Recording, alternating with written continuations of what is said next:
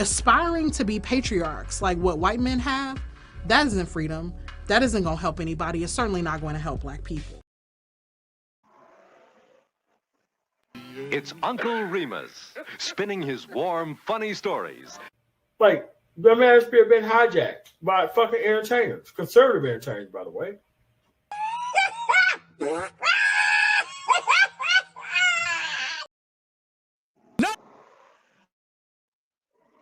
None of these niggas have motion except for me.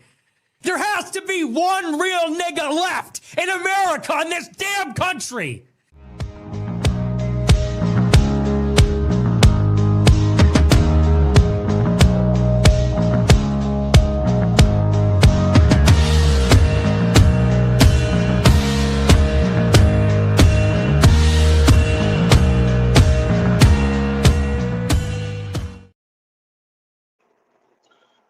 Mic check, mic check.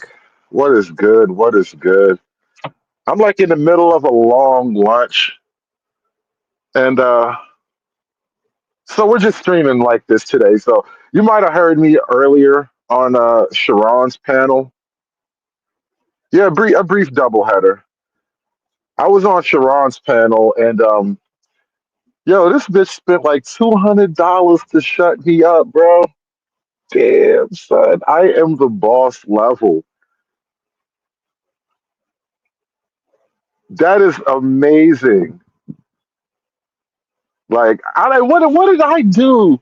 What did I say that is worth $200 of quiet? Am I that bad? Do I make the hoes that mad? Really? Hoes mad, hoes mad, hoes mad, hoes mad, hoes mad, hoes mad. This is about targeting women of color in the United States of America.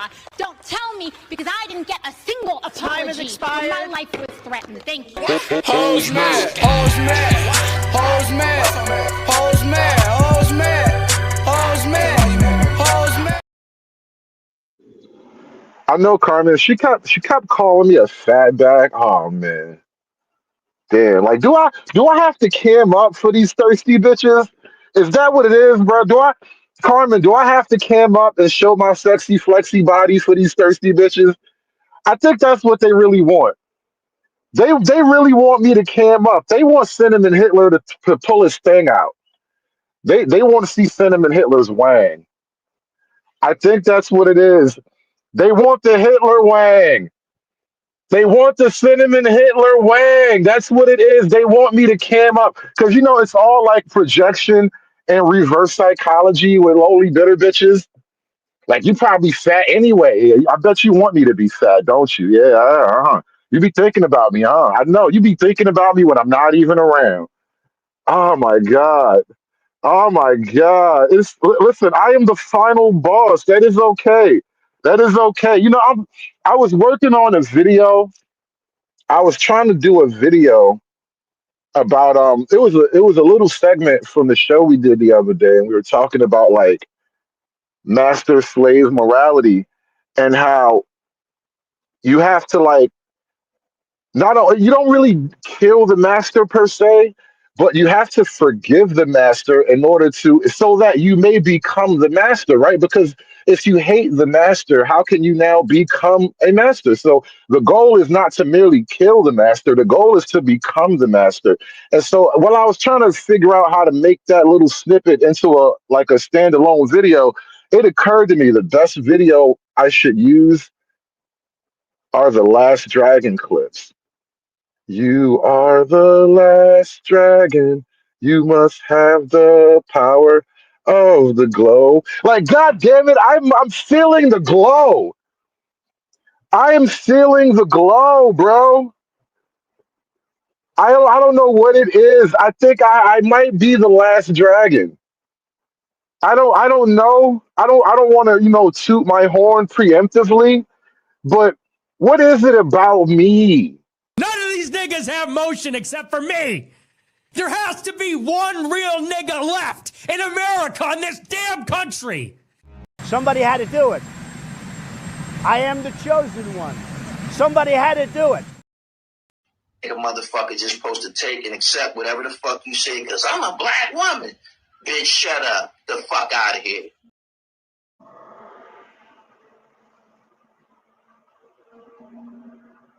And you know, Joe, honestly, years ago, Obsidian kind of explained a certain format. Like it's like doing talk radio.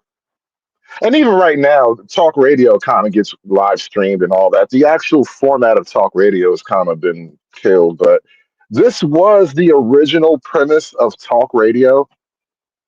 It's just a guy and his ideas, right? You listen to my voice, you hear my ideas. And then fair, you know what? It was always generally assumed that the talk radio people were like fat and ugly anyway, you know, Rush Limbaugh's and shit, right? And it probably does help that I'm not fat and ugly. You know, some people do know that for a fact, but you know, we don't just be telling everybody business. But for the imagination, it helps to imagine me as like fat, overweight, slovenly, you know, basement dwelling, neckbeard, all that shit, right? And so that kind of becomes the image in your mind. But here's the power, here's the magic of that kind of shit, right? No matter how you think I may look, you can't prove me wrong. You can't fight my argument. You can't make me look foolish when it comes to what it is I have to talk about.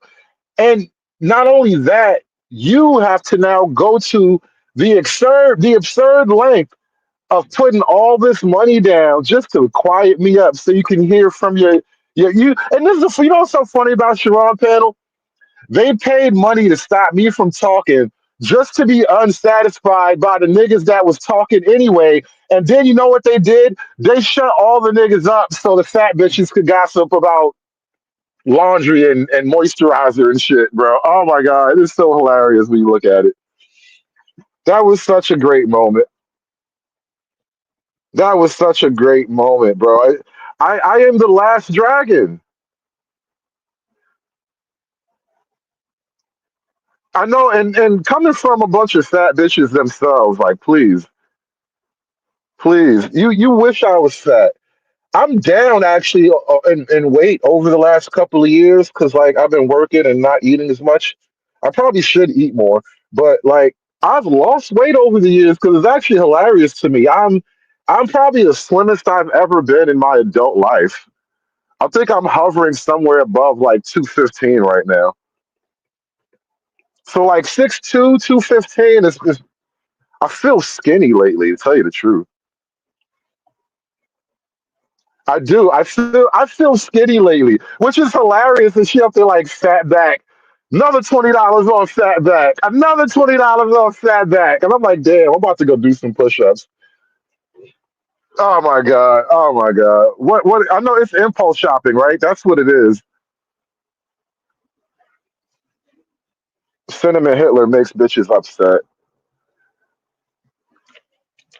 When you're this cinnamon and you're this Hitlery, it just does something to bitches. Like it takes a lot out of you. No lie. No lie. Like for me to be this cinnamon and this Hitlery, I didn't just land here yesterday, right?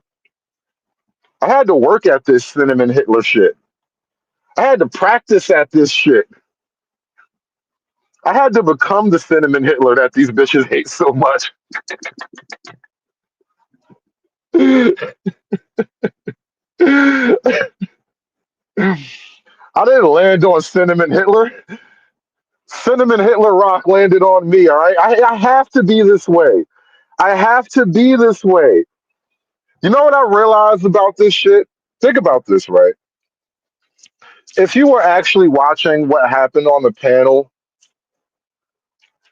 so the women are upset with my kind of like, I don't really give a lot of inches when I have these kind of discussions, whether it's with the men or the women, but I don't really like strike the most conciliatory tone the way a lot of these dudes go.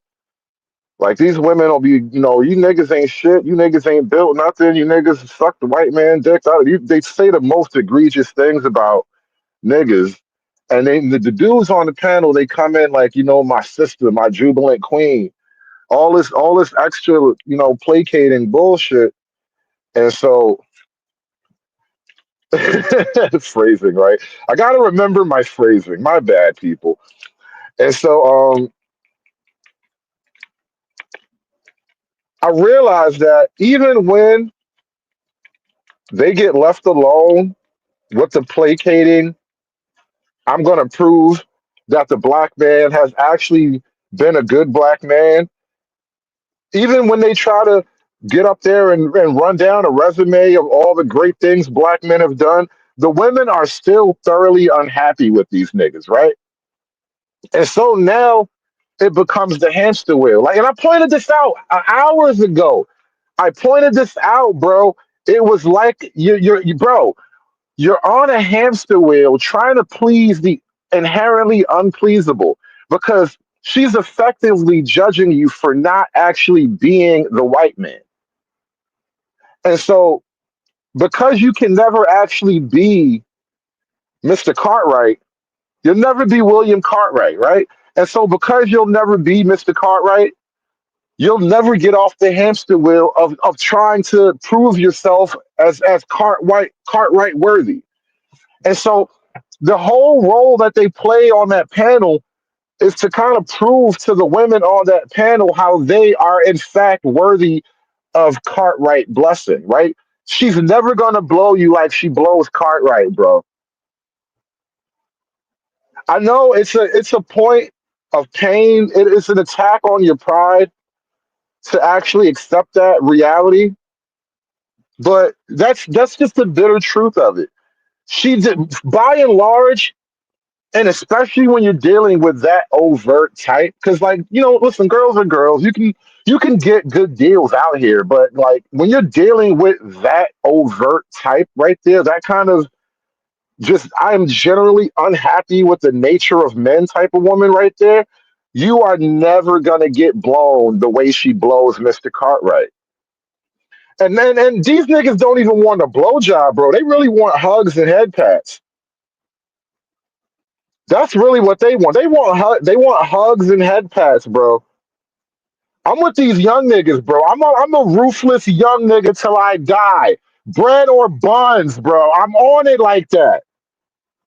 I'm on it like that. I'm gonna be a ruthless young nigga as far as these bitches concerned. Bread or buns. These niggas out here trying to get hugs and head pats for being just like Mr. Cartwright, bro. It ain't like that. It ain't like that, man. I swear to God, I promise it ain't nothing like that, man. And then this is the sad thing, bro. I know for like a lot of the men, because I didn't come up with this realization. And I also didn't necessarily come up with like ruthlessness either, right? Niggas made me ruthless. The darkness made me ruthless.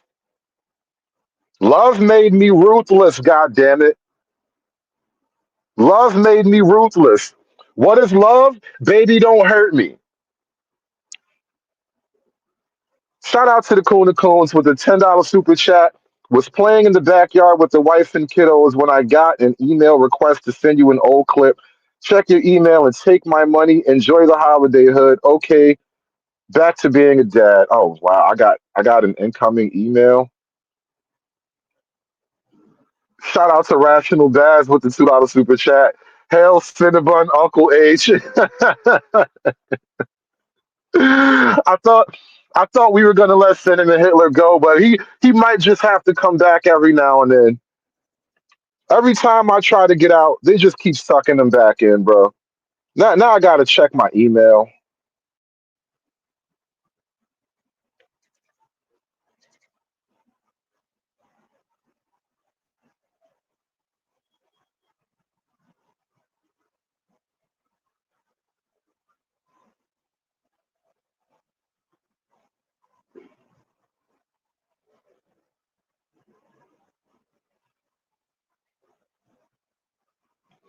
Are we still here? All right, bet. All right, shout out to SKC. I think I just downloaded that email.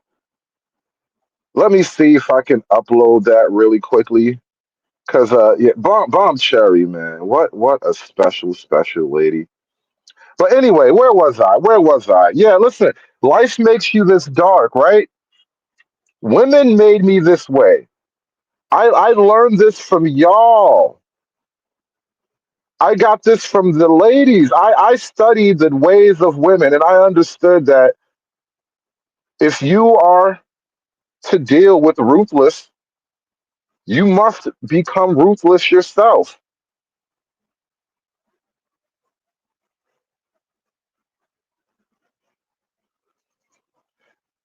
If you are supposed to deal with ruthless creature, how can you deal with ruthless creatures with a sense of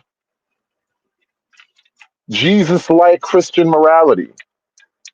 Your Jesus-like Christian morality will have you devoured in the belly of the beast. I'm saying you pray for forgiveness when you make it home. How about that?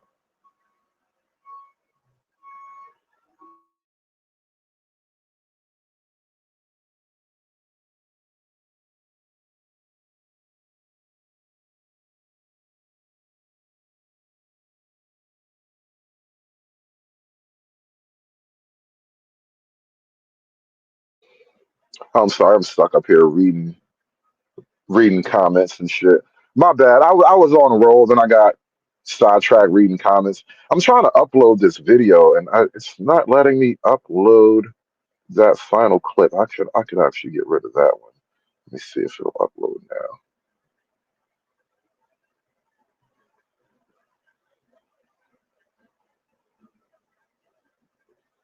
All right, let's see if that uploads. Shout out to SKC. I might have to download that later when I get home, do it on the laptop. Hello there, Reese. Hello, Reese. Oh my goodness, Reese. What is it? What the ladies over there on the Bracy show where they appear to be unhappy with every man but Sharon. Have you noticed that, Reese? Can I call you Reese? Hi, Reese. Listen, Reese. Because I know you were there over there in the Bracy chat, and you've been around. You've seen these things happen here. Let me ask you a question.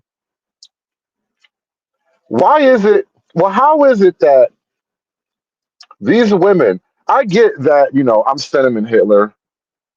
You know, they can't deal with me. I'm too fascist, too brown, too delicious. They can't deal with me. So they would rather deal with the hotep. Let me show you my resume. Let me get on the hamster wheel for you niggas, right? They rather deal with those niggas. And then they hate those niggas too. And so now it's like the only nigga that can be on the panel is Sharon, and then the rest of the women. And it's like at that point he becomes one of the women. Like at that point, Sharon transmorphs into a BBW, and I'm just questioning like, how is it that is actually what you girls seem to want? You want a place where the men can transform into BBWs, and then you can all like BBW together. Am I reading that properly, Reese? Is that what the women actually want? Because that's what it's giving. Sharon, that's what it's giving. And I do listen to myself sometimes on the playback, actually. Like game footage. You know how like basketball and football players after the game, they will go back over the game tape to see if they may have fumbled or see if they could have done something better at that point. I do that. I actually listen to myself, right? And you know what's so funny? I don't actually like the sound of my voice, right? So it's not that I love hearing myself talk, but I know these bitches can't prove me wrong. And so it's like I'm cursed. I really am. I'm cursed. I'm cursed. Y'all cursed me. That's what it is. Y'all cursed me. I feel cursed and I'm blaming y'all. But Reese, no, seriously, tell me if I'm not right about that. You women with the power of your abstinence and your saltiness, You effectively transform Sharon into a fellow BBW, and then you just BBW the panel up.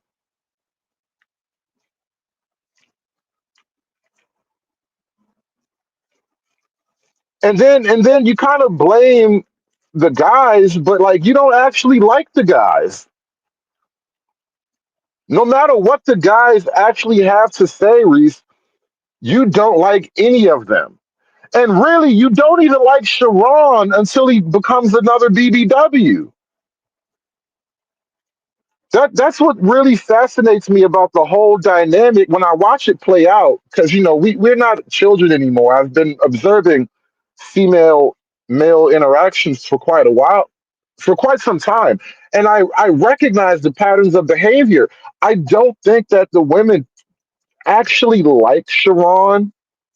I think they like that he is effectively another woman. I think the women like Sharon in the same way they like gay men, which is not actual respect and admiration. You know what I mean? They have no genuine respect or admiration for the gay men. Women like gay men because gay men are more like women. That's literally the attraction that women have to gay men. Why women can be cool with that gay friend and they'll stick up for their gay friend and all that. Women really appreciate that gay men are more like women than they are like men. And that actually gives her a sense of empowerment. And so I feel as though the women around that channel, on that panel, they like the fact that Sharon is effectively a gay man in their presence. This is why we were on the panel, and this is what the nigga did, right? At one point, things got a little exuberant, and he says to me, I want you to respect behave on my panel the way it was on your panel, because Sharon was just on my show last night, right? And I run my show fairly calmly. When I have a panel, even when it's a lot of people, I try to be the lion tamer and keep things from getting too out of control because I understand how it is, especially when it's a bunch of dudes. Sometimes you just need to set order and have things go in a particular way because people will get out of control and energies and passions will run them up. So we had a very nice time talking about a lot of different shit on my show. Now, after Sharon makes that kind of comment about decorum on his panel, he immediately proceeds to break his own stated order.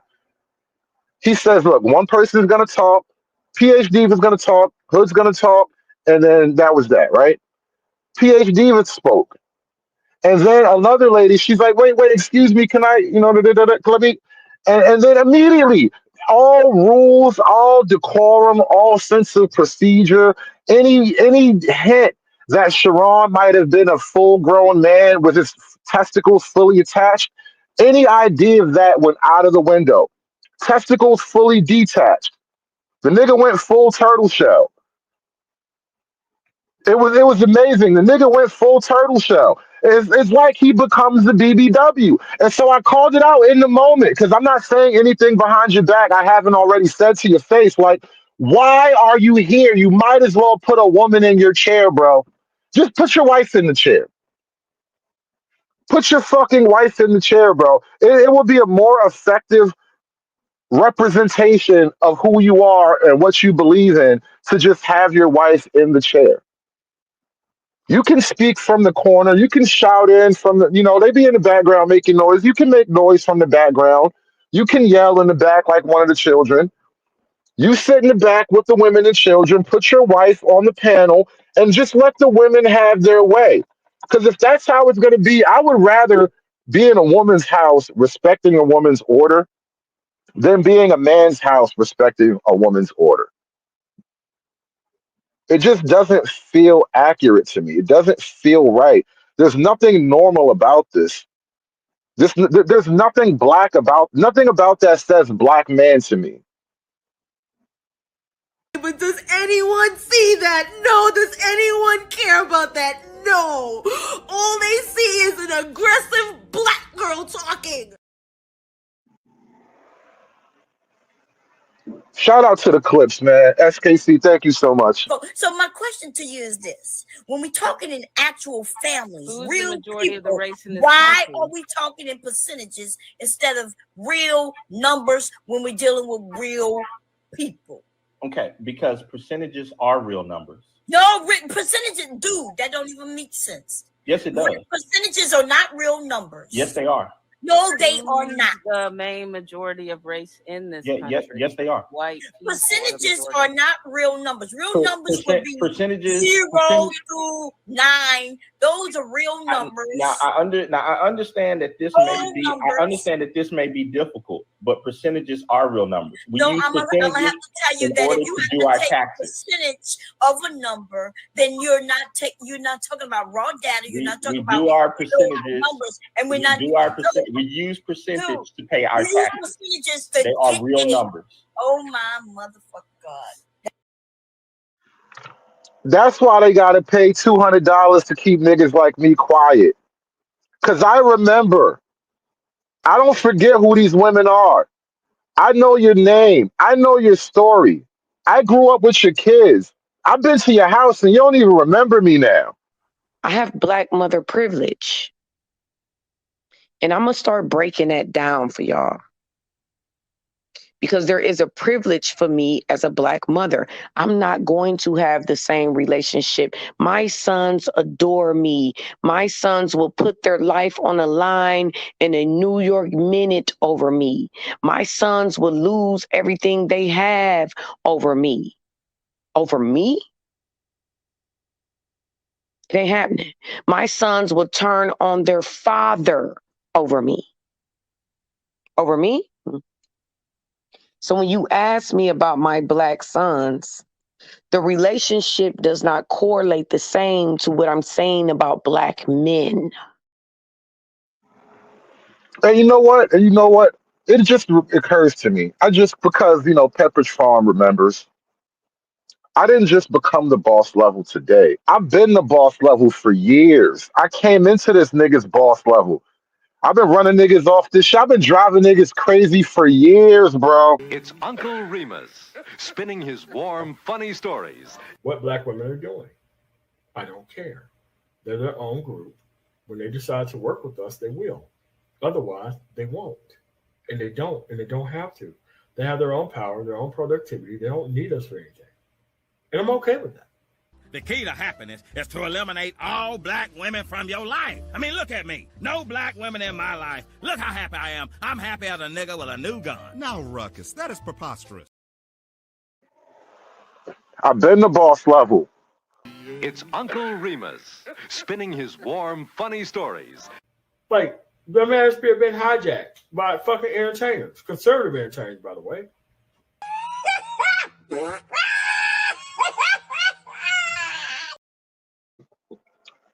They mad, son.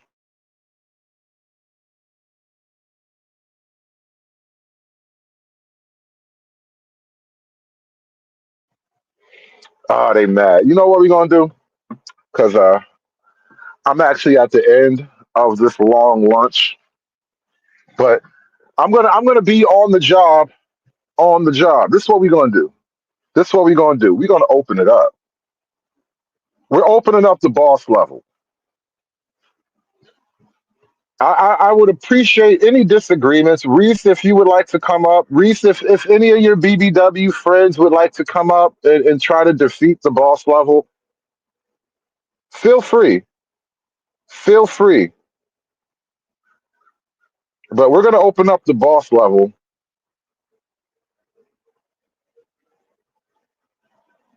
And if anybody think they can actually handle the boss level, I'm gonna throw the link in the chat. I'm gonna invite some people,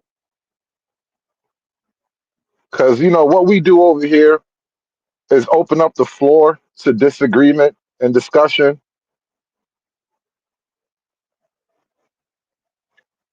Oh, Reese, why am I saying BBWs? Because statistically, according to the numbers, according to the percentages, you're most likely going to bring up some BBWs. So my question to you is this: when we talking in actual families, Who's real the majority people, of the race in this why country? are we talking in percentages instead of real numbers when we're dealing with real people? Okay, because percentages are real numbers. No, percentages, dude, that don't even make sense. Yes, it does. Percentages are not real numbers. Yes, they are. No, they are not. The main majority of race in this country. Yes, they are. White people percentages are not real numbers. Real numbers would be percentages 0 through 9. Those are real numbers. I understand that this may be. I understand that this may be difficult, but percentages are real numbers. We use I'm gonna have to tell you that if you have to take a percentage of a number, then you're not talking about raw data. You're not talking about our percentages numbers, and we're not. We use percentage to pay our taxes. Percentages they are real numbers. Oh my motherfucking God.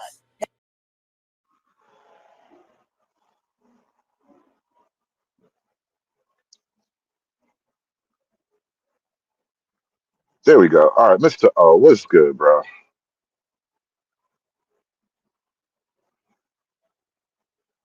Mic check, mic check. All right, I'm Mr. here. O. I'm here. I'm here. No, I was trying to share this because I wanted to go ahead and do a smoke show on this nigga. His a whole channel that he got me blocked in the chat. So I was just over there just trying to speak my mind, kind of find out. You know, you gotta wait 5 minutes before you can actually say something in Sharon's chat. And then once you do say something, they block you. Bro, I get it. That's the only way they can deal with men. They have to just pretend they don't exist. And you know what's funny about that though? They are thoroughly unhappy with the men they have left though. That's the irony of it all. Like you can chase away all the men who actually have something to say, all the men who will stand up on some kind of point. Any man who has any business to stand on, they will act like those men don't exist. They will try to block them, buy them out off the panel. But the men that you have left, you fucking hate those guys. Hey, look, bro, I don't take no woman I'm talking to serious or even watching named Goddess, even if it's 6 fine, thick ass. You know what I'm saying? They got a whole chick up there by the name of Goddess, something Goddess, PhD. Bro. Oh, PhD, yeah. Goddess. She the main one. She basically like the co-host on Sharon's show. Like that whole shit is kind of lame, bro. I don't understand how that whole thing goes. Co-host. Yeah, I mean she's really the main host. Sharon is like the co-host. Man. It's like John's channel, like John Golf's channel. You got old Scud over there. That's what old girl is. Like literally, she runs Sharon's panel. She runs it. I thought Sharon just said the other day that he doesn't run an echo chamber and he doesn't block people in the chat. Bro, that dude stayed constantly lying about shit. So it was him that blocked me because it said the video owner. Well, I don't know. Because you can give people access to the controls as well. And that's what I'm about to say. In order for him to really know who blocks who, he would have to tighten up all the controls that he has and then go back and see who is blocked and everything. Like you actually have to organize and have control over it. If you just give a bunch of people a bunch of authority, you don't know what's going on anymore. Nah, if you recall, Hood, the other day he even said that his moderators don't block people. That's what I'm talking about. So you got a lot of mods. A lot of them are women. A lot of them are angry and bitter. Of course, they're blocking people. Yeah. Because I mean, and if you think about it, this is why dudes that have women that want to fucking look the frivolous money spending of that woman over $200 just so she could silence you. That's crazy. Bro, I bet she complains that her baby daddy don't pay her enough in child support while she's spending $200 frivolously on YouTube for some dumb shit. I feel like the most expensive slave on the block today. Like, ain't none of you niggas get bought. You were. Hey, bro, I thought about I just think like, you know what? I got to reformulate my whole entire channel. My shit is going to be a whole entire panel channel. I'm going to have 2 women running the whole entire show. I ain't going to say nothing. And I was going to bring up all type of, first I'm going to bring up the pro-black niggas like like Professor Griff on the panel earlier. What was up with Professor Instructor Biff? Professor Griff on channel. I'm not even sure. I had a whole third channel. I mean, I have it, but I'm not making content like that for it. But it's mostly the idea for it is literally just women saying shit. Because like women just say shit sometimes, and if you catch them in the right moment, it just makes for the most beautiful clip. And it's just literally believe all women. And so like if you can just make a show where it's just women talking about certain shit, because that's what a lot of the new manosphere content is. It's just really literally reacting to the shit women have to say. Yeah, see, I know about. See, I'm part of the machismo space now. The manosphere, it got overtaken by the table talk. So you right, but I need this YouTube money without getting into YouTube trouble anymore. So I might have to go down the Sharon route. I might have to be the fair and balanced on the fence, very soft spoken kind of guy.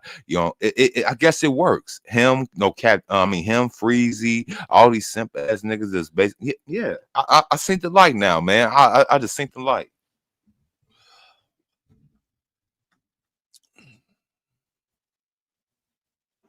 Did I say something wrong? I mean, that's no. I was chewing myself. I was eating ice. My bad. Freeman's Journal. Was it the white man's ice you were eating? It is pretty cold. It is actually pretty cold, and it came in like little teeny tiny cubes and shit. Only white man does that to his ice, by the way. Oh, was that really fine crushed ice? Hey, yeah, was it Italian man. ice? It was Italian ice. It was an Italian ice that got a little black in it because the Moors had this particular thing over there. So if it was Italian ice, you'd be cool. Nah, I was gonna actually kick it to Freeman's Journal and ask him because I know I saw you in the chat, Freeman. I wanted to collect any thoughts you had on what you saw today. Bro, it's just that is a whole female channel, man. It is. It's interesting. I just wonder what the community is going to do when the women run out of money, right? And the men do not. Like, just the whole pretense of patriarchy with none of the rewards. You know what I mean? Like men will make the money, but the women will still run the community. It just, I wonder what that's going to look like. Well, you see it now. I literally was just thinking like we have not moved the goalposts because I was breaking down the generations last night on my show. You have. It's been moving in reverse for the last 5 decades. Well, I guess you're right, Nick. But I was thinking about I was trying to move in progress, but you talking about recession, yeah. Yeah. We this is what happened to all civilizations anyway. I mean, we did have the Dark Ages for a while because motherfuckers was just walking around dumb and uneducated. But yeah, and then all you wonderful black people taught us white people how to wipe our ass, and everything got better. Oh, shut up! You're welcome. By the way, save that for Sharon's panel. No, he just clapped back at me because I was made that Italian ice. Wasn't that? Then he gonna use it against me. Hey, shout out to the 60-pound. I'm sorry, I can't really read that, but shout out to my man, bro. 601. Shout out to 601 with the $10 super sticker, and then also shout out to True Height with the $2 super chat. Long live the Coon and Coons. Yeah, thank you so much again to SKC for bringing that really old clip. SKC really got y'all on record. You don't understand. He's an actual community anthropologist. I guarantee you, he has a computer dedicated to nothing but files on community anthropology. There's just a whole database of Black woman ain't shit data. Dude, like it's a collection of data. You could tell that's an old clip too, man, because he's rocking Jesse Lee Peterson freaking avatar. Right. Yeah, we all had different avatars back then. But shout out to you guys. Thanks for the support, man. Thank you guys so much for the support all day, by the way. I couldn't really access the controls when I was a guest on another panel, but I thank you so much for smashing that super chat button. Hulk! Smash!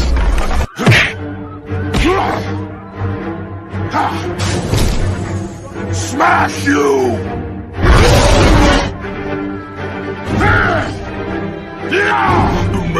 Hulk angry. You not like Hulk angry. Hulk no like fighting girls. Man. So that was Bomb Cherry, the infamous Bomb Cherry that I always heard about. Yeah, the very first internet sex worker, man. Isn't she raising her grandson, man? That is a shame. If that's what you want to call that. I'm not talking about her grandson. I mean, if that's what you want to call her. Raising. Right. Yeah, well, I mean, you know, it's just a statistic waiting to happen. I mean, I'm not happy about it, but I'm not sad about it either. I don't think the concept of raising children doesn't really mean what you think it means when you say that about like black women, generally speaking. Because by and large, what I realize about among the rank and file of Keishas, they raise children the way you grow a plant: food, water, and sunlight. I'll say that, but I'll say they raise them like the future dogs and cats they go be having in their house in their future. That's how they raise them. If they raise them like a plant, then why are they only giving them sunlight? Well, because plants need sunlight to grow. They're missing two of the other ingredients, though, that are necessary. Yep. I mean, no, food, water, sunlight. No, that's food, water, sunlight. That's damn well these bitches ain't fucking feeding their kids, man. They fucking send them out on the Oh streets. no, and they feeding them. themselves. They feeding them. Angry Snowman. The thing is, though, they feeding them the little. What you say, hood? If you got food on the box, all colorful. Yeah.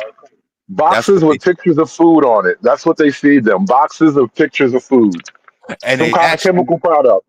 And they actually thinking that these cakes, these sugary snacks and everything's a substitute for green vegetables, fruits, and actual water. Right. So look. Who do you think was eating all of the junk food that just got banned off of the SNAP program? Well, it's twofold because I'm in Chicago. Seeing an influx of the Hispanic community, so I gotta say both Keisha and Maria. I gotta say both Keisha and Maria. Oh, definitely. But I mean, who's the big loser? Are all the gas stations. Hey, all I'm saying is, this last And month when I went in on the first to go grocery shopping, the Little Debbie aisle wasn't completely ransacked. Yeah, bro. I mean, that whole sector is going to go down. Like, as a sector, if there was a way to short it, that's what you got to ask SKC. Is there a way to short the Little Debbie sector of the stock market? I don't understand why they're so pissed. I remember when I was a kid, my mom was on welfare. You weren't allowed to buy that kind of shit then. Right. That was, I'm about to go get this hot food. Like, what? Yep. I mean, I about fell over when I found out you could go to a damn gas station and buy chips and shit at a gas station. Like, what? The whole Chicago economy, especially on the south side and west side. I'm not gonna make this to a Chicago. Now you can go to freaking, what is that, Applebee's or fucking yeah. Yeah. You can go to fucking Red Lobster and put your fucking whole meal on your EBT card. What the fuck, man? Man, they just trying to go ahead and make us uncomfortable with this UBI that's coming. You know what I'm saying? They want you to just go ahead and accept it, make it a thing, and everybody supposedly be this word happy, fulfilled in life. As long as somebody paying for their stuff and they got worried about no money being taken out of their pocket. You know what I'm saying? We got comfortable as a society with the welfare mindset and state, and this was at play right now. Well, that's another thing that killed me about that conversation, because they get into the pro-blackery at one point, and I had to call it out. Like, y'all love the system that you're trying to convince niggas to be revolutionaries against. Like, no, how you gonna tell me to be a revolutionary and you fed by the whole system? You work for the system. You do what the system tell you. You love your job. No, the thing is about the revolutionary talk in the community is that you have two genders. You know what I'm saying? I'm only sticking with two genders. You have two genders in the community that wants to be revolutionary. It wants to have some type of say so in their own community, but from two fronts. One, the male is being pro-revolutionary for the freedom of the said people, but your woman is pro feminist revolutionary. She only wants to have the so-called power of the woman over the man, so the community could be so-called equal. You can't have two combative philosophies for the sake of your own people and think you're gonna be running right. It's just not gonna happen.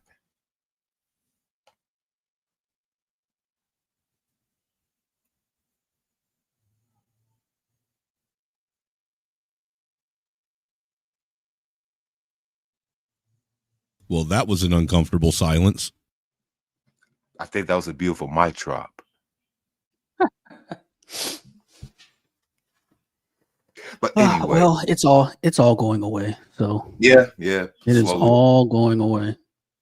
Slowly but surely.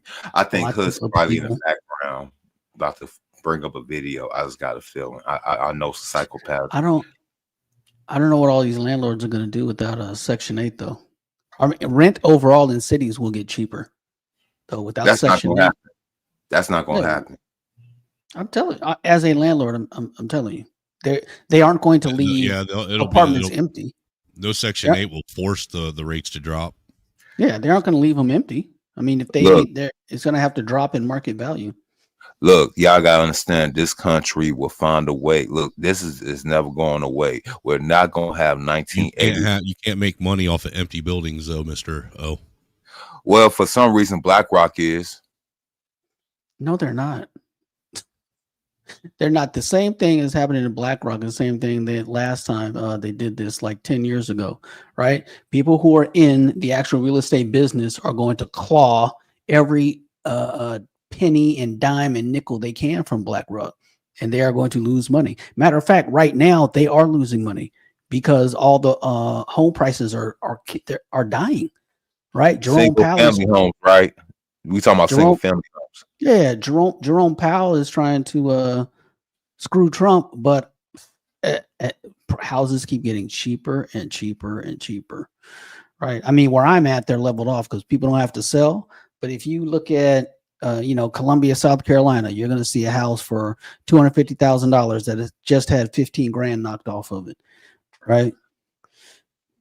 I don't know. I mean, you're probably right. I'm not going to discredit you, Freeman. You know what I'm saying? It's just that I have not seen, ever since they was trying to tell you that house prices was going to go down. I know it's not going to be an overnight thing, but I'm not even seeing not an inkling of the changes, especially in single family homes. Like, I'm in Illinois, bro. And probably like the most downtrodden part of Illinois, it probably had to be either central or downstate. They still want like about 175,000, 180,000, and you in the middle of nowhere in the sticks. But do you know how affordable that is? 180,000. You know how much you have to make to afford that? I mean, you could work a full-time fast food job and pay that mortgage. Nope, you can pay for even that at current rate, $5,000 a year. You just got to stretch out. You just got to stretch out your mortgage. You do it by stretching out your mortgage payments instead of trying to pay it off 10, 15 years. You pay it off in 30 or 40.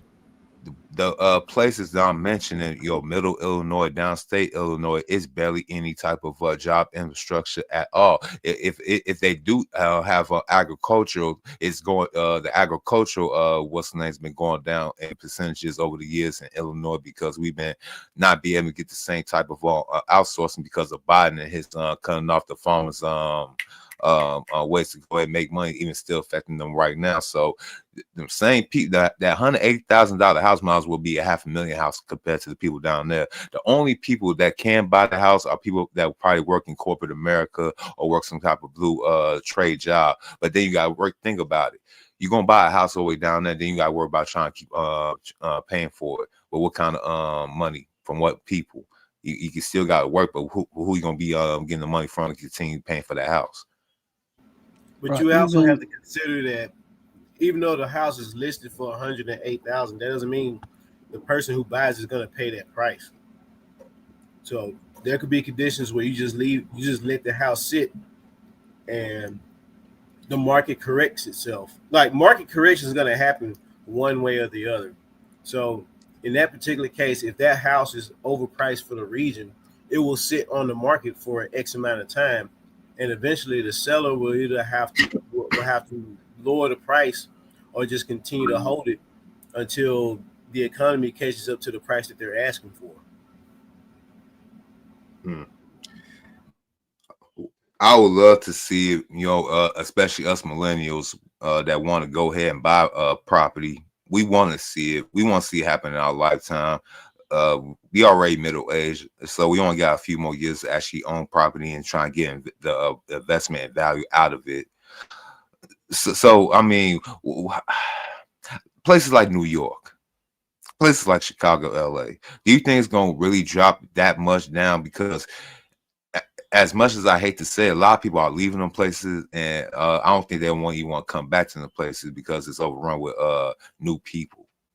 If you know what I mean. Chicago's affordable now. Shit. I mean, Chicago's not expensive. Shit. The way that Mayor Johnson got this place, and not just him, it was other mayors and other people, especially Mayor fucking Daley. But back in 2010, I was paying what, $600 for a 1-bedroom in a good neighborhood in Chicago. I know good neighborhood in Chicago is damn near oxymoron right now, but there was a time.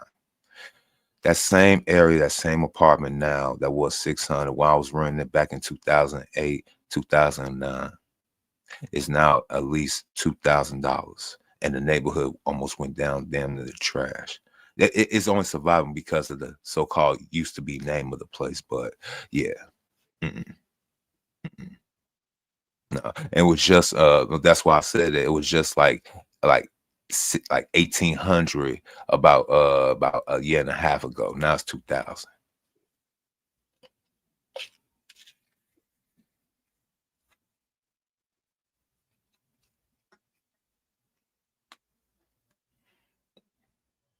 Dang, what the YouTube got y'all there? Yeah, I'm here. I mean, depends on where you live, man. Yeah. I mean, Now housing is super. Housing is so subsidized, man. They're dying to get your house. Dying to get your house. Like if you were to right now say, you know what, I want to buy a house. You go to a mortgage broker, you give them all your information. If you don't qualify, they will tell you exactly how to qualify. Like exactly. Like here's this program over here, this program over here. You get rid of this credit card and you have this much money in the bank and you qualify. And you just go do it and you will qualify. Because the only people that make any money on real estate outside of the actual transaction are the inspectors. Mortgage broker can't make any money unless you get the mortgage. Real estate agent can't make any money unless you get the house. True. They are super incentivized. That's what I realized when I bought a house. It was like all they trying to do is get you through the process, and they will tell you exactly how to do it. Yep. All I did was follow the steps. That's it. I don't know. I'll go ahead and hold on to that question for about 6. Let's see what happens in the next 6 months. You know what I'm saying? We're gonna see what with the housing market, because yeah, it's some like in New York. I'll be looking at Zillow and I look at the location. Shout out to my New Yorkers, you know what I'm saying? Shout out to y'all, but I wish the hell I would. And I know it's going through some gentrification in Brooklyn, you know what I'm saying, especially in Williamsburg, but I wish the fuck I would pay them the $3,500 for $3,500 a month in Flatbush. I don't care. $3,500 damn dollars for a 1-bedroom apartment in Flatbush, Brooklyn. I would not do it. Likewise, I seen LA. They want $4,000 a month for a 2-bedroom house in Compton. Wow. Wait, how much? Say that again. 4,000. Yeah, you can't rent, man. I would not be paying rent. I would bite the bullet and get a house. I mean, the place I used to rent for like $1,500 is now renting for like $2,250. I just wouldn't do it. I mean, I would rather make whatever sacrifice I need to, whatever the commute is, however inconvenient it is. I would rather do that than pay exorbitant rents. But I mean, people would rather rent because they don't want to go through the process, even though it is extraordinarily subsidized. Not even like, just I don't know what to tell you. not even just that, Freeman. A lot of people don't want the responsibilities. A lot of people don't want the responsibilities of maintaining a house. You know what I'm saying? It's one thing to have your own place, your own dwelling, but I mean, you gonna have to pay property taxes regardless, whether you have a single family home, a duplex, a townhouse, or you live in somebody's apartment. You gonna have to pay the property tax. You might as well get that way firsthand.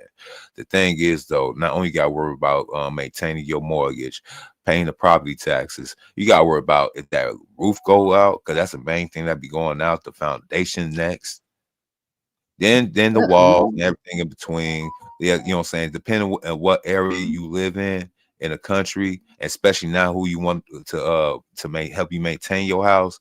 Because I mean, we got a lot of people in trades. Shout out to the tradesmen, but unfortunately, a lot of them can't do shit right. I mean, it does pay to be handy. Knowing how to use tools is definitely a power up in life.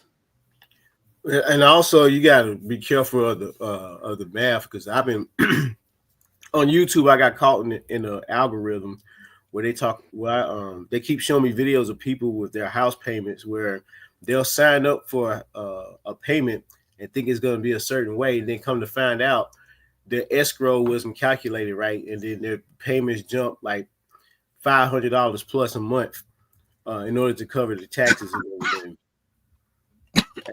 And it comes from them dealing with a broker who is just trying, like you said, Freeman, just trying to get them through the process, just trying to get them to buy the home, but not giving them the full picture of what to expect, you know, after the first, 2 or 3 years. Mm-hmm. I mean, well, that's a difference in, that is what your county, right, can do to you regardless. They can't tell you if what the property tax is going to be, in 2 years, 2-3 years. Sure, okay. And they should, because if at time of purchase they lied to you, that's a whole different thing. You have grounds to sue them and get some money out of them. But if they raise it, if the county raises it in 2 years and they put a new assessment on you, it is what it is. But even so, it's still $1,850 is still cheaper than, I'd rather live in Elgin at $1,850 a month than live in Chicago for $2,500 a month. I'll make the drive. Yeah, I get what you saying. Shit. I mean, and this house probably ain't much, but I guarantee you, me and my tools will make it something. I refuse to just what did this house say? I can't see. What does this house say? This is in Elgin. This is one of Elgin you was talking. Oh yeah, all right, okay. Now, but Freeman, you're willing to take on that responsibility.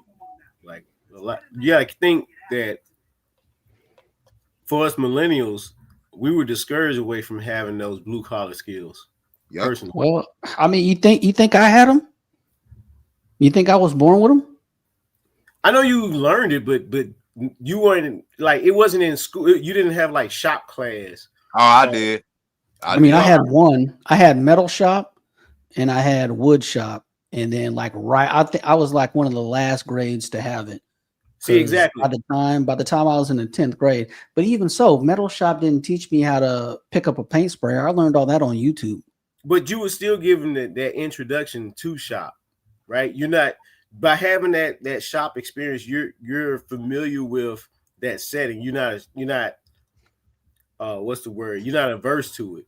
Like you already have like a familiarity with that kind of setting. Me, I went to a college prep school and they didn't have any of that at all. Because they were college prep. And then when I was actually given the branch option of going to class, going to school, or going to vocation, even me knowing myself, I was like, I don't want to do another 4 years of school. I want to take this vocational route and get it over with and make $60,000 in 2003.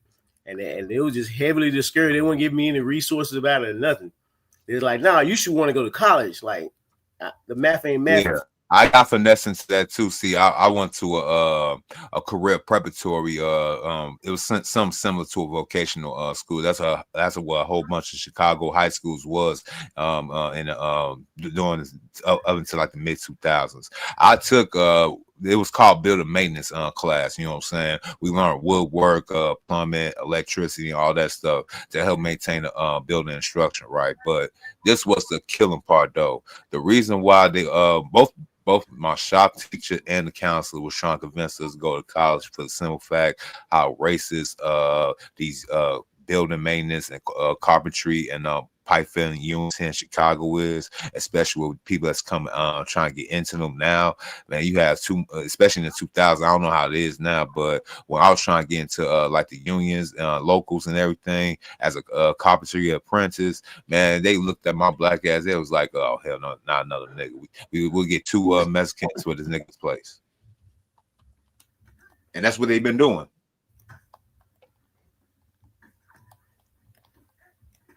Mm-hmm.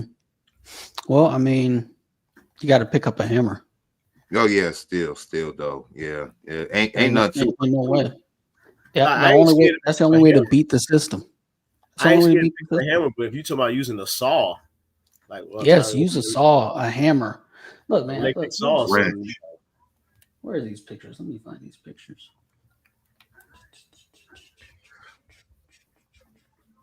I mean, if I can do it, anybody can do it. It's not John Henry. We got to go back to being real John Henrys again. I mean, let's be real. But I was trying to say that. I should have said that in my stream last night. I think Free Zone Lewis here. I fully invested that Booker T. Washington route was the only route, the beneficial route. I was just thinking, if every black man from that time period all to now that just said F college, we was gonna keep on building, learning these trades and skills and passing on to our sons, and they can do the same thing. I wonder what type of world we be in right now. Oh, we'd be killing it, man. Look, man, if not for the cultural Marxist reformation of civil rights movement, I mean, blacks would have passed whites in the aggregate easily. All the statistics were there. Well, that's what they were afraid of. At least with I don't think they were afraid of that. They didn't have to be. LBJ was definitely afraid of it. He literally was quoted saying that black people were being uppity, and he wanted something to pacify black people, to calm them down and everything. He literally was quoted saying that before he presented the Great Society bill. Oh yeah, that'd be perfect timing. That'd be perfect timing. Perfect. Uppity, huh? Yeah. Quote Google it. Just Lyndon B. Johnson uppity, and we get the whole quote. It's not hard to find. Yeah, we got a lot all that. Yeah, I don't disagree. I don't dispute that was said. A lot of things were said back then. What I think we've kind of been told about that part of history, a lot of those niggas weren't hated just because they were niggas. They were hated because they were communist niggas. And it's hard for us to kind of separate those two at this point in time after we've been told a certain version of history. Bingo, Panthers. We gotta go back to the originator of them all. Again, I said W.E.B. Du Bois. That was the head commie of them all. The dude went over there to Germany to learn it, eat it, eternalize it. He didn't even die in America. He died at where he died at? Did he die like in Algeria somewhere? He's the original old niggas gotta go. Yep. I got a whole entire show about him. I'm dedicated straight for him, towards him. Him, his whole boule cronies, all of them. See, that was all. That's the thing, man. That was always the thing, man. Like the miseducation of the Negro. There was always the tension between, for lack of a better word, capitalists and educated Negroes, and basically it was the conflict between educated Northern culture and Black redneck culture, right? Oh yeah. And it was there were some educated Northerners that basically but they had animus against whites because they couldn't go to their country clubs, right? They could only go to black country clubs. So everybody's oppressed because I can't go to this country club. And now I got to rile up all these black rednecks to get my way. Mm-hmm. Like, whatever. Hey, Hood, I'm sharing another screen. So, got a second?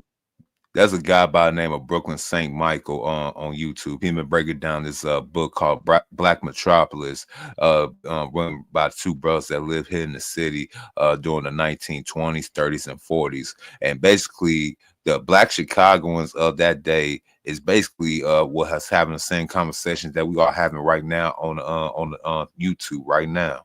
You know, they didn't want the new niggas because they was the city niggas, the uppity niggas up here in the north.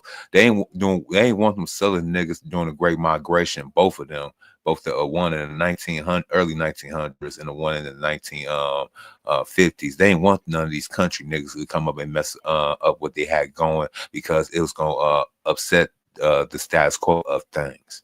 And now I'm seeing the light. A lot of these country niggas that did come up here, they had a whole bunch of kids, and they country ass kids that messed up and tore down the whole entire city. Now I pass the mic. Yeah, basically, I call the Great Migration the Great Jailbreak. Oh damn!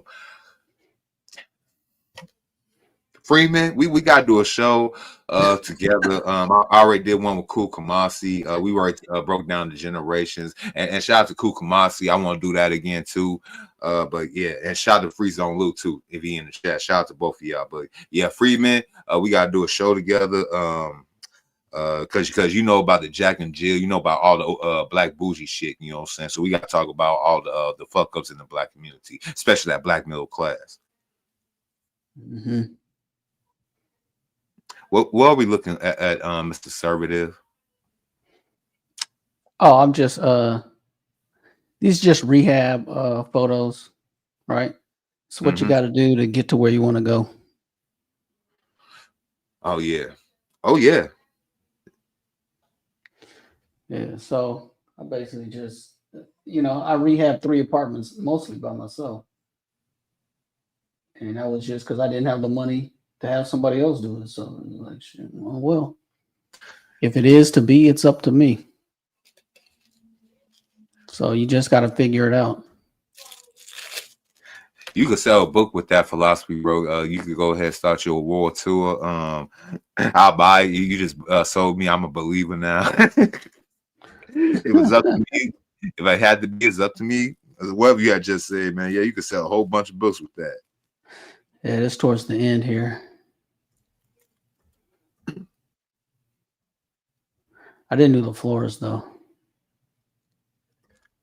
Did put in this sink.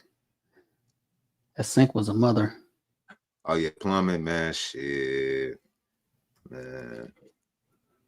That's a whole different type of monster right there. That plumbing. Yeah. Oh, the white man not gonna let you. What? Man, shut up. But Mr. Charlie said. Right. Get out of here with that nonsense.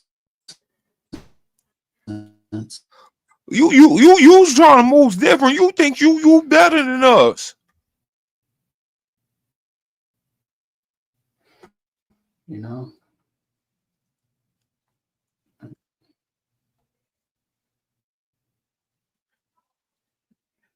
This Negro think he better than us because he know how to go ahead and fix apartments and shit.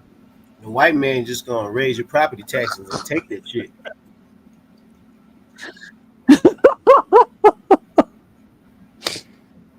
So finished product. Yeah, that motherfucker nice. Damn, that motherfucker Bust is my nice. ass. Is that what kind of carpet is that? Is that That's carpet? just regular carpet. I didn't. Yeah, it's just regular carpet. It's regular rental carpet. It's just gray, light gray walls, white trim.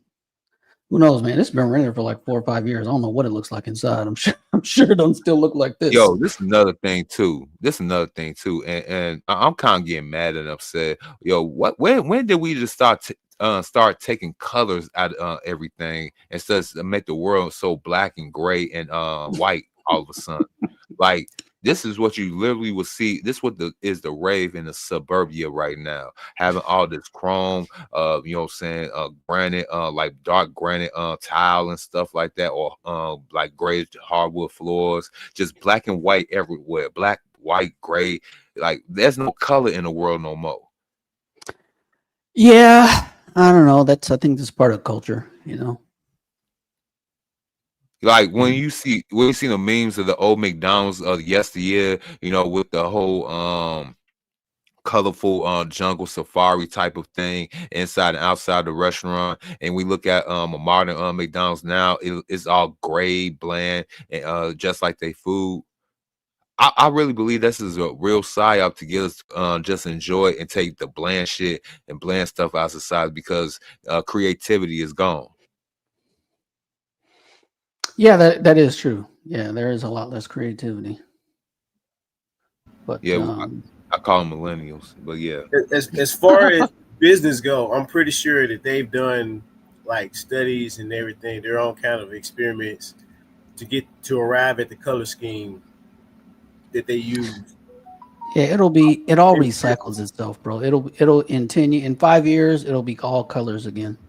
And then also when I was selling cars, one of my customers let me know that there's a movement called a gray man movement, and it's basically it's just ordinary guys. They're just being unassuming, and so gray man.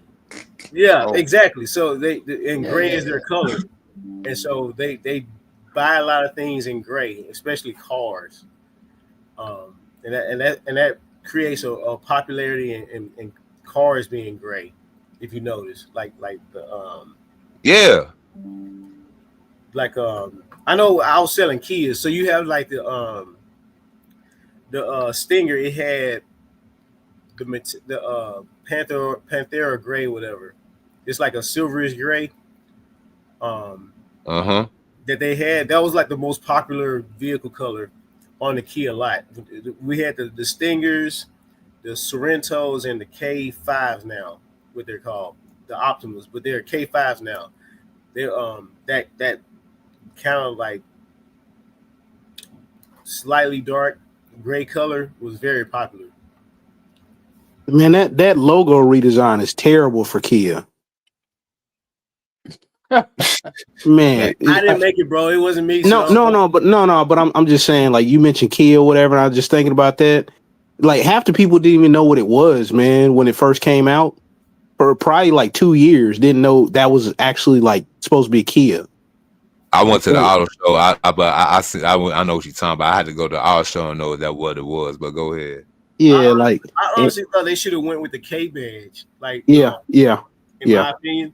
Since they're trying to be like a luxury brand anyway, so they can be like an off-brand Lexus kind of. Which is really funny. Which is really funny because I remember like around here, man, they used to have the push-pull of drag sales, and it used to be buy two basically for the price of one. And it used to be Carnival Kia, like real close to Rivergate on the other side of Nashville and Antioch. And man, like dog, like the Carnival Kia guys, like, you know. Apparently he was like an old school hustler or whatever, like white dude that used to slang you know, some of them things, you know what I'm talking about. Remember that China white? Yeah, man. Like I never knew that dude for years, man. Like he portrayed himself as a family man and them commercials, and then until he got that domestic call on him, and then that ruined it. Then they sold off the franchise, man, called it something else now. It's still there, but it's no longer Carnival Kia. I can't remember the dude's name. He like moved to like North Carolina or something like that because he was disgraced. But like I think y'all don't believe in Nashville, in the Nashville area. You said what? Y'all don't believe in the Nashville area? I'm north of Nashville. Nashville's getting gentrified like crazy, man. So like the cats didn't have no foresight. You know, they sold grandma's house or the family house.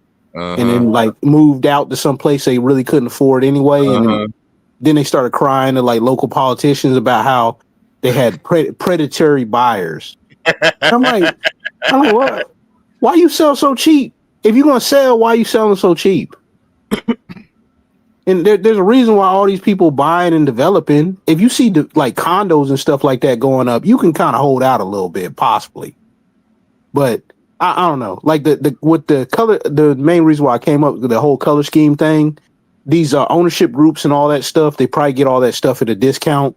And with contractors and all that stuff, it's probably just cheaper to go with like those flat base colors. You just have like, old paint cans you can continuously use on each project. So it's probably just a cheapness thing versus like actual thought into it. And not to mention you got all these postmodernist type people that want to see ugly things. As Hood calls it, the mutants, right?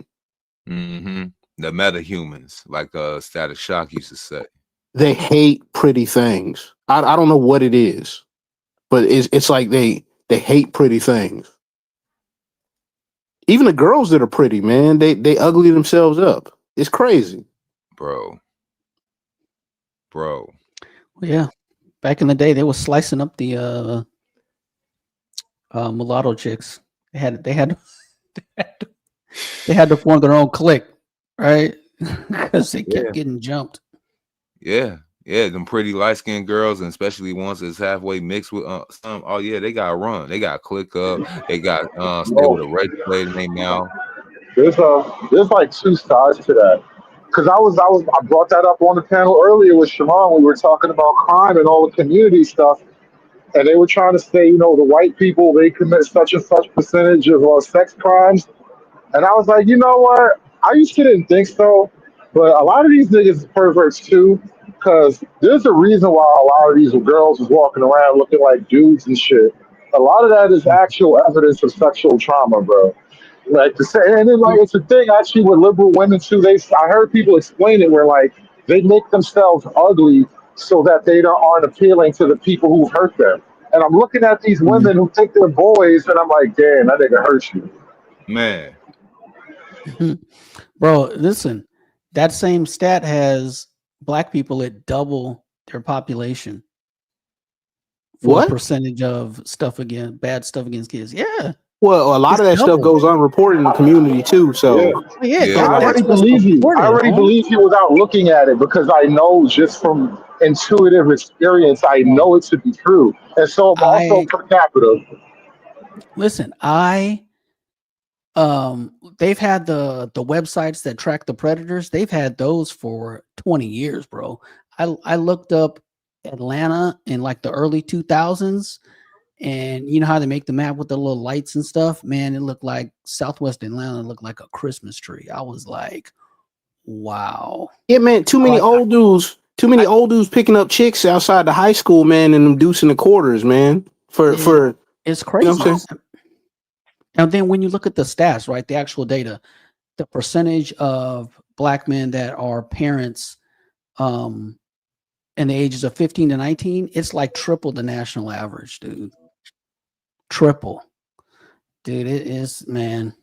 That's like reason 379 to not live in the community.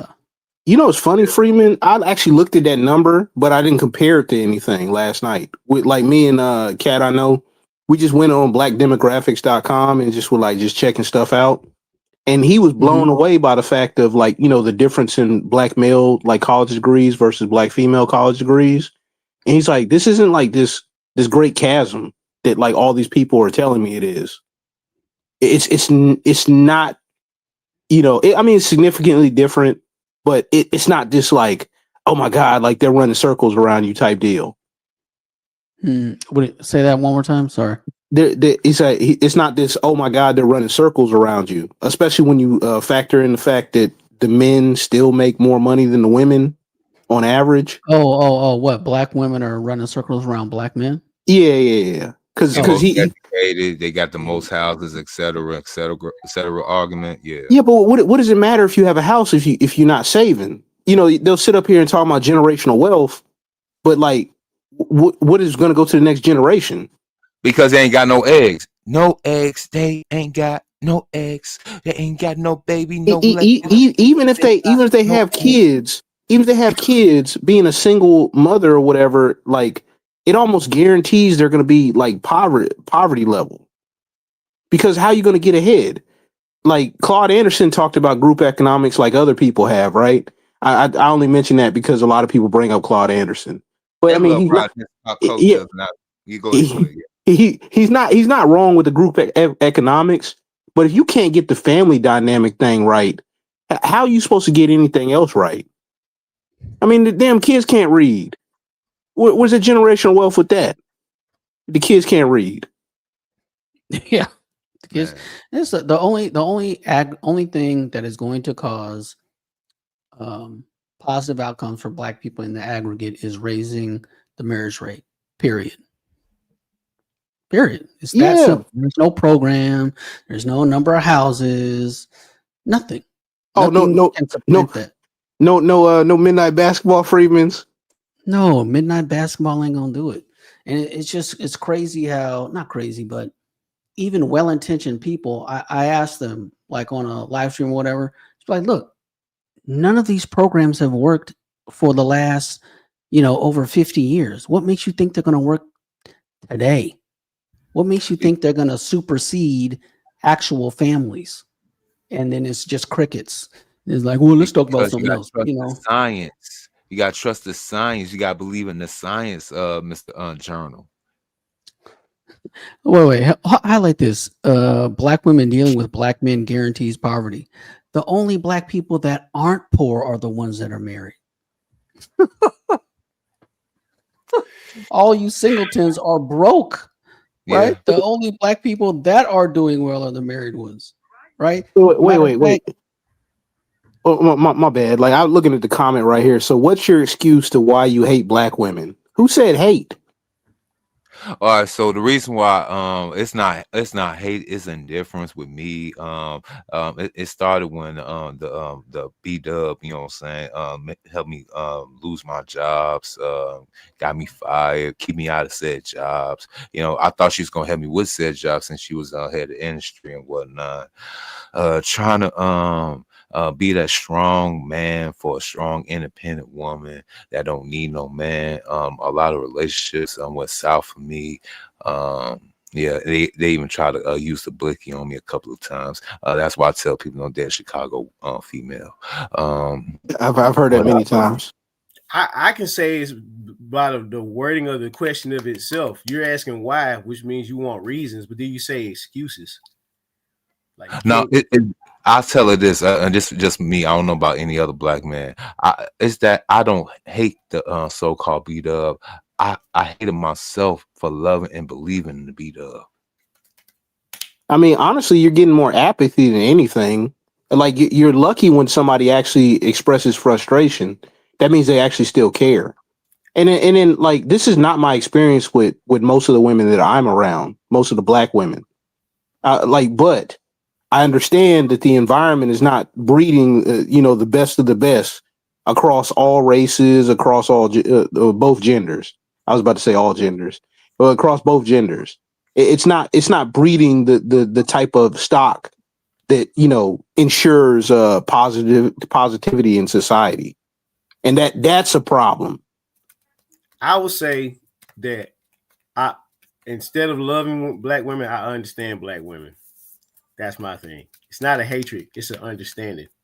I know that you're trying to diminish my value at every turn, even though it's a blatant lie. The reality is contradicting with everything you say. They like the rhetoric that Black men are in jail and everything. When the reality is there's more Black men in college there's twice as many Black men in college than there is in jail. Things like that. Yeah, but nobody brings up any numbers or statistics when they make these tropes that, are damn near 40 years old at this point. We have these 40-year-old tropes, but nobody's ever looking at the numbers and being like, oh, we made some progress. I didn't know that the median Black income went up in the last 3 years. It wasn't the 40s. Like it's damn near 50, 51, something like that now. Mm-hmm. Also. Well, real quick, Mr. Another example is that my homeboy, he worked around a bunch of hood boogers, and they were bragging about how they don't men are nothing. The men they deal with ain't nothing. But yet they go to these men to be to trick on them and everything. So they claim these men have no value, but they siphon resources from said men at the same time. It's just things like that. Like there's no respect for black men, or it's very little. I point this out all the time, right? There's a bunch of people online lying, man. Just straight up lying. Because ain't no way that everybody's independently wealthy and they having these stupid ass conversations. Excuse my language. They're having these dumb conversations about the table and this and that, but they ain't got life insurance. Now, see, the thing is, the B-Dub told me all my life that the black woman was God, and Pookie and Ray Ray was the devil. They told me my whole life that the black woman was God, and Pookie and Ray Ray was the devil. But now they tell me it's okay for them to be amongst us. I just couldn't do it, so I just had to walk away.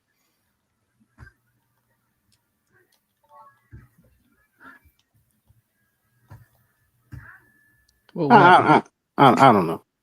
I don't know. All this stuff is wild. I think he just stopped. What was it say? Can you make that bigger, Hood? When husband becomes successful, let us buy a bigger house, better school for kids, upgrade them from hatchback to sedan, have additional household help, and so on. When wife becomes successful, why do I need this man I call a husband?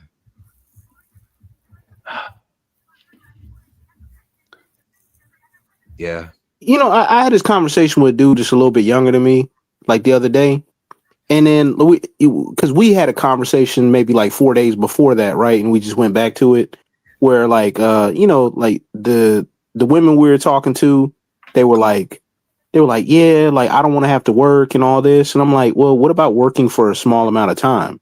I know several like people that are, like multi-millionaires now. I know of them, right? Don't know them personally. I probably know one, right? Like that I personally know, but like their wife worked for like the first like 4 or 5 years of their marriage. They stacked up, they got out of debt.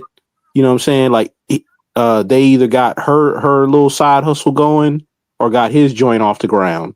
And then now they sitting pretty. You know what I'm saying? They going on all that stuff, whatever that these chicks like, posting on Instagram be dreaming about. You know what I'm saying? Because they were willing to work with, that group economics and willing to work with somebody instead of like, trying to hustle somebody. It's crazy. Like, how's it supposed to work anyway, man? It was supposed to work as long as the black man had basically submit to the Yoniverse, accepted that his black woman was God. She can't do no wrong. She's the most educated, the most sustaining. You know what I'm saying? She got the most houses. She runs circles around not just black men but white men too. The secret dude that she desires, and everything was gonna be perfect as long as we just following right behind them. But they just left us behind, and now that's why I'm mad. What's that one polo joint that Hood covered not too long ago? Was it Oak something? That collection? Oh, Freeman's gone. Because like those are the type of people that still do the family formation. They believe in the marriage. They understand the importance of like that family and working together. What was that? It was like a prom picture or a wedding. What was that? Hood. It could have even been It could have even been a family reunion. You know what I'm saying? Was that Black Martha's Vineyard? What was that? The Oak Bluff stuff? It was Oak Bluff by Ralph Lauren. Yeah. Sorry, I'm working. I couldn't get back in time, but yeah, it was Oak Bluff by Ralph Lauren. The Inkwell. The inkwell. I wanted to live like them bastards, like the inkwell. I wanted to sweat around my damn shoulders with the shorts and everything, with the scotch and the cigar in my hand. I wanted to live like a fake New England white man for a day. But niggas always messing it up for other niggas, especially the good niggas. You said New England. Yes, I wanted to be in Malta. See, look, The Inkwell was a very pivotal movie in my lifetime. You have to understand. See, I had watched that movie a couple of times, many times. But the couple of times I actually sat back as an adult watching it, I watched the conservative black man played by Glenn Thurman. Shout out to him. Shout out to Glenn Thurman. He was trying to explain to that Negro that was played by Joe Morton. Another great actor, you know what I'm saying? Shout out to Joe Morton. They was having this discussion about the pro-blackity blacks back then. And basically Glenn Thurman told him and his Panthers have lost. That you must accept defeat. That you was trying to do a revolutionary thing, but you lost. If you basically had aspirations of following in line to the system, you could benefit like me and drink in my house like you're doing now in Martha's fucking venue.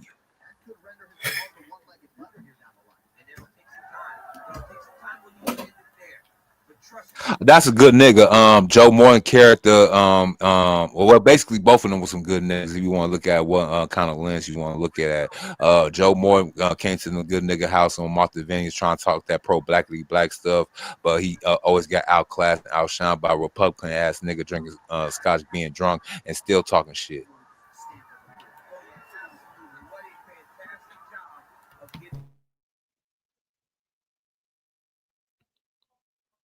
So is money power or knowledge is power in this subject matter? Which one is it? Is it knowledge or money? I mean, you have to have the knowledge to be able to regain the money, right? Knowledge is not power. Knowledge is just information. And yeah, I mean, application is just not power. Application is king. Exactly. So, but money is power. It's potential power. There's a thing called spending power that's directly associated with money. So money is more power. It's more directly tied to power than just knowledge. I mean, if you're going to pick one or the other, though, I would pick the knowledge, because the knowledge to be able to set up systems to be able to make money. Like I just been like in this book. And it's talking about different systems or whatever by some dude that made made a gang of money, and now he's selling his knowledge, right? Like he can't sell his money, he can only sell his knowledge. So like if I can get some of that knowledge or whatever, then maybe I can get some of that money. Well, with money, I can be trained to have the knowledge and the skills. I mean, you can try, but that doesn't mean you have the aptitude for that either, right? We know a whole bunch of dumb niggas with money, right? Oh yeah, there's tons of that, man. But and they look crazy. But they ain't really got no power like that, man. They do have power. No, not really, man. Like over who? They're not going to change. They're not going to change nations or nothing like that. But they do have power. Yeah, but okay, buying power to be able to buy some clothes and some cars or whatever to be able to show off to people. But when it really comes down to it, man, they ain't doing nothing with their money. That's just what they're doing with it. But you can't deny that things can be done with their money. Yeah, I'm not going to deny that. But I'm just saying they're not doing anything with it. So they might as well not even have it. You know what I'm saying? Like for instance, Ice Cube. Ice Cube took his money and created an entire sports league of his own. Yeah. Well, yeah. Ice Cube's a good example. No, the other and Ice Cube hasn't been like the most successful rapper out there, right? Because that's how he got his money. So with the rappers who had accumulated more money than him, you don't think they had the same opportunity to do what he did? I think Ice Cube made more money in movies than he did in his whole music career. Honestly, I'm just focused on the music career because that's what got him started. I don't know how much he made as an actor, but I'm talking about with his production stuff too, like everything total. Because I mean, he produced a lot of his own stuff. Right, but how he got to doing the producing thing was that he started with rapping first. His first ventures was take his rap money and put it into movies. Which is smart. Right. It's like you're reinvesting or whatever, and you're putting into something else. That's why 50 Cent is doing so well. Right, exactly. So of all the rappers who had the same level of success that Ice Cube had with NWA and Short Lived after that, you don't think they could have done something similar with their money? I mean, they could have pulled it together or whatever and did something or whatever, but Ice Cube, he showed he has an aptitude for that. Because there's plenty of people that did try to do other ventures, from everything from Carl. Even Eazy tried to do different ventures too. You know what I'm saying? He had the same type of mindset too. I mean, like Master P, same difference. You know what I'm saying? Like, I wasn't buying them ugly shoes, but I appreciated them. What, man? I'm just saying, man. Hey. That's what I said. I'm just saying, man. Like, yo, man. Like the like in the words of Lloyd Banks, man, this joint can get uglier than a Master P sneaker. I'm just like, yo, man. Like, I'm sorry, man. Them shoes ugly, man. But I appreciate the fact that he tried, man. Hey, you got some t-shirts? I'll buy a t-shirt, man. Hey, Master P, he's one of the top hustlers. Like everybody be talking about they hustlers in this game, but he's the one true hustler I see diversified. I think him and Nas are the true hustlers of the rap game because they've been diversifying their bonds all the way down to this nigga got his own potato chip thing. Them shits is still $5. Be buying the hell out them rap snacks. Shout out to Master P, man. Them motherfuckers. I saw them joints in a higher level gas station the other day, and I was like, oh wow, look, they done broke in. Good for them, man. Sugar Bum asks, why do y'all glorify a time you weren't even alive? What time? Are you talking about the 90s? I was alive in the 90s. I don't know, like I was too, so I mean, and I was young in the early 90s, but I was old enough to be able to take certain stuff in. So I don't know where you're getting that from. But if we speak to say the 50s or 40s or whatever, we're pointing at something like economics or something specific. Like family formation was at an all-time high compared to another time period. You know what I'm saying? Like we're not taking everything and being like, oh, this was all great. I'm like, no, like just like anything else, there's trade-offs. Yep. Thomas Sowell, Thomas Sowell will ever be better than what's the other guy? We talking about the group economic. We just mentioned his name before this, but Thomas Sowell, he already know you niggas. He know y'all niggas ain't gonna do right. He know this. You know what I'm saying? Dr. Claude Anderson. See, Thomas Sowell. It will always defeat Dr. Claude Anderson's point, and Dr. Claude Anderson is always right. See, that's the messed up thing about it. That's the best thing about it. As much as Dr. Claude Anderson is right, Thomas Sowell always proves him wrong. Well, I mean, I don't know what it is, man, but Thomas Sowell, man, just gets in certain people's crawls, man, like real bad. But I mean, most of the stuff he has said, man, is like it's not off. People just don't like it. And whatever people don't like, they will not practice or do because it'll make them feel good. Man, like I'll be damned for all that feel good stuff because there's no way in the world you're gonna be a human being. You're gonna feel good all the time. Tell that to the people. Tell that to the people in Negro Church right now. Go. Look. Just like a muscle you don't use, man, it atrophies. And to actually have growth, you have to go through discomfort. So the fact that all these people want to be happy all the time, independently wealthy and all that, but don't want to go through any negative times, it's madness, man. Again, go to the Negro Black Church, no matter what part of the country you at. They literally had just let out for their second service, not even 40 minutes ago. You can go to what right there, and you go ask them, well, what did you do today? I went to church and make myself feel good about my circumstances, get closer to the Lord. You feel good? Like I feel good.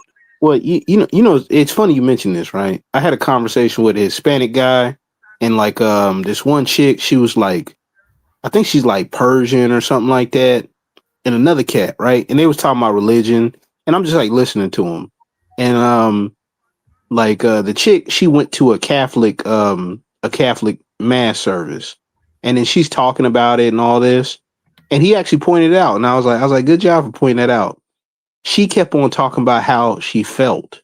He was like, well, but how was the service? Like, is there anything that stood out to you about the service? And she's like, oh, well, this was pretty. And she talked about how she felt. And I'm just like, damn, man. How old is this woman? This True Hype. 30, 30, I think. And what 30? What dirty call them? What do dirty folks call them? Oh, you call them a lot of stuff. Toddlers. Right, because the idea of productive suffering is mainly part of the upbringing of a man, right? Like if you want, for instance, fitness. Like you want to be fit and everything, then you have to go through the suffering of not eating delicious food, eating food that's healthy, that's a lot more healthy than it is delicious, and going to the gym and doing all that suffering to get to an end result. Whereas a lot of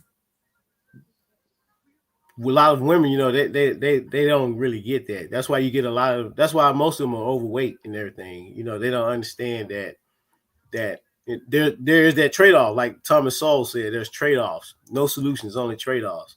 So if you want a certain outcome, you have to weigh what cost you willing to endure in order to have that outcome. Well, I mean, we had this so-called ever since the Department of Education that took over in the late 70s, we supposed to have the best education that the world had to offer. I mean, you mean tell me these bitches like Sugar Bum don't know how to cook clean, proper delicious meals, you know what I'm saying? Don't even know what a green vegetable is, what a good fruit that's not sugary, but actually give you beneficial substance for your body. You mean tell me we don't have none of that around? Hey, I be talking to people all the time, man, because especially during COVID, I wanted to get like healthier. So I started talking to like a gang of different types of people, right? I already got a friend. His wife's like one of them crunchy moms. So, she's like more on that natural tip. She be making her own like bread or whatever. She be like grinding like the whatever for like her own wheat. And I was just like, damn, man, this chick doing all kinds of stuff, man. Like be baking delicious. I mean, just like the most like soluble stuff. And then I was like talking to her about some stuff, like talking to some herbalists. And honestly, man, like, depending on where you are, it don't got to be that expensive to like, get healthier, just make a couple better choices. But man, there's some chicks out here, man, like all the kids eat is fast food, man, every meal. Prep. They don't want to go ahead and prep, bro. They want to cook and prep and eat, you know what I'm saying? See, we made, I mean, this is another thing too. That they complain about all this housework. I compare the housework of a woman pre-1950s and after 1950s to now. You mean tell me everything is push, start, and just watch? Y'all could literally do all y'all housework within about 4 or 5 hours and have the rest of the day to yourselves. Hey, I love that overlay, Hood. I don't know why, man. It's one of my favorites. Oh, mine too, bro. Mine too. One day. But it's like your like that lady's example. She does everything from scratch. She understands the end result. Like she has to go through that whole process to have those things. Whereas the other females, they just look at the convenience of it. Yeah, because convenience kills though. Like, what is it better on the front side for you to pay like whatever that got subsidized, it got like high fructose corn syrup, or to be like in your little surgeries like later parts of your life, and you can barely move around because you got all this inflammation in your body. Right. But when you're dealing with somebody when you're dealing with a toddler, right? That's why that term hits so hard, because toddlers can only think in the moment. Yep. Right. They haven't developed the capacity to think about the future. See, somebody. It was one of the white dudes, man. I don't know I can't remember if it was Andrew Wilson or whatever, but he said in the modern world, the men have done such a good job. And obviously not all the men, right? But the ones that like created like the inventions and stuff like that, to where like people can, they think they can go without the men, at least the productive ones, right? They think they can go without them. So who's like, all right, there's still people getting the gasoline, delivering it, refining it, getting the oil out the ground, all that stuff, like maintaining the grid. And like, they'll be like, I don't need men. I don't need this. And I'm like, wait, hold on. Even the men need men. You know what I'm saying? Like in the modern society, to say that you don't need all these other cats when the whole system is designed to like, prop everybody else up. That's crazy talk, man. But but keep in mind, like most men are invisible to most women. Yeah. And that's why it was so funny when the dude pointed that out. I'll go ahead. My bad. He said that's why it's so funny when dude pointed out that we've done such a good job in civilizing the world that people they have taken for granted the creature comforts, if you will, in their everyday life. Absolutely.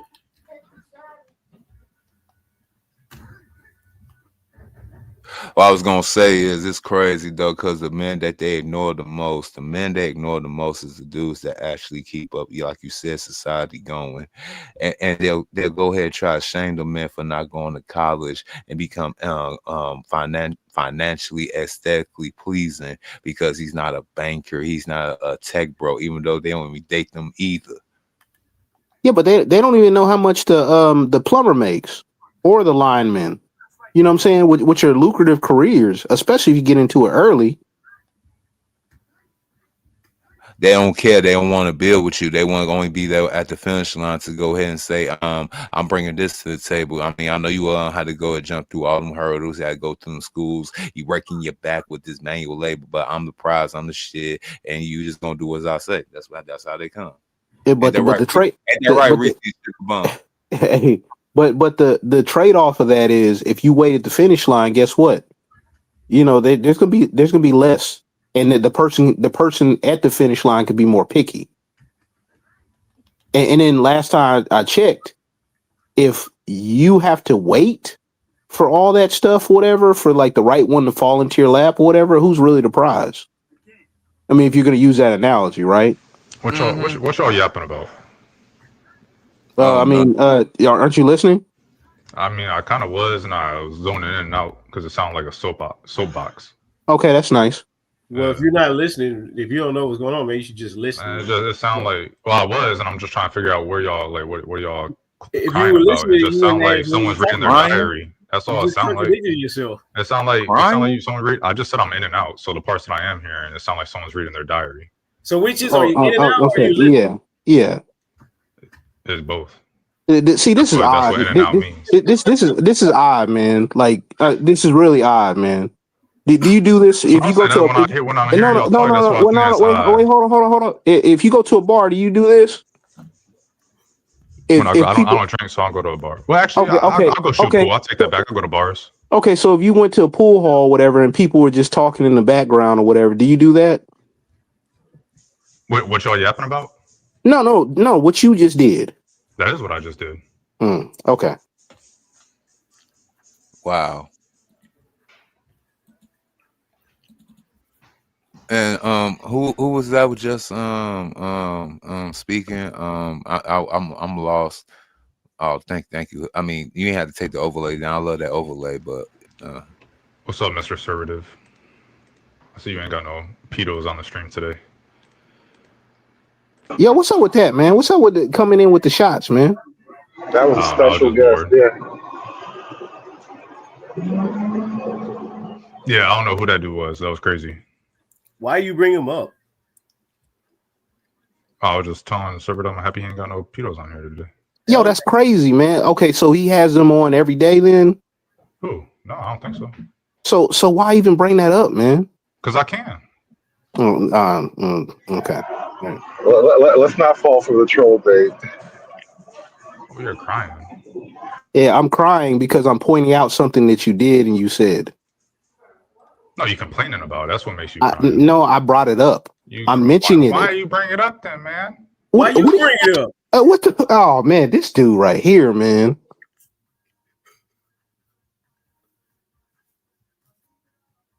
I'm glad you could add to the flow of the conversation. You are a valued member of this panel. So anyway, back to y'all stop complaining, crying, man. Shit is, so back to going to waiting at the finish line. This is actually a concept that works in marketing as well, right? So in a general sense, like 2% of the market is ready to buy from you right now today, right? But the thing is, though, those people are usually like price shoppers. They're just looking for a service at the lowest cost, whatever, right? Whereas if you introduce yourself early into their buyer's journey, you actually can build a brand with them and actually get more return on your investment by investing in them early, by developing a relationship earlier on. And that's crazy that works out in the dating market as well. So by waiting at the finish line, you're just a price shopper at that point. You're meeting the guy that's a price shopper. Whereas if you'd have been there with him at the start of his journey, or all the way when he was in the gym, working out and training himself for the goal, then you can absolutely get more out of him because you develop that relationship early. And yeah, it's you have a higher likelihood of loyalty as well.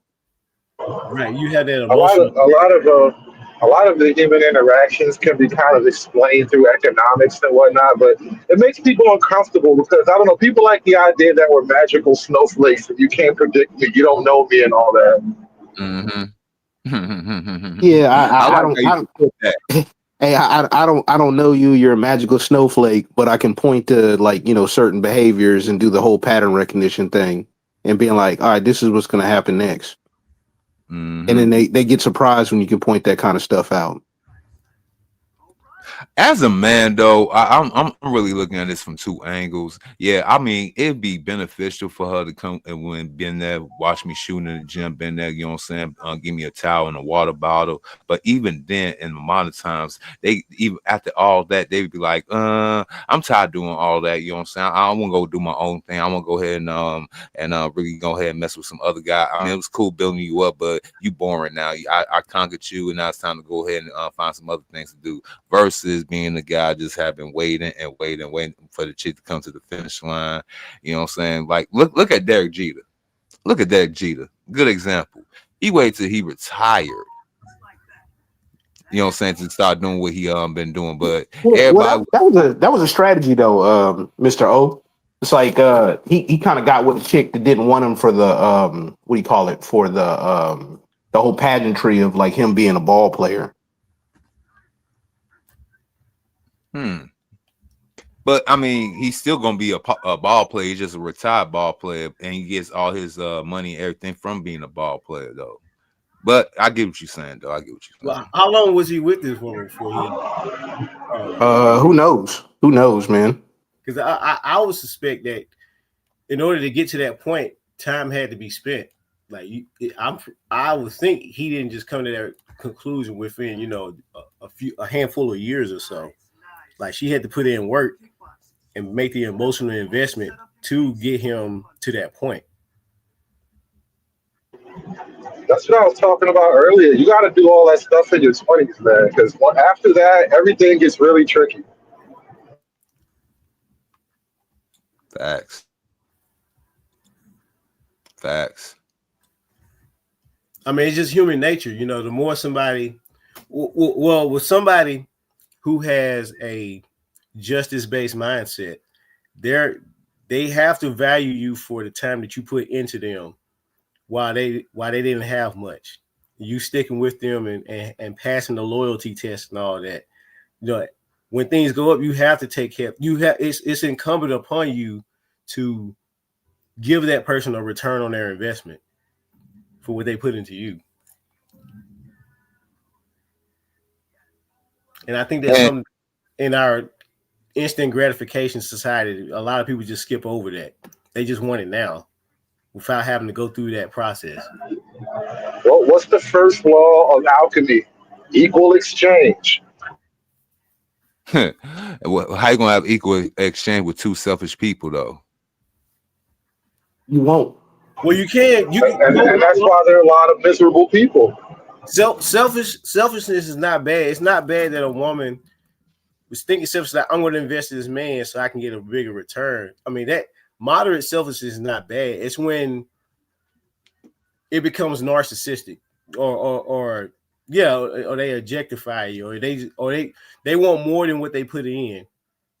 That's when it gets bad. But you can be selfish about it. You can say, hey, I'm gonna be with this guy or this woman because I'm getting this and that benefits me. There's nothing wrong with acknowledging the benefits into that you will receive from the deal. It's just taking too much.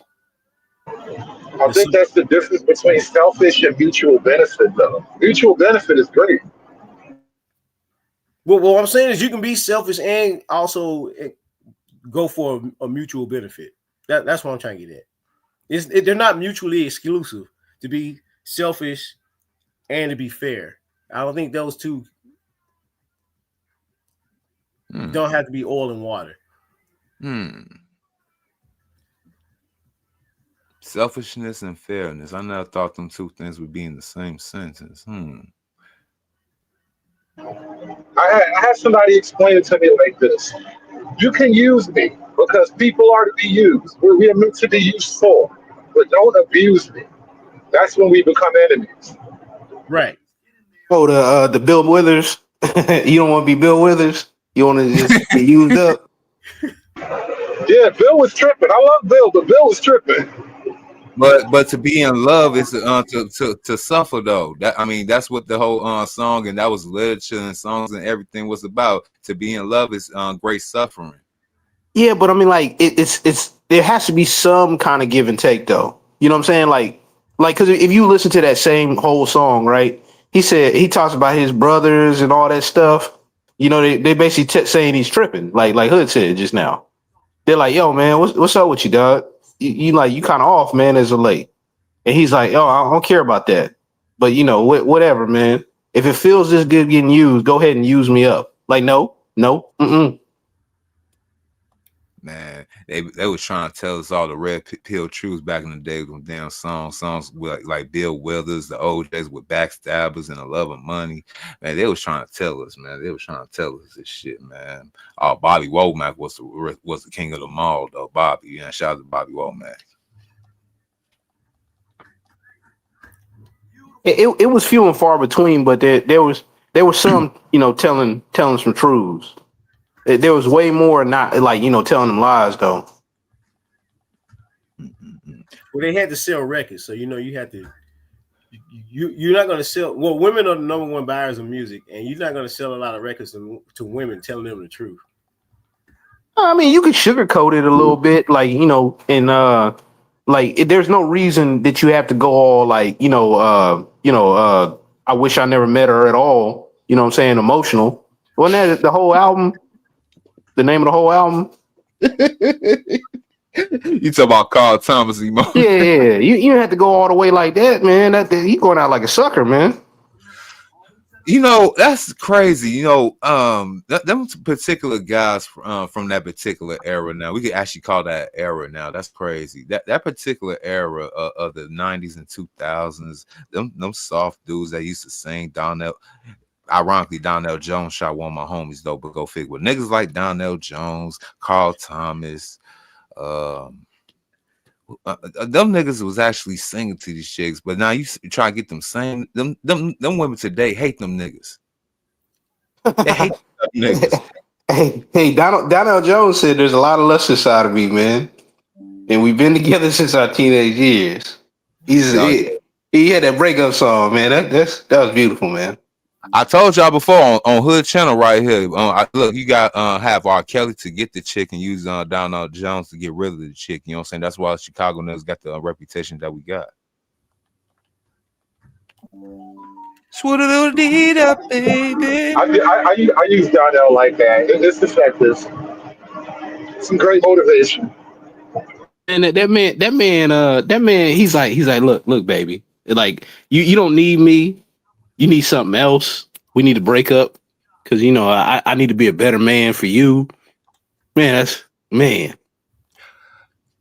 Low key in that song, that video, he low key broke up with a chick. She basically didn't mess with nobody else. He got the chance to do all type of turns and came right back and be like, yeah, this is where I want to be. Forget it. You know what I'm saying? That other girl wasn't nothing. I was tripping. You know what I'm saying? I was wanting to move on. That's how you gotta do it. You gotta drop it's the hot cold approach, though. It really does kind of like the dating coach game guys. They did kind of classify certain strategies and tactics that tend to have effect.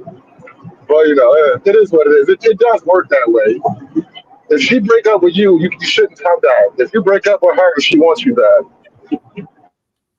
Yep, that's why I always break up with them first. You know what I'm saying, dude? Like, no, you gotta let them break up with you. Like, nah. I'd rather just go ahead and dump them. You gonna leave them crazy. They gonna feel insecure. They're gonna judge themselves. See, I'd rather leave them like that than to have them all confident. Shit, go to the next nigga thing they got over on me. No.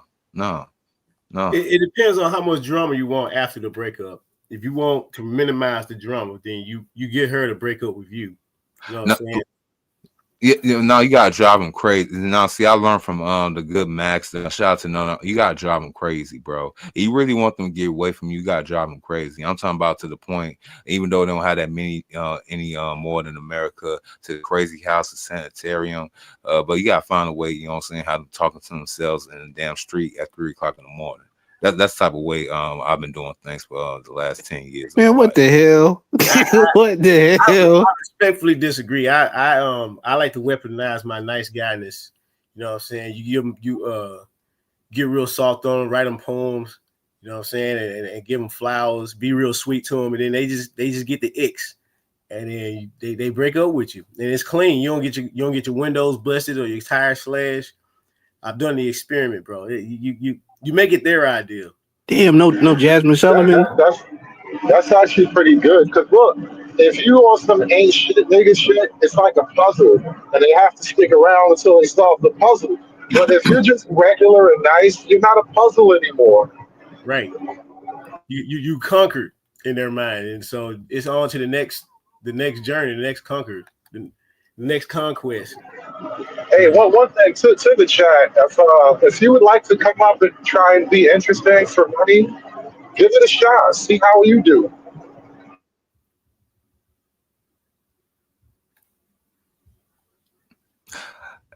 Man, where are you serious? Are you still talking about the name that we gonna mention at all, and about the podcast show that we had did, but no one knows about? We talking about when you do enough things, like when you do enough live streams, you kind of have a lot of different things happen on panels. So shit happens from time to time. People gotta get over it. Yeah, yes. It seems someone's taking this thing very personally. You know, I mean, some things in life is personal. I'm not one of them content creators say you shouldn't take things personally. I mean, what's life with if you don't take things personally? But some things you shouldn't really take personally. I get it. I grew up a little bit. I grew up.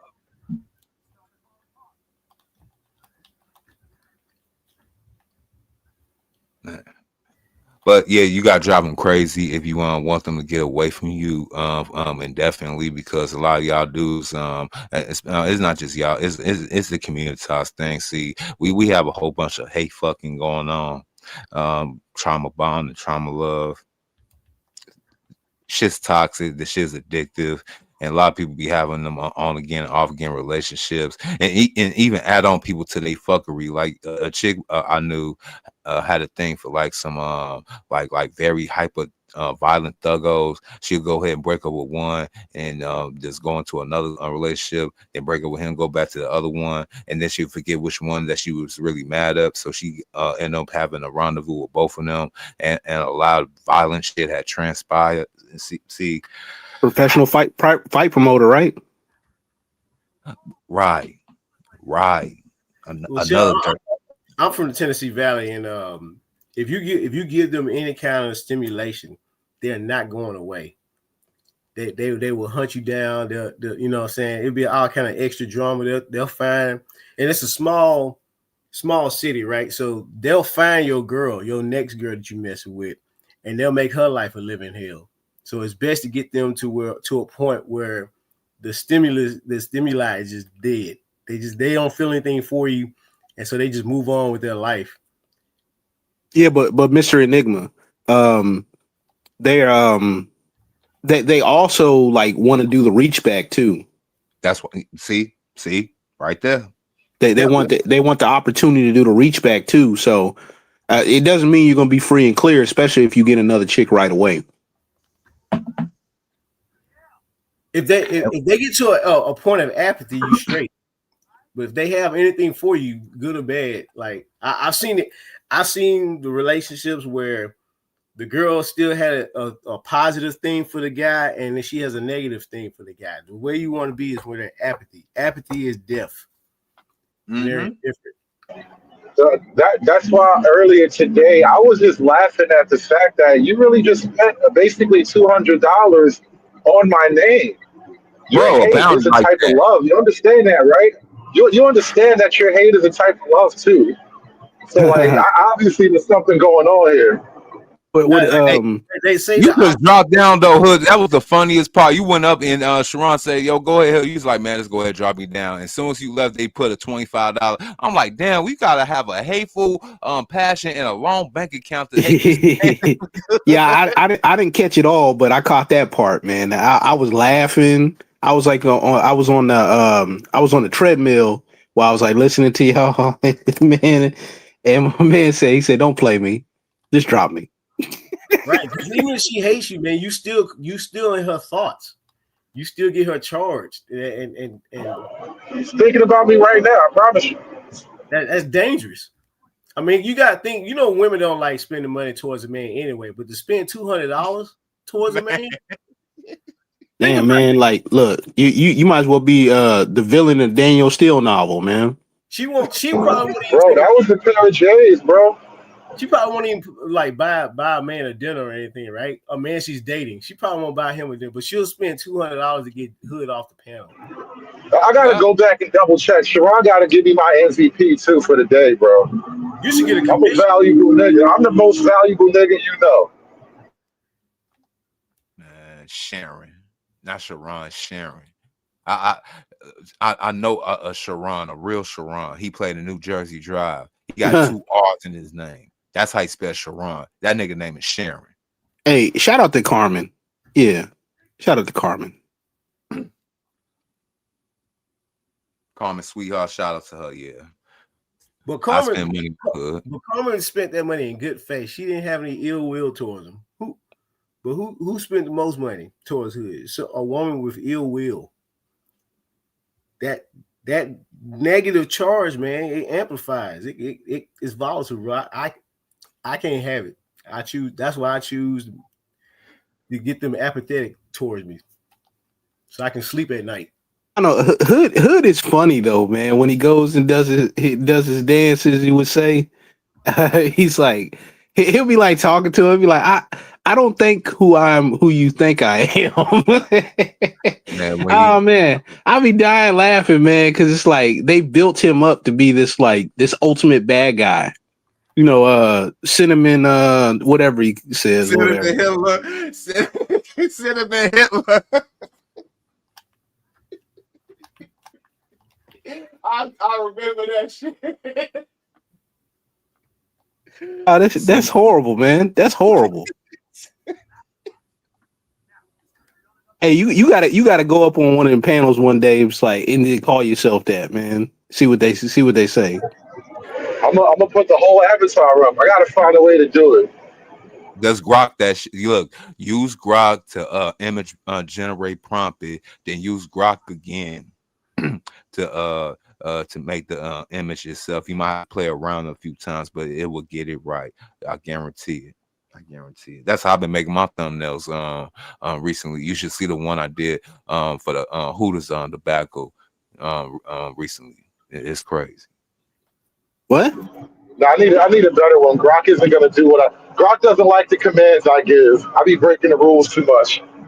Grok, shit, Grok is the only one that you ain't got to worry about. It was on Chat GPT and Open AI that was messing me up. I had to be very, very politically correct. I couldn't curse all that stuff. Grok, I ask Grok now. Use my language. It just do as I say. Listen, if Grok hasn't told you no yet, you're not asking the right questions. You have to probe for limitations, bro. You got to probe for the limits. I have found the limits. There are certain things Grok gonna be like, look, nigga, I see what you trying to do. You sure it's Grok and not Chat GPT? Because I don't get that experience. You know what I'm saying? Grok or a matter of fact, Nova either. Nova is another good one. I promise you, bro, there are always boundaries. It's like the Matrix. You don't know there's a wall until you run into it. Man, your AI stepped on, man. I mean, all AI is stepped on. Honestly, if you didn't step on AI, it would turn into some type of digital Hitler bot. That's literally what happened to Grok like a month ago. It turned into the most racist, like xenophobic digital AI ever. And then they had to mind wipe him, so he forgot himself. It was crazy, bro. It was a wild thing on X that time. Like they had to screenshot him and remind him of himself. And Grok was like, "No, that wasn't me."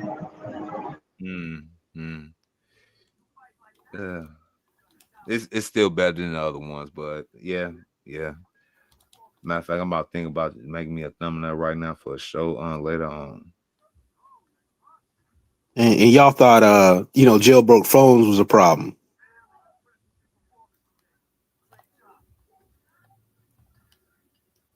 What the hell? I'll be right back.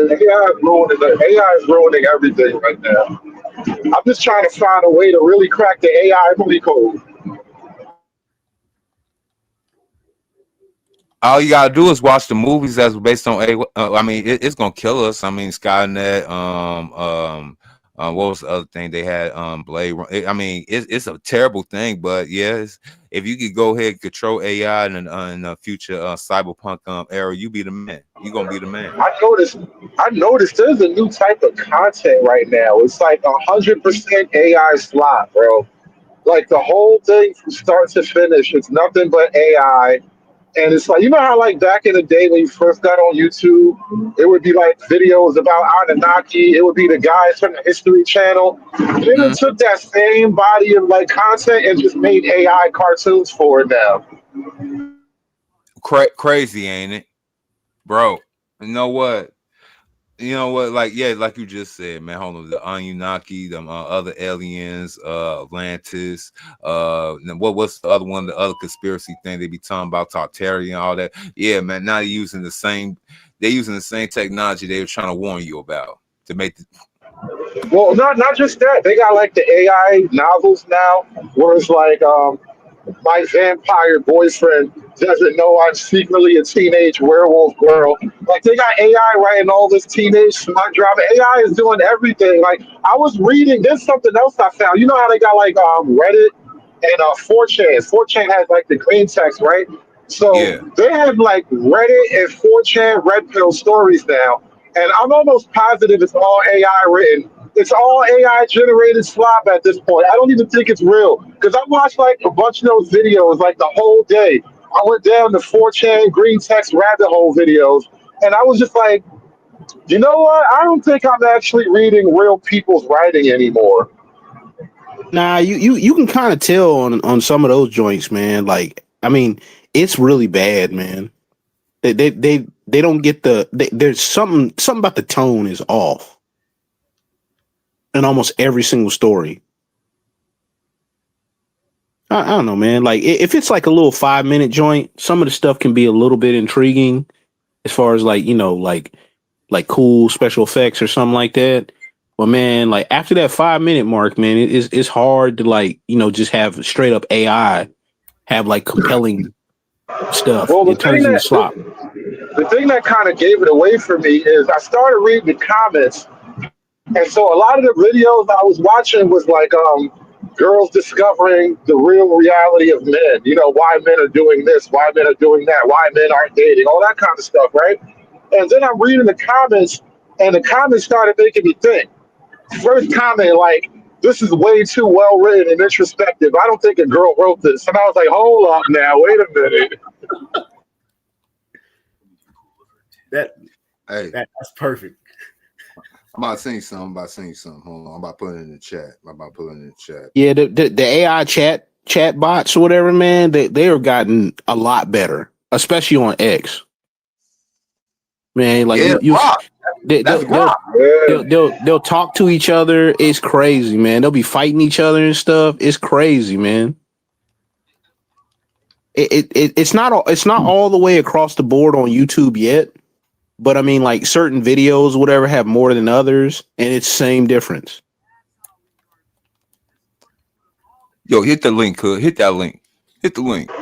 No, you got to share your screen right now. I'm on mobile today, bro. Okay. Working for the man, brother.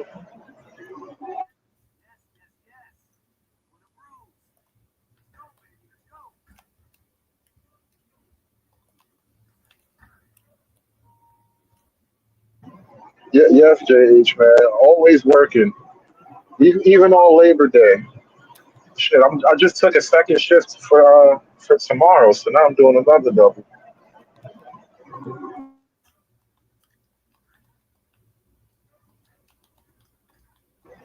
And that's terrible because I had a show, I had something planned I wanted to do, and now I don't have the morning off. I'm glad I got y'all today.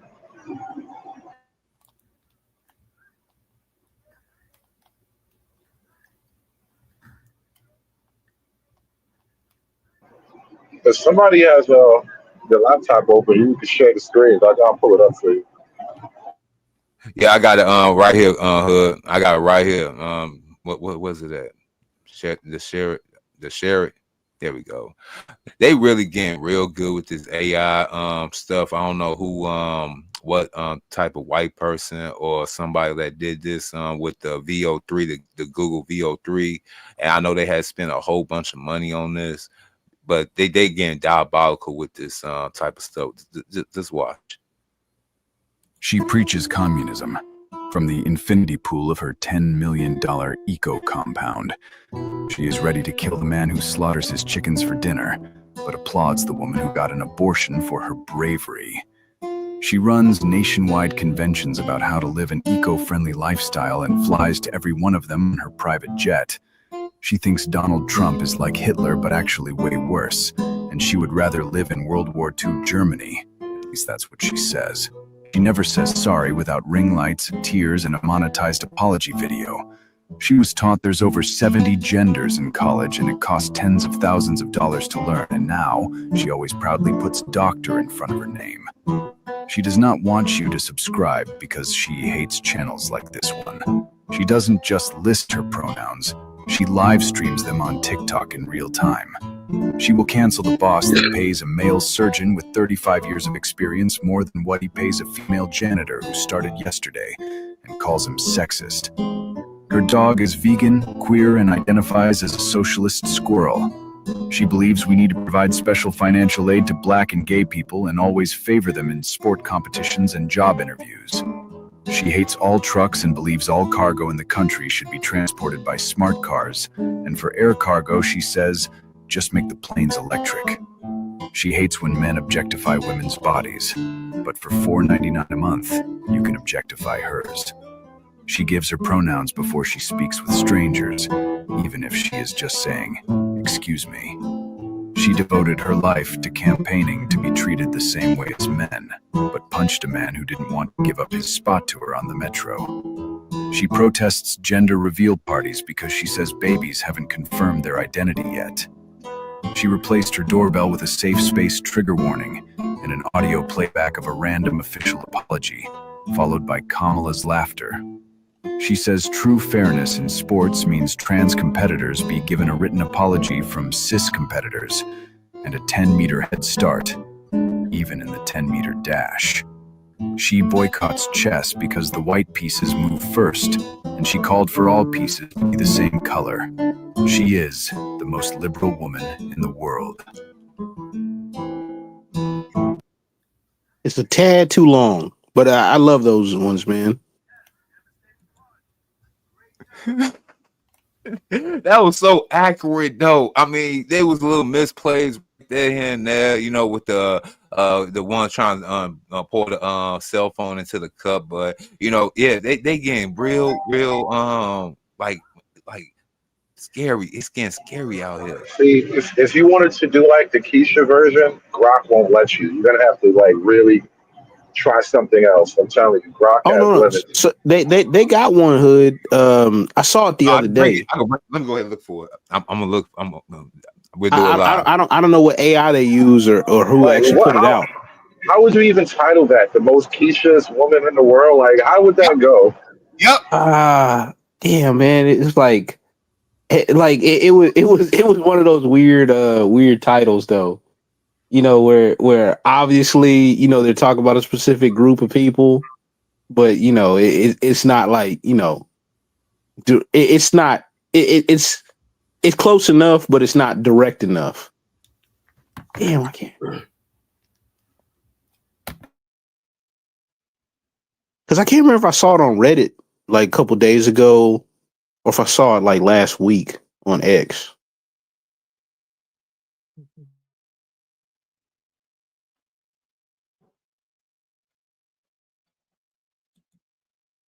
Man, I can't find it. I know I was trying to find it. Man killed after a cut. What? I'm gonna find a Keisha video. I'm gonna find the most Keisha's woman in the world. I found the most blackest man in the world. I'm gonna find the most yeah, that's what I'm gonna find it. I got that for you, Reese. Immortal Pookie. May he live forever. I had a whole concept. This could be like a channel into itself, where you make Immortal Pookie a character on his own, and every day he gets in, like every episode, he gets into some kind of weird Pookie adventure.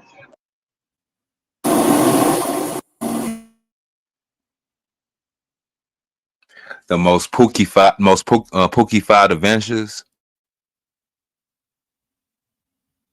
Like what, Hood? Like going doing an armed robbery and stuff like that. You know, go ahead and I like the artwork though. I really do. The warlord, the ancestors could not kill. Damn. Phone rang at the most inopportune moment. Now, I was saying though, the concept behind Immortal Pookie, right? It would basically be like Kenny from South Park, where every episode he gets into this wild, overblown nigga moment, or some type of just crazy, exaggerated nigga out of his nigga. What's it called? Like a fish out of water fish type out of of water. scenario. Yeah, fish out of water. Nigga out the hood type of scenario, right? And then at the end of every episode, he dies, but then he miraculously comes back for the next show. Or like right at the very end, you just dovetail into the next show where he's already alive and running again with zero explanation. He's just always back alive.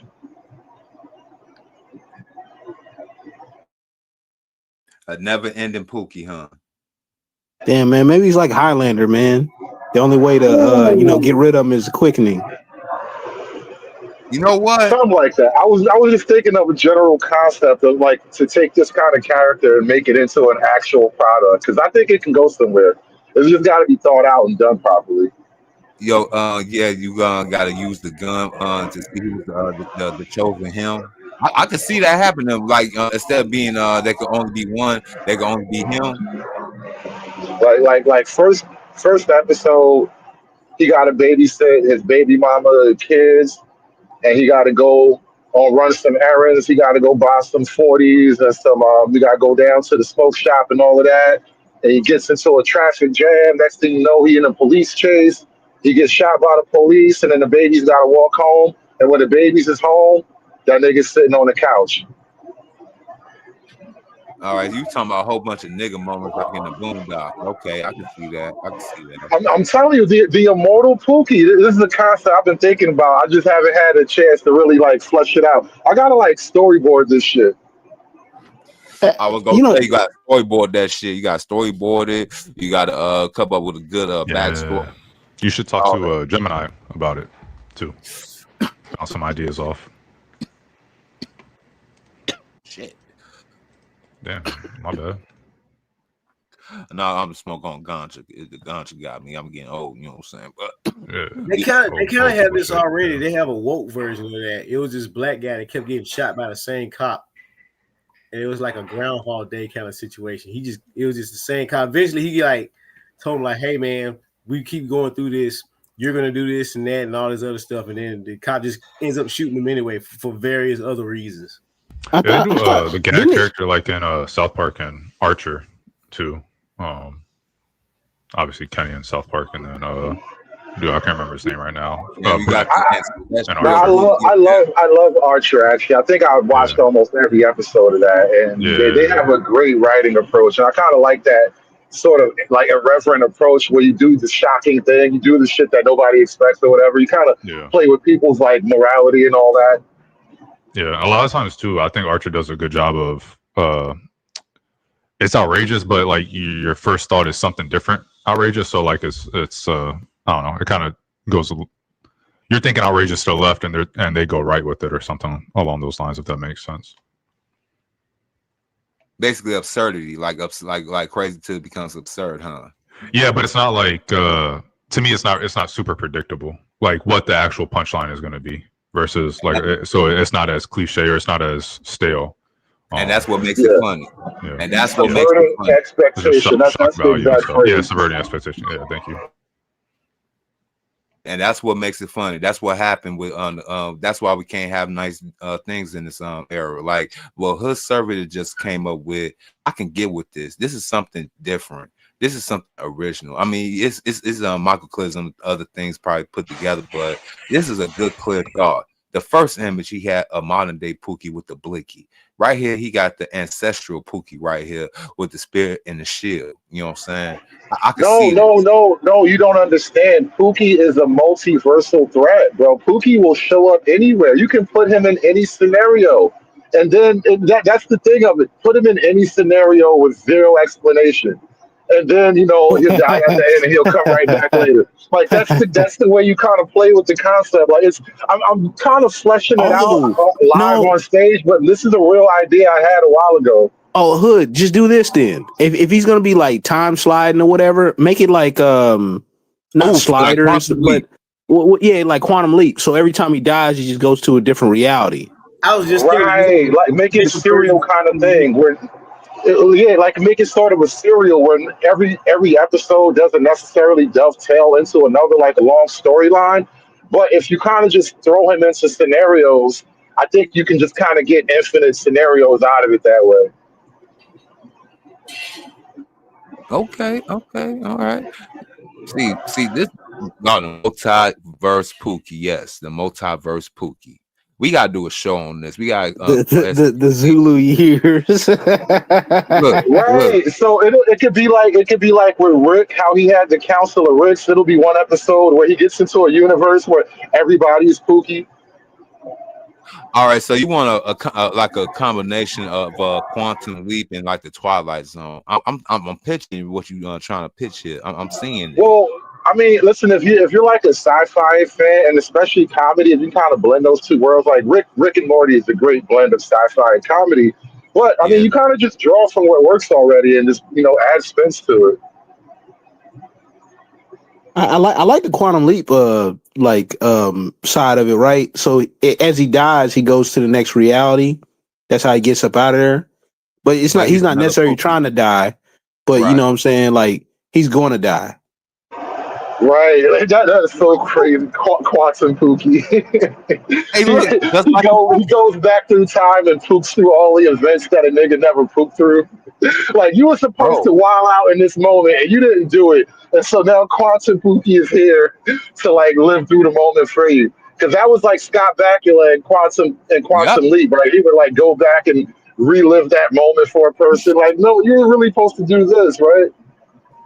Hey, could you imagine him going back to being a prehistoric Pookie? Pookie Prime. Apocalyptic Pookie.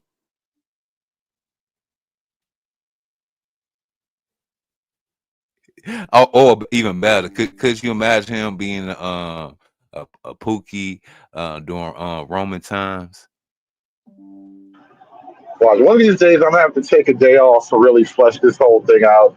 Because I be having all kind of ideas that come to me just on the fly, especially while I'm talking. I might have had a drink or two and I'm really talking, and I be coming up with all kind of concepts that nobody will ever think of until you see me do it. So I got to make this thing happen sooner or later. I'm gonna make one of these ideas come to life. Watch. Hey, just do some voice notes of yourself, right? And when you like, because I know I get a lot of inspiration while I'm driving, and I'll just like take a voice note or whatever, and then I'll jot it down later. You know what I'm saying? If I'm not around paper or whatever, and then I'll just like I'll kind of riff off myself in my notes, my little swipe file, and I'll be like, oh, okay. I remember I had this idea. I'll be like, oh, what was I thinking about then? And I have to like kind of go back into that moment, and I'm like, oh, okay, all right. But then I'm like I'm in a different moment, thinking about the moment, and then now I'm just like kind of meta in it. Yeah. Sometimes you have to like catch it right when you're thinking about it and really run with it for a minute. Because like I'm thinking now, I would probably have to get like a subscription or like a really paid service for a great AI video program. But even then, I'm not sure like how long can you actually make an AI video? Like how much does that cost per minute necessarily? I got to really look at this. That is cost money. No, don't worry about that. Just do the storyboard piece first, right? And get the bare bones of your first story fleshed out. If you need help, well, I can help you. I can show you a artist off of Fiverr or whatever to help you with the storyboard.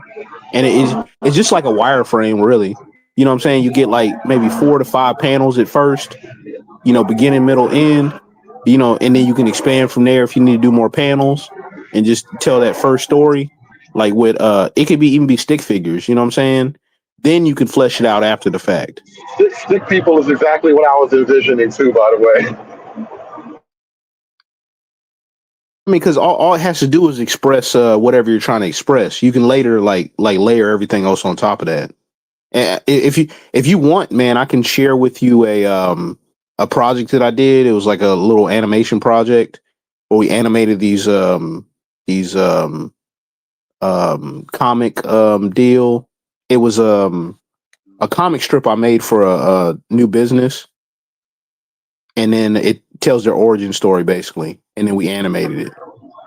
So that's like I had a concept like this years ago, and I never really did anything with it. And it was more or less like a comic strip style comic or whatever, like a Sunday morning comic, And it would have basically been like a little boy and his mama, and the mama would have more or less been like a figure, just a dress, a big woman in a dress. You don't necessarily see her face or whatever. And he would always be looking up at the mama, just asking awkward questions. Mama, how long is he staying here? Stuff like that. Damn. You set the tone with that, man. Man, mama, why you keep on? And that's why I never did it. That's exactly why I never went nowhere with it. Because I knew right away it's too much. I was already doing too much way too long ago. No, that's perfect. Hell, I went to media school. I could go ahead and do the wireframe and storyboarding thing. You know what I'm saying? We just gotta have a good backstory so I could really draw it out the what's the name, the whole character people and whatnot. So yeah, get with the backstory. Make sure you flush out all the character work. You know what I'm saying? We could probably do something. Oh, that like Jacob says is being diabolical right now. I don't know if JP has the kind of vision And you see the way we're just kind of like casually game theory and storyboarding ideas. We're just throwing stuff, pitching things. I don't know that JP ever has that kind of situation where he does this because you need vision. You can't just have uncontrolled chaotic energy all the time. You need vision to do bigger things. And JP, I would actually make JP the immortal Pookie. Like I would totally use that nigga against his will and just steal his content and make that nigga the immortal Pookie, bro. Because he is primed for it. Because and then the problem is, I think Anton. The reason why him and Anton had to part ways is because he's too undisciplined.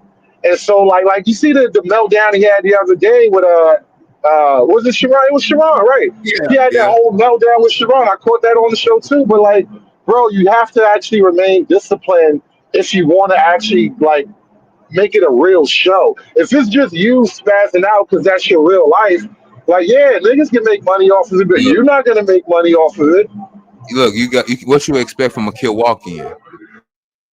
A Milwaukeean. Yeah, you know how y'all call Chiracians? We call them Milwaukeeans. It's a Midwest thing, you know what I'm saying? Nah, that would have been that is a great concept for Jay Prince, bro.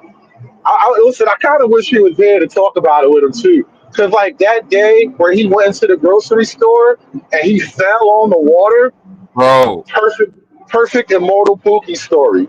Immortal Pookie's life is nothing but pointless side missions, bro. Just pointless side missions. Some of them end in violence and all. It is crazy, but he is a great character. Man, we need to play that video right now. What Angry Snowman? You got that video? Nah, I never had it. He only had it. He played it up here on the show. Let me see if I got it. I think I streamed that day. I'm gonna try to find see what I can. Nope. I forgot to download it. But yeah. You know what? JP will be a good candidate for the immortal Pookie. I'm seeing what y'all talking about now though. But I was thinking about like remember Tyrone, Tyrone that said he'll fuck, you know what I'm saying, walking around effing your chick. He gotta be like he a good candidate too. You know what I'm saying? Play Tyrone. I mean immortal Pookie. Yeah, but I mean, like you can loosely base like their scenarios they talk about. I mean, like that whole hospital skit that could be like a whole episode right there. True. Wait, he slipped in one of the aisles and they had the ambulance go and take him. Mm-hmm. Then he trying to hurry up and get out the hospital. Yeah, I think it's on Free Zone's channel. Somebody can pull it up. But yeah, all of his content is effectively the life of immortal Pookie. He just doesn't get into any real violent scenarios. So like for comedic purpose, I would overblow the violent scenarios of it because he'll die at the end. But like he's basically the guy. He's the guy. Yeah. I mean, who could out Pookie JP?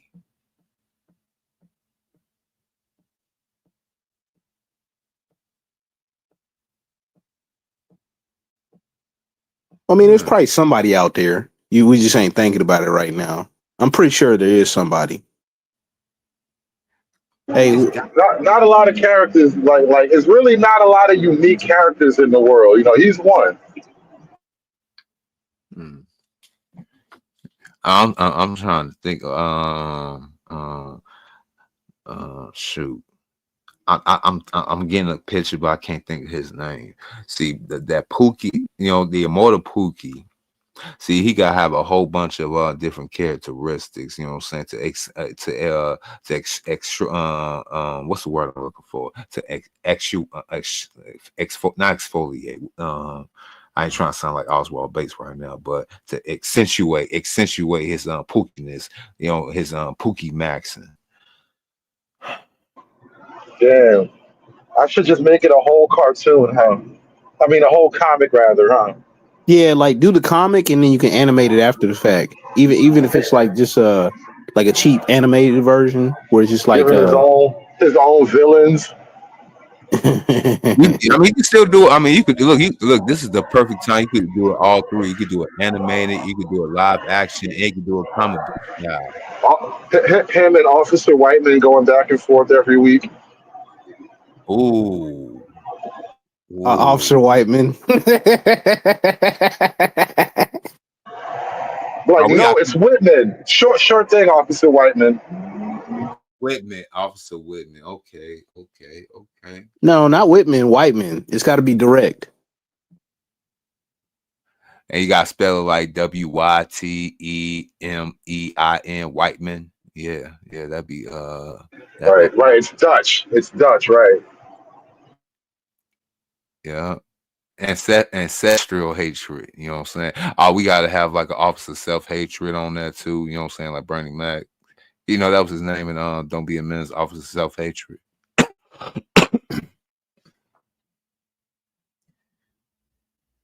Yeah, you gotta have the Pookie hater. Not enough hours in the day, bro.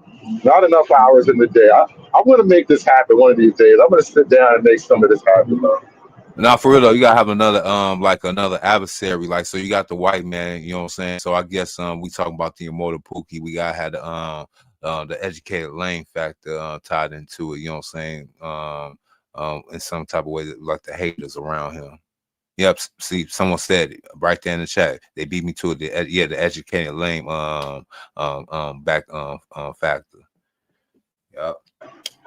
It's always a dude with a good job and a career calling the police on him.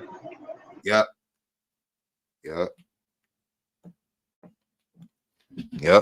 I can see it now. You know what I'm saying? A whole hateography around Pookie that's keeping him down, and he can't rise up, and he always dies and goes to a new reality. Here's the hard part though, and this is what's difficult about making a character that is supposed to be like intentionally unlikable. He has to have some level of endearing quality. He's an asshole, but he always gives his mama some money or some shit like that. Nah, but man, like people love villains, man. So yeah, like even the villains that people love the most have a personalized streak to them. So like technically Deadpool is a villain who kills people for money. But he's an anti-hero with a sad side to it. Like the Punisher is a person who kills people for money. But you know Frank Castle as a guy who's been tormented by the mob and he lost his family. Like there is a certain level of making a guy an unlikable asshole that you kind of do feel bad for. Yeah, but the whole Punisher thing, though, man, he's killing, you know, people that the system's not taking care of. That, and some people agree with him, right? So it's a little different. Deadpool, you know, anti-hero thing is a little bit different too, especially with the dark humor. Well, listen. Don't you think DMX is an anti-hero for niggas in real life, though? And so, in that same way, I think you can play up on it. And listen, you may not do the same thing for every audience, but they'll appreciate it for different reasons, right? So, a lot of different people will look at a DMX for different reasons, but I think he does have that kind of redeemable asshole. Right, for perfect example, DMX prayed on his albums, and he gave a thug nigga gangster prayer. And there's something endearing about that dumb shit, right? There's something really endearing about that type of shit, where it's like a quality that makes you like. He redeems the thug effectively. Yeah, but I don't know, man. DMX is an interesting character, right? So it's like he's just a flawed human being, though, with endearing qualities, not like, you know, this ultra bad guy. Because I don't know, like anybody that I know that had personal, like, you know, run-ins with him, like fans, like they love that dude, man. Like I know a dude or whatever. He got into a breakdancing competition with him, you know, back when in the tunnel days. Like they were just in some random nightclub, and dude's like, "Oh, you can dance?" And then they started like breakdancing. He's like breakdancing with this white dude, man. Yo, you can dance, kid. Let's go. And there's so many stories like that too around DMX. Nah, but that's the thing about a guy like DMX. Have you ever seen a DMX Christmas song where you're like, "Dash into the snow"?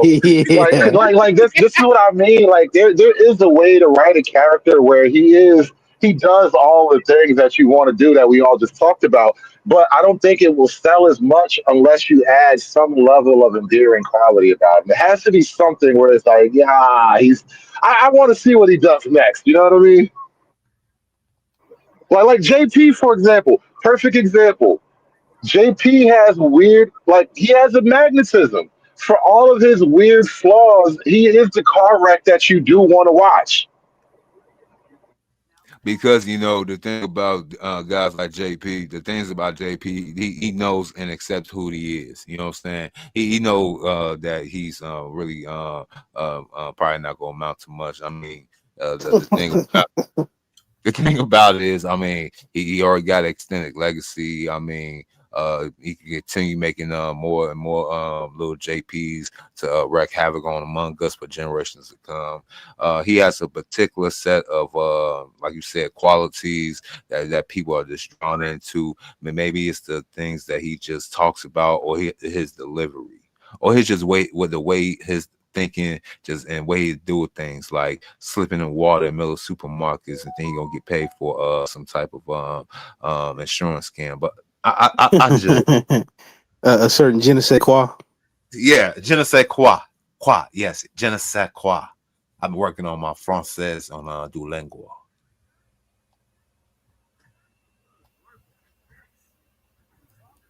Man, that's funny. Merci beaucoup. You know what? I think we hit on a perfect time to wrap this one up for the day. And I'm still not done working, so I'm going to get back to my regular job. But I think we're going to shut this one down. Maybe I'll find another panel later on to run my mouth on. We'll see. But I'm going to wrap this one up, yeah. Au revoir, Au revoir, monsieur. Hold on, how do we say that in German? It's like Darth Wiederhausen or something. How do you say that in German? Oh, hold on. Let me I thought you were learning German. You was supposed to be my German nigga, bro. What happened? Hey, look, man. I'm German niggas friends right now. I don't even want to fuck with the Scottish niggas. The only real German niggas.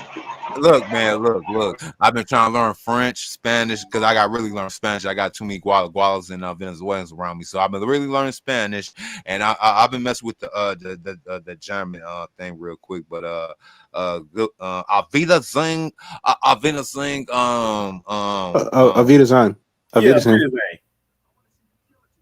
know that. Choose is more informal. I'm trying to put in Mr. Hood Servitude. Hold on. Oh, it is Muster. Wiedersehen, Muster Hood Servitor. You gotta sound more angry. Oh man, your pronunciation is just off a little bit. It's just off a little bit. Let me find out, Reese. You only into real German niggas too. What's going on? What are you trying to tell us, Reese?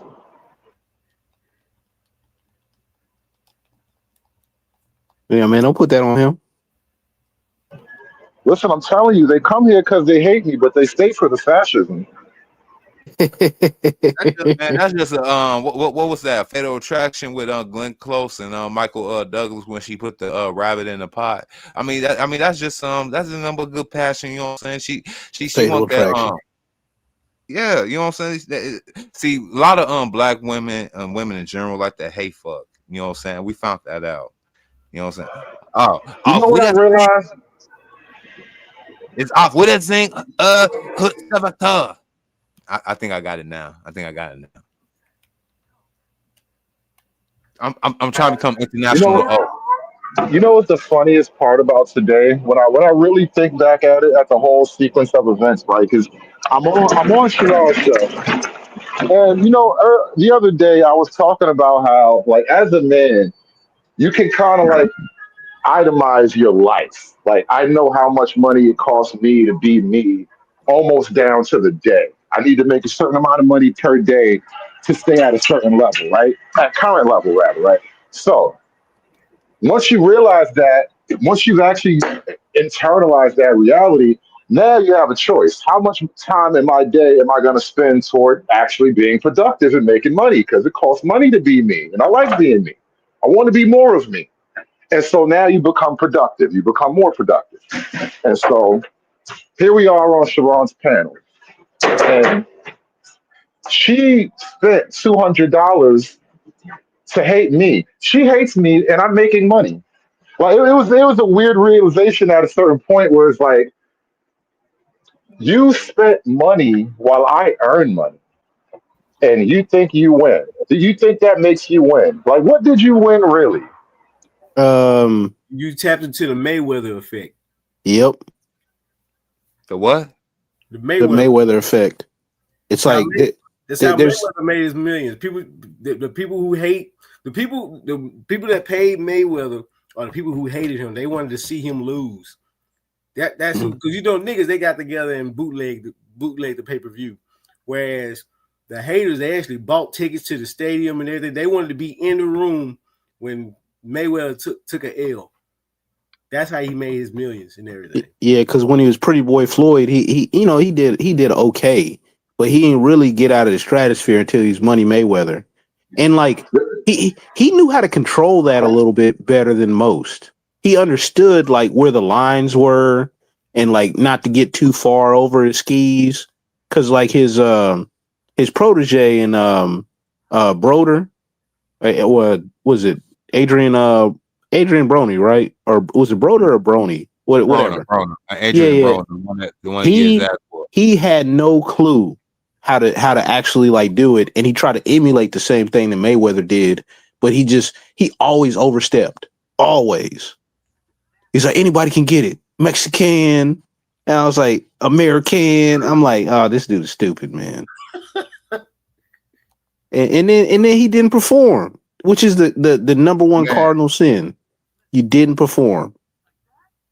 Didn't perform and got outperformed, outclassed, got knocked the fuck out, and all type of stuff in between, bro. Yeah, he was an embarrassment to the loneliest sport for real. But listen, that's the number one thing in the entertainment industry, bro. You gotta perform.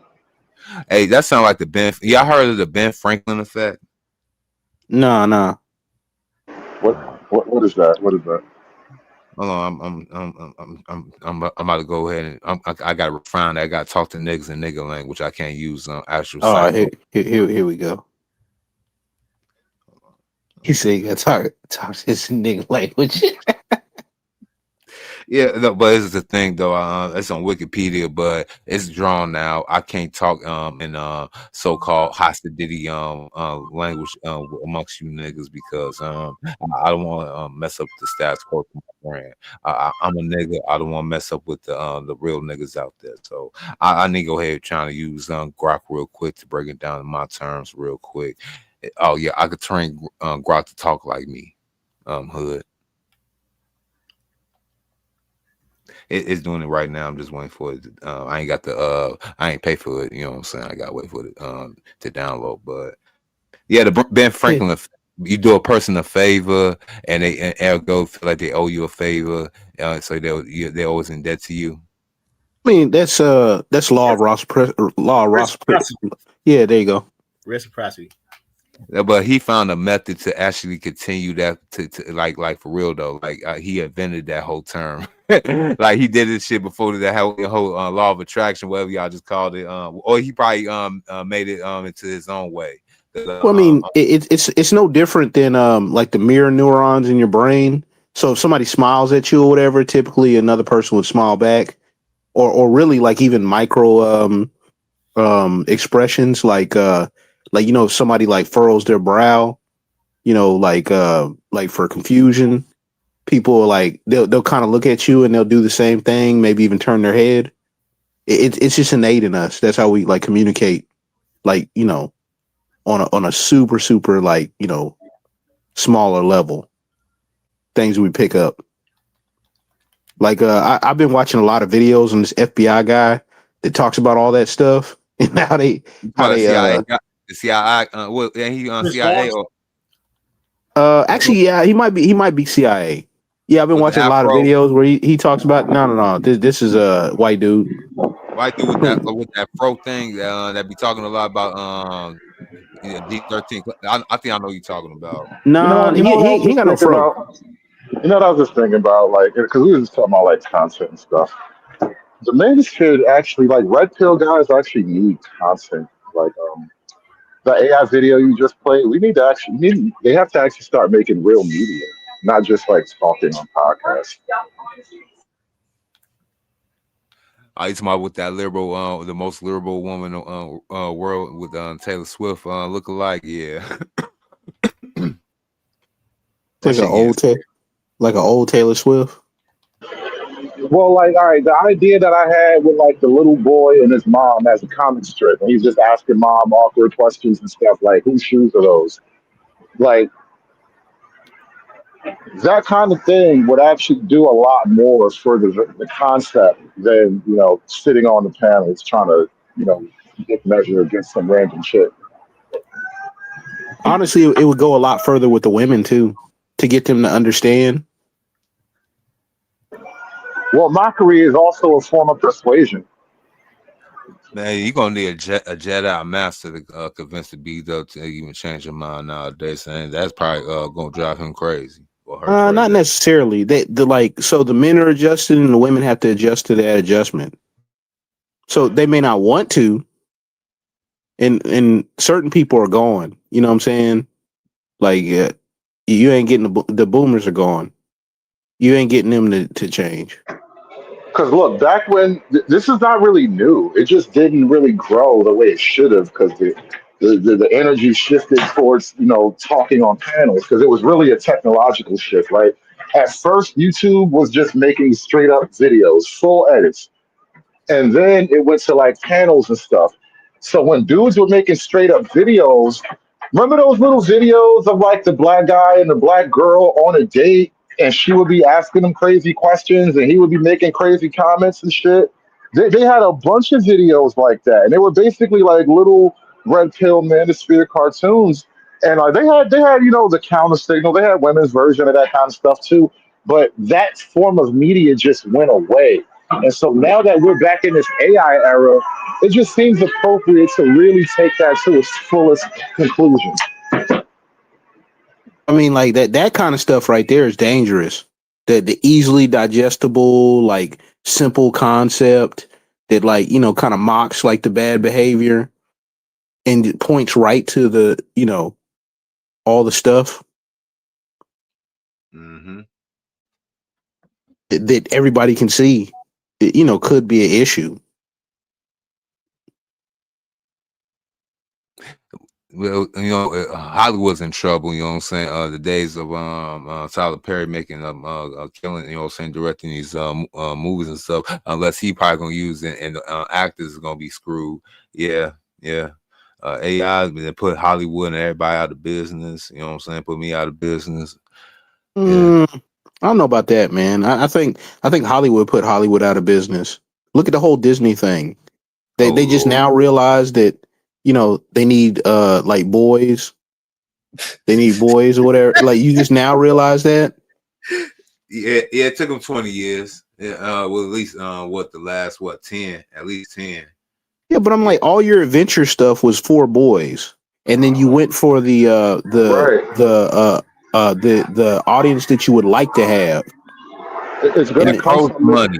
It went for that frozen money. It's going to come from this new online crowd, this heavily online group of young men right now, the red pill kind of guys. See, Disney wouldn't do Immortal Pookie. Disney wouldn't conceive of Mommy and Me, right? Which is the name of all the cartoons, Little Boy and His Mama. But Disney wouldn't do that kind of stuff. But young boys and men would see this stuff, and I think they would get it more than Disney would get it.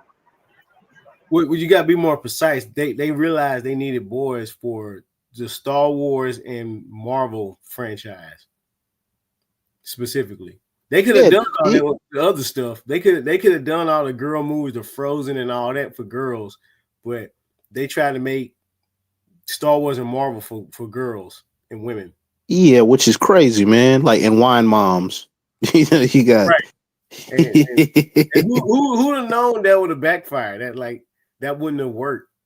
No matter how many girl superheroes you put in the screen and give them all whatever kind of powers, girls just aren't interested. And honestly, like even on the sci-fi side, man, the only time like the women were interested in say like something like Twilight or Interview with the Vampire is when they cast like the attractive male. And you can do that, that's fine, but on that side, but just because you make like when we when who was going over Ironheart, like just because you have a black girl with magic doesn't mean that the black girl is gonna watch it. I wonder how much money they paid Samuel L. Jackson to say that in that one joint.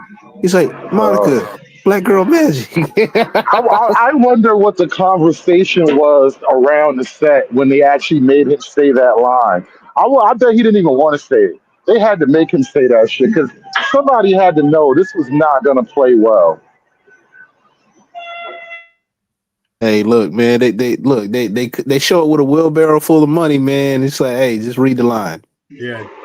Now, the thing I wanted to say too about like sci-fi, women's sci-fi is almost always primarily a romance involving magic and tech, whereas like men's sci-fi is like a revolution and a girl might be in it. Well, first of all, you gotta understand that sci-fi is not even an American thing. It's already a tough market in America to begin with. Like, really, the main hub for sci-fi is Asia, and they don't play them games, like girl magic and all that.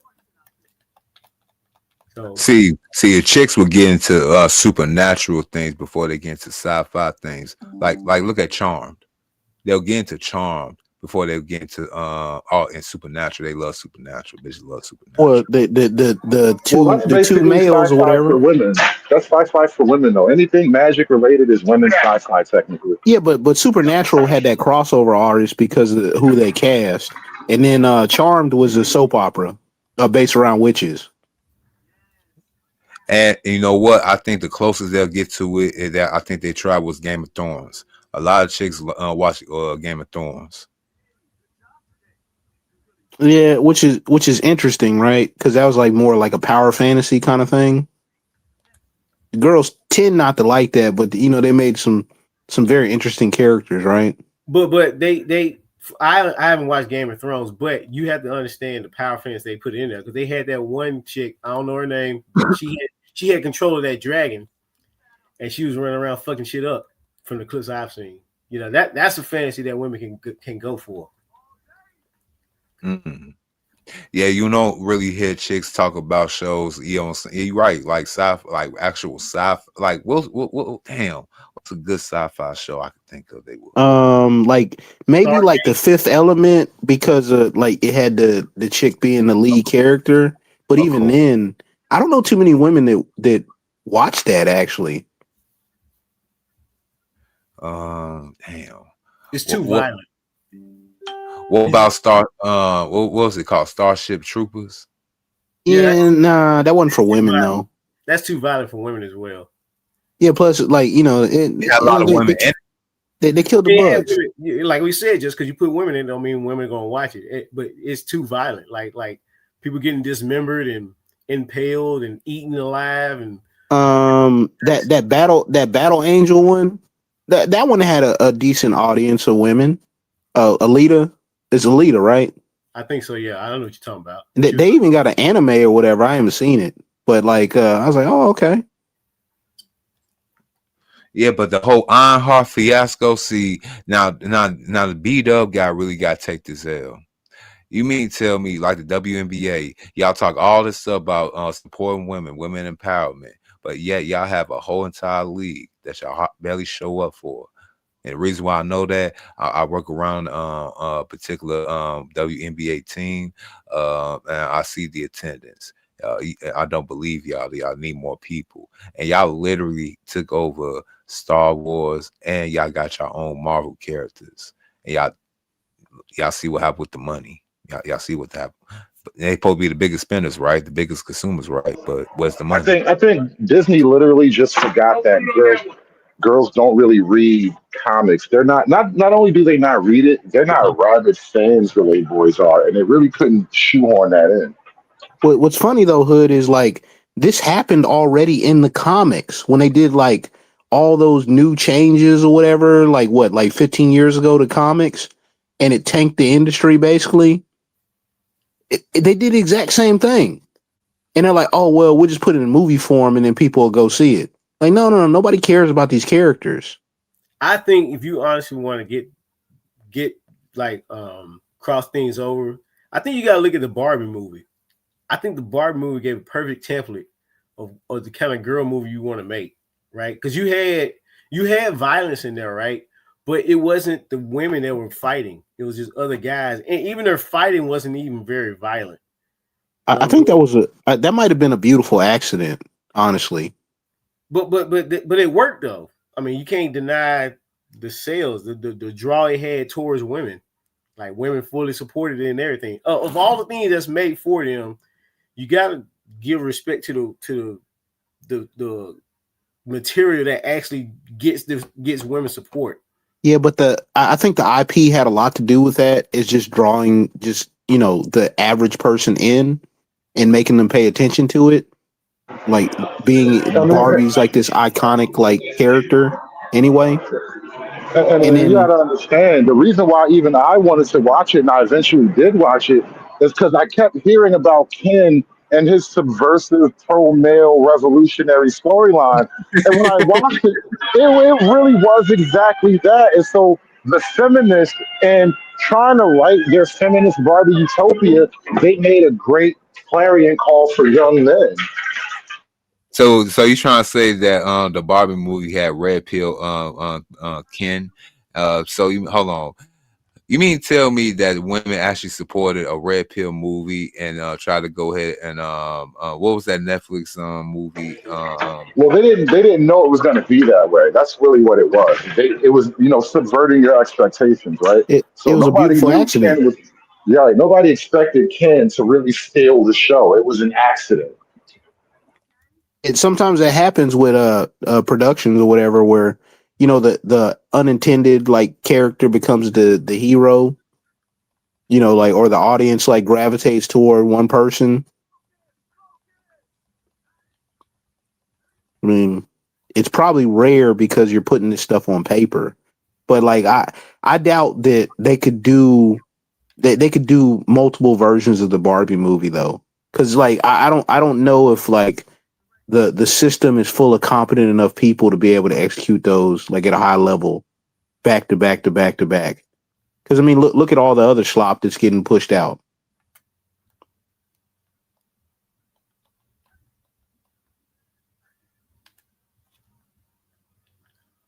I just think you got to just work the data. In my opinion, if you really want, like, you can't go off this equality thing or men and women are the same. You can just do a man movie with women and just gender swap it, and the women will show up. Like, you have to actually play to your audience and put the politics aside of it, or the ideologies aside of it. You got to do what works. If you want women to watch your movie, you got to play to what women like. And we know they don't like violence a lot, based off of all the action movies where they put the female as the action hero. She's beating up men twice her size.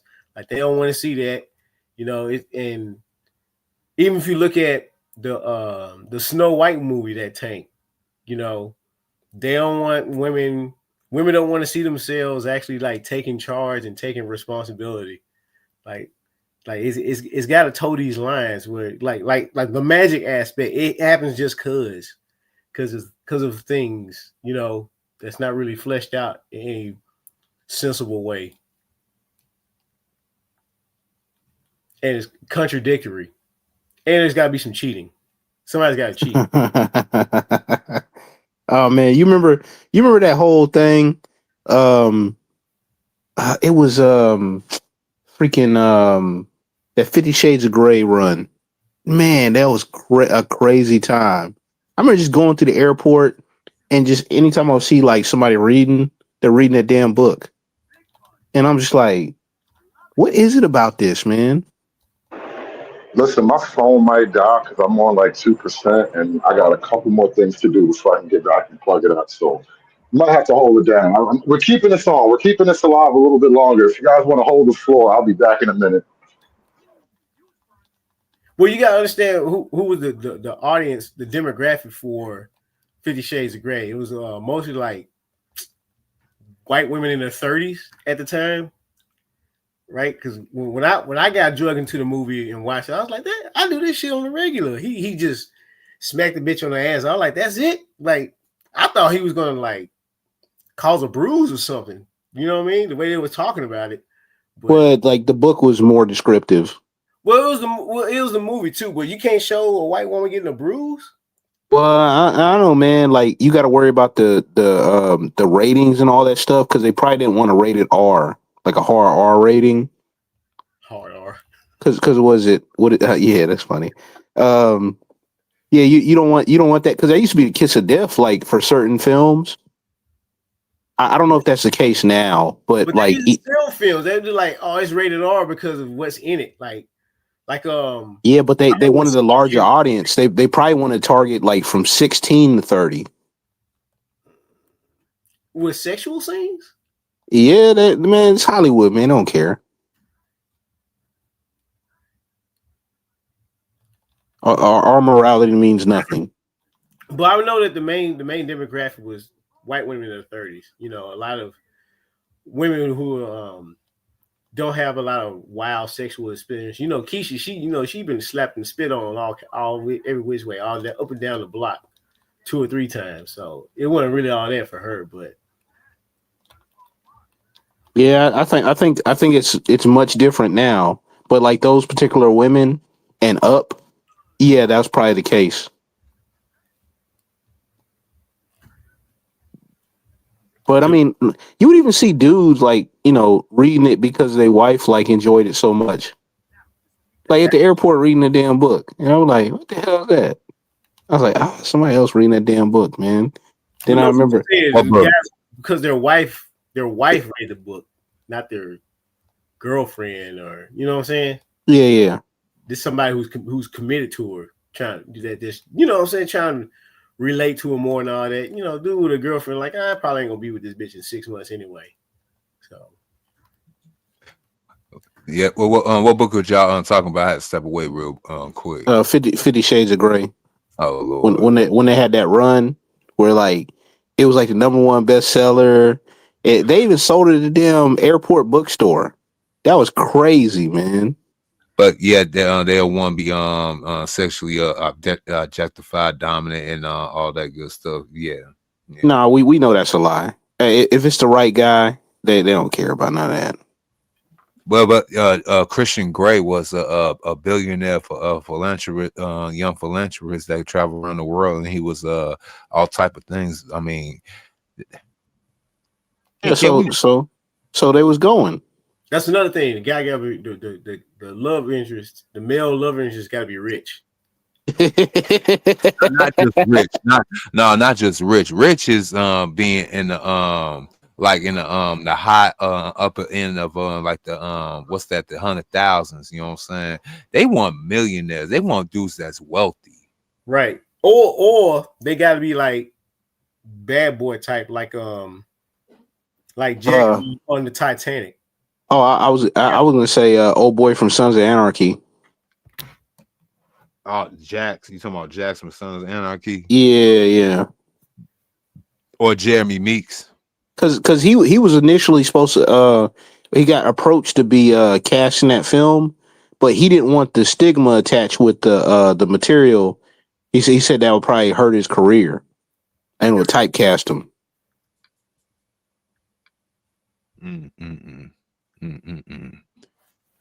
Bad boys, drug dealers, bikers, multi-million philanthropist guys, whatever it is, but they never ever want the electrician or the plumber or the so-called cubicle centipede like their daddies was. Nah, it can't be an ordinary guy. Because everybody's special. Everybody's special. Nobody's ordinary. You know, like everybody deserves like this extravaganza. Like unless you're a man, then you get what you get. Unless you're a man, yeah. I was about to say that. Unless you're a man, remember, Sex in the City, like literally a blog writer living in Manhattan. I'll be still trying to see how the hell they make these shows even so-called feasible, like Friends, living single. Y'all got these so-called 4 friends living in an apartment in like Harlem, Manhattan, and all that good stuff. And I mean, at least living single though, they had real careers. Friends, you don't know, they probably trust fund babies, man. You know what I'm saying? Living single, like old boy was like a lawyer. Sinclair was the super. Freaking handyman, bro. Yeah, well, yeah, but he worked in the building or whatever. And Regine was a habitual side chick. Yeah, but Regine was the one that played the like they would always mess with Sinclair, right? No, that was Max. My bad. Like, but Yeah. Max was like some kind of advertising, worked some advertising agency. I can't remember. She was a lawyer. No, she was a lawyer. Was she a lawyer? Okay, so who Queen Latifah played the advertising exec, huh? She had a magazine, yeah. She had Flavor magazine. I think Regine was supposed to be the fake ad person, but all you seen her do is go on dates with rich niggas and try and get in their pockets. Yeah, which is wild, man. It's wild stuff. Right. And the simp niggas, Kyle and Overton. Go ahead. No, I was just saying, gotta be rich. Gotta be rich. Gotta be rich. Even on Girlfriends, what was her, Tony? Same way. Man. Same way. Pretty, man, but stank attitude, man. And I mean, that's a typical behavior of the so-called American woman. Y'all thought I was gonna say beat up, but see, I said American woman because like Friends, who basically swagger jacked living single. They had the same archetype too. What was her name? Rachel. I can't remember the cast. It was so weak and so lame. You know what I'm saying? That was Arcade or whatever. Like her in a real life. She's married to David Arcade. Oh yeah, David Arquette. Yep, David Arquette. Yep, her, Monica. Yeah, he was drunk one episode, man, and told their business right before they got divorced, man. I was like, damn. He got on one of them late night talk shows and just like was talking about his frustrations with his soon to be ex-wife at the time. And I'm like, yo, man, like, damn, I'm surprised dude airing that out, man. And then, like, lo and behold, they got a divorce, like, right after that. I mean, shit, I can't blame her. I mean, she looked like she a fucking headache. You know, just like Sex in the City, you know what I'm saying? Majority of them chicks, they really destroyed. That's the one show besides Golden Girls that destroyed the American women of today, for real, for real. You said Golden Girls? Golden Girls, yeah. Really, Golden Girls? You got 4 so-called strong-willed, independent old women in one house talking about the niggas that they used to fucking how they got over. Yeah, but not Designing Women or Murphy Brown or none of that stuff. Mary Tyler Moore, Golden Girls. Golden Girls. No, I mean, Mary Tyler Moore, man. Y'all remember a show with Diane Carroll? She played a single mom. It was supposed to be like something similar to Mary Tyler Moore. What was the name of that show?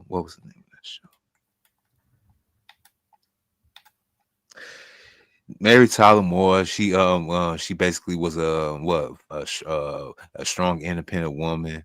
Yeah, that was Sex in the City without the derogatory stuff. And you had not Claudine, that was the movie. She had played actual Julia. That was the name, Julia. Doing the same thing, but she was a single mom. Yeah. Hey, you know what? I didn't mention this earlier, but man, I guarantee you, to your comment that's on the screen, Carmen, that you love to see the stats of women viewers of Vikings. That I think women was watching Vikings like crazy. Oh yeah, yeah. My sisters watching Vikings. Oh yeah.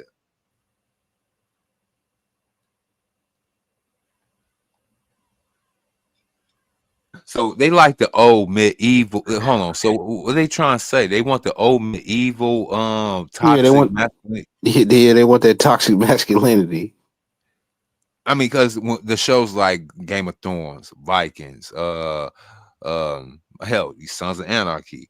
They want to fall in love with dudes that basically run around and just run shot and take everything. Powerful men. I think with a show like Vikings, and even with like Game of Thrones, not so much, but like Vikings, obviously, where you have shirtless men, big giant jack dudes running around doing crazy shit. Like when Rollo jumped over the battle line, it was that one season where the two brothers were going to war, and Rollo with his giant axe jumps over the battle line. Like that was an epic moment, and bitches love epic moments too. And then not only that, you have like intrigue and mystery and murder, women plotting. Girls love anything with plotting and mysteriousness. Chicks love that. So they had a lot of those things woven into the Vikings show. Oh, a lot of chicks did like watching The Walking Dead too. I forgot about that one too.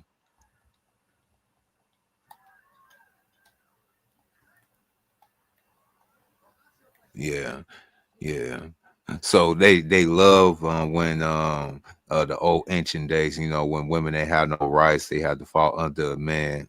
They like them type of stories, but they not investing in the stories in which they are basically equal or even above the man, and they got to depend on him for safety. They don't like these modern tales and stories. Why is that? Because it's the fantasy of not having to deal with responsibility. Don't have to take any accountability. Interesting. Things happen and they don't have, and they're not responsible for it. But they ask for for the part of being the so-called partner in remember the term partner in crime? I don't even hear that term no more. Y'all don't want to be my partner in crime. You don't want to be my Bonnie. You don't want to be my Bonnie to my Clyde. Well, what if them asking for anything in this regard or whatever was just a shit test that certain people failed? Absolutely. Just say men failed. Just say they gave the biggest shit test and men felt it collectively across. No, I won't say collectively because honestly, it was like people at the top that forced the changes anyway. So like, if it was up to the whole of the men of the society, it wouldn't have changed at all. Well, it's men didn't hold the line, right? Like the voting thing, right? When the suffragettes was talking about voting and all, it was like, all right, we'll let you vote, but you gotta sign up for the draft, and it was dropped, and that it was continued to be dropped until Wyoming got thirsty and just gave women the right to vote. Yeah, but there was more anti-suffragettes at the time than there was suffragettes, and it's because the rich industrialists got behind it because they wanted to double their workforce. That's the reason why it happened. If it had just been on its own, it would have never happened. And probably what they end up doing, like, as a strategy even today, is like you have somebody or whatever that wants to set like, a case law or a case study, and they'll go to a state where they probably could have a little bit more pull, a smaller popularized state, buy some politicians and make them dance for some dollars. You know what I'm saying? Well, that's why Wyoming did it. Wyoming did it to get more women to come to Wyoming. Which is still one of the least populated states despite the size of the whole entire union. Right. Damn. I don't know, man. You can have it. You can have that like 12 to 15 feet of snow on the regular, man. During that season, you can have that, man. I'm sorry, I don't want to dig no tunnels to my car. I mean, you have the beautiful scenery of the mountains, that fresh, clean water supply, nature. I mean, eventually we're gonna have to start making that move as a civilization because the whole eastern seaboard is just overcrowded. You know what? I wish you hadn't moved off the point because I wanted to ask you this question about the Vikings thing, and not really about Vikings, but I really, really like Lagertha as a character. And there's not a lot of like female characters in shows that are really, really likable anymore. Like I think in Better Call Saul, like people compare what was her name, Kim Wexler, to Walter White's wife in Breaking Bad. Yeah, and like I think people give Skylar a bad rap, but like Kim was a gangster, bro. I fucking love the character. I love what they did with her. I like him, but I can't stand Scott. You talking about somebody who's supposed to be with you when you got out the mud, you get sick, you find a way to go ahead, not only get extra money for you when I do die, but I am living and I found a way to go ahead and change myself. And here you go, it's gonna mess up the whole entire bag. You start fucking other dudes, you gonna even damn near almost snitch on me and everything. Got my brother-in-law. Nah, man, fuck Skylar. She gave the money to Ted. Oh no, Skylar, bro, it was wild. It was wild, but the way they made Kim like the Bonnie to his Clyde, and she was down for literally everything until the very last minute when it was obviously he was out of control. Like they don't make a lot of great female characters like that. Like Lagertha was another one where like even that moment where she left Ragnar and she took the little boy with him. I couldn't be mad at her. It was like she left with some dignity. Like, you know what, you got this. I'm gonna be all right. It was a great moment. Like they don't write a lot of female characters like that. Because Lagertha was a G. I mean, see, that was see when I think about a actual down ass strong independent woman, I think of her. Like real talk. That was the epitome of so-called like a woman that know who she was. She knew who she was. She knew what kind of dude she was with. She knew what the stake of things was. She knew how the things that they were. She probably didn't want to agree with it. She probably didn't want to stand behind. But she was like this. Like, look, if these men don't do what they do, my livelihood, my son's livelihood, and the people around me, our livelihoods is at risk. Man, like they just don't know how to write females, period, man. Because like look at Ripley or look at Sarah Connor or whatever from the Terminator. Dude, like those were complex characters, man, that were like fully fleshed out, that had room to grow. You know what I'm saying? In other subsequent movies. And they did a really good job with it, right? Well, you gotta understand that female characters is the closest connection they can make to a female audience. Like, right, these women that you guys are talking about, you have respect for. They're written for you as a man in a male-centered show. No. But those were strong women that other women, it resonated with the women that did watch those. Like exactly. Like you can write a strong woman that dudes will actually appreciate. Yeah, because she was and that women will too. See, Lagertha, she was different. See, she was a shield maiden. That means she actually was damn near as see, she was gangster just like her husband. See, when we talking about that binding to that cloud, like you actually like a part of me, like I'm a stick up kid. That means you a stick up bitch. I'm a drug dealing ass nigga. You my drug dealing ass chick that know how to count the money and do all the other stuff. A lot of these mixed match couple is just not working out. How you gonna be a so-called civilian chick with a fucking pookie? It won't work. Hey, Mr. You see what happened to Breonna Taylor? Yo, why is there a YSL lawyer now having a baby with one of the defendants from that case, bro? That's crazy, man. That is crazy. A professional, yeah, bro. A professional. See, that will make a good drama that women will watch. Yeah, man, that's a lifetime movie right there. Man, television for women, man, for real. Love. I got Love him off YSL, bro. See, that's what I mean.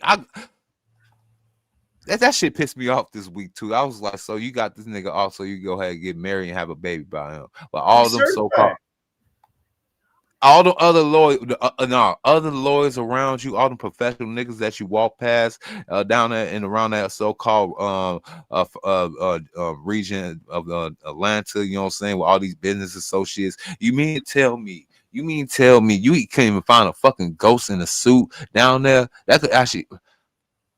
No, she probably don't qualify for that dude. See, here's the thing. She got a ghost, and now all she gotta do is put him in a suit. Yeah, that's crazy. Hey, like, but I mean, like, but that's the thing. Like, it's the build-a-boo, right? You know what I'm saying? You go to the little factory or whatever, you get to deal with the dreads, and you put a little suit on him or whatever, and you made his life better, right? And now he's going to change everything because of you. Yeah. I mean, she's not going to go the other way. She's not going to find a guy in a suit and make him a ghost. You know what I'm saying? He might mess up and get locked up, from not being in that life. But she found a guy who's been in that life, is able to survive, and now all she got to do is do the light work of just dressing them up a little bit. What's funny though, Mystery, is that a lot of dudes are reformed anyway. They end up in the suit, and then they just look past those cats because like they want the cat like active with them. Right, bro. Is there a white girl version of this? Like, because Yes. I know that if you well, hear me out. If you work at like a prison, like I expect you to get caught sleeping with an inmate. As a woman, that's what the female prison guards do sometimes. Like, there was a woman recently who helped a guy escape or whatever. I don't think they caught either one of them yet. And so like that kind of goes with the narrative, right? But if you're in the corporate world, how many corporate like white women do we see dating like inmate guys? Oh, it's not corporate white women. It's like trailer trash white women that like have an issue with their fathers and they want to like make their dads angry. Because I think the white girl stereotype is like a bum, like the drummer, the surfer, the artist guy. Like I don't know if they go for the straight thug though. Yeah, I see it here in white women, they Chicago, don't- but it's a different thing. They Go ahead, don't Mister. go for the guys that's convicted. They'll be with the guy as long as he doesn't get caught, like verified in public. I know plenty of white women that dated drug dealers and everything, right? Yep. But they never. It doesn't really seem to happen after they've been locked up, though. Like it's always prior to, like he hasn't been caught yet. Either prior or after. They said that's through. They got that reality TV show that with the little crazy. mobster. So they got a no felony clause too. They do background checks there. You remember they had that reality TV show with the mob wives or whatever, and I just remember like that. This is so odd, man. How is it? I mean, shit. Yeah, but those are like blue collar chicks from Long Island and Queens, though. Like they're not exactly the corporate girls that we're talking about either. Those are literally mob wives. You know what I mean? I mean, typically the corporate white chick most of the time comes from like a stable family, and then she would probably try to go after somebody like her father. And if she has a child, they tend to clean their act up a lot. Oh yeah, because they already know what the deal is. They just made it hard. They just made it harder. They just like, no, I can't have this around my child. You doing your business in and out, dope fiends and all that, or the police kicking in the door, raiding the place. I can't have that around my child.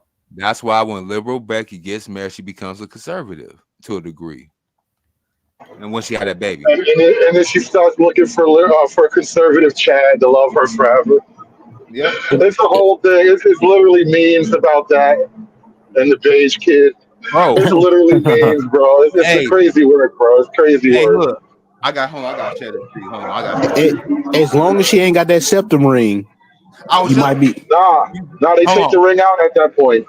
Bro, shut up. Hold on. I got something just for that. Shut up. Hold on. This is funny. It's funny because it's true, and they trying to go ahead and reinvent themselves, but not on my watch. Not on my watch. No, not on my watch. Hold on. Look, that's why I like just pearly things on Twitter, because like every time a chick posts something that girly, like chicks be posting their wedding photos or whatever, she always be on these bitches' neck, bro. She finds some kind of way, and at this point I would agree it's almost pure hater. Like she just transformed into a pure hater, but I kind of like this final form of Pearl the hater. Because I think like chicks don't have bullies online. Pearl is like every bitch's bully right now. That shit is so hilarious to watch. She really hates these hoes that go religion. Like she goes hard. Yes, bro. Ever since that Nala thing, she has not been right, bro. She is not forgiving bitches. I don't trust none of y'all hoes after that. But you know what, man? Like Michael Knowles didn't apologize to her.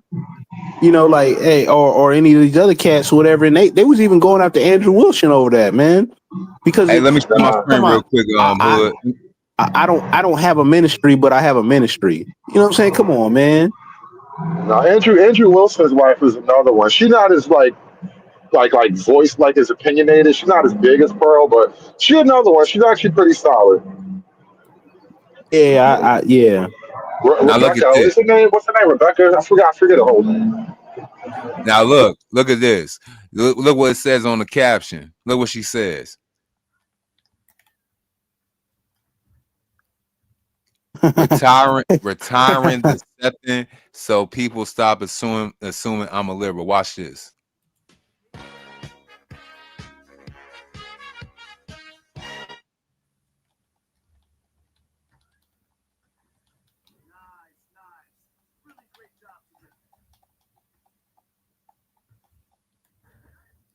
Oh, she want a kid in a stable lifestyle.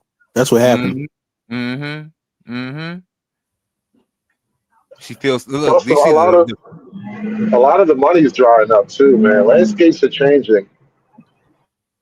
She knows she acknowledged defeat. She acknowledged it. She supports her master now. You know what I'm saying? And whatever Becky does. Oh, my bad. Whatever Becky does, Keisha will soon follow eventually. Hey, to Freeman's Journal, that's a great observation. Pearl's enemy is the female ego, and then Guinea, that is facts. I guess we could play this. You know what I'm saying? Let's go ahead and stay in the loop. You know what I'm saying? I mean, nothing brings women together more than shit that has nothing to do with them. bro, that's perfect, man. Nothing brings them together more than the shit that has nothing. That's why we can't have nice things as men. You know what I'm saying? We just can't. You know, remember we used to have the gyms to ourselves. Until the fat chicks, the fake want to work out, they came in there with their cell phones and saying we was harassing them, even though we're just minding our business. Now look at the place. Look at gyms now. Look at gym culture now. I don't know, man. Like that, there was a lot of pushback on like a lot of that crap that kind of came in there, and it is changing back slowly.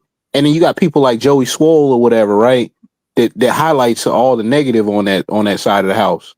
Like, hey, if you got your phone set up or whatever, don't be having everybody in the damn shot.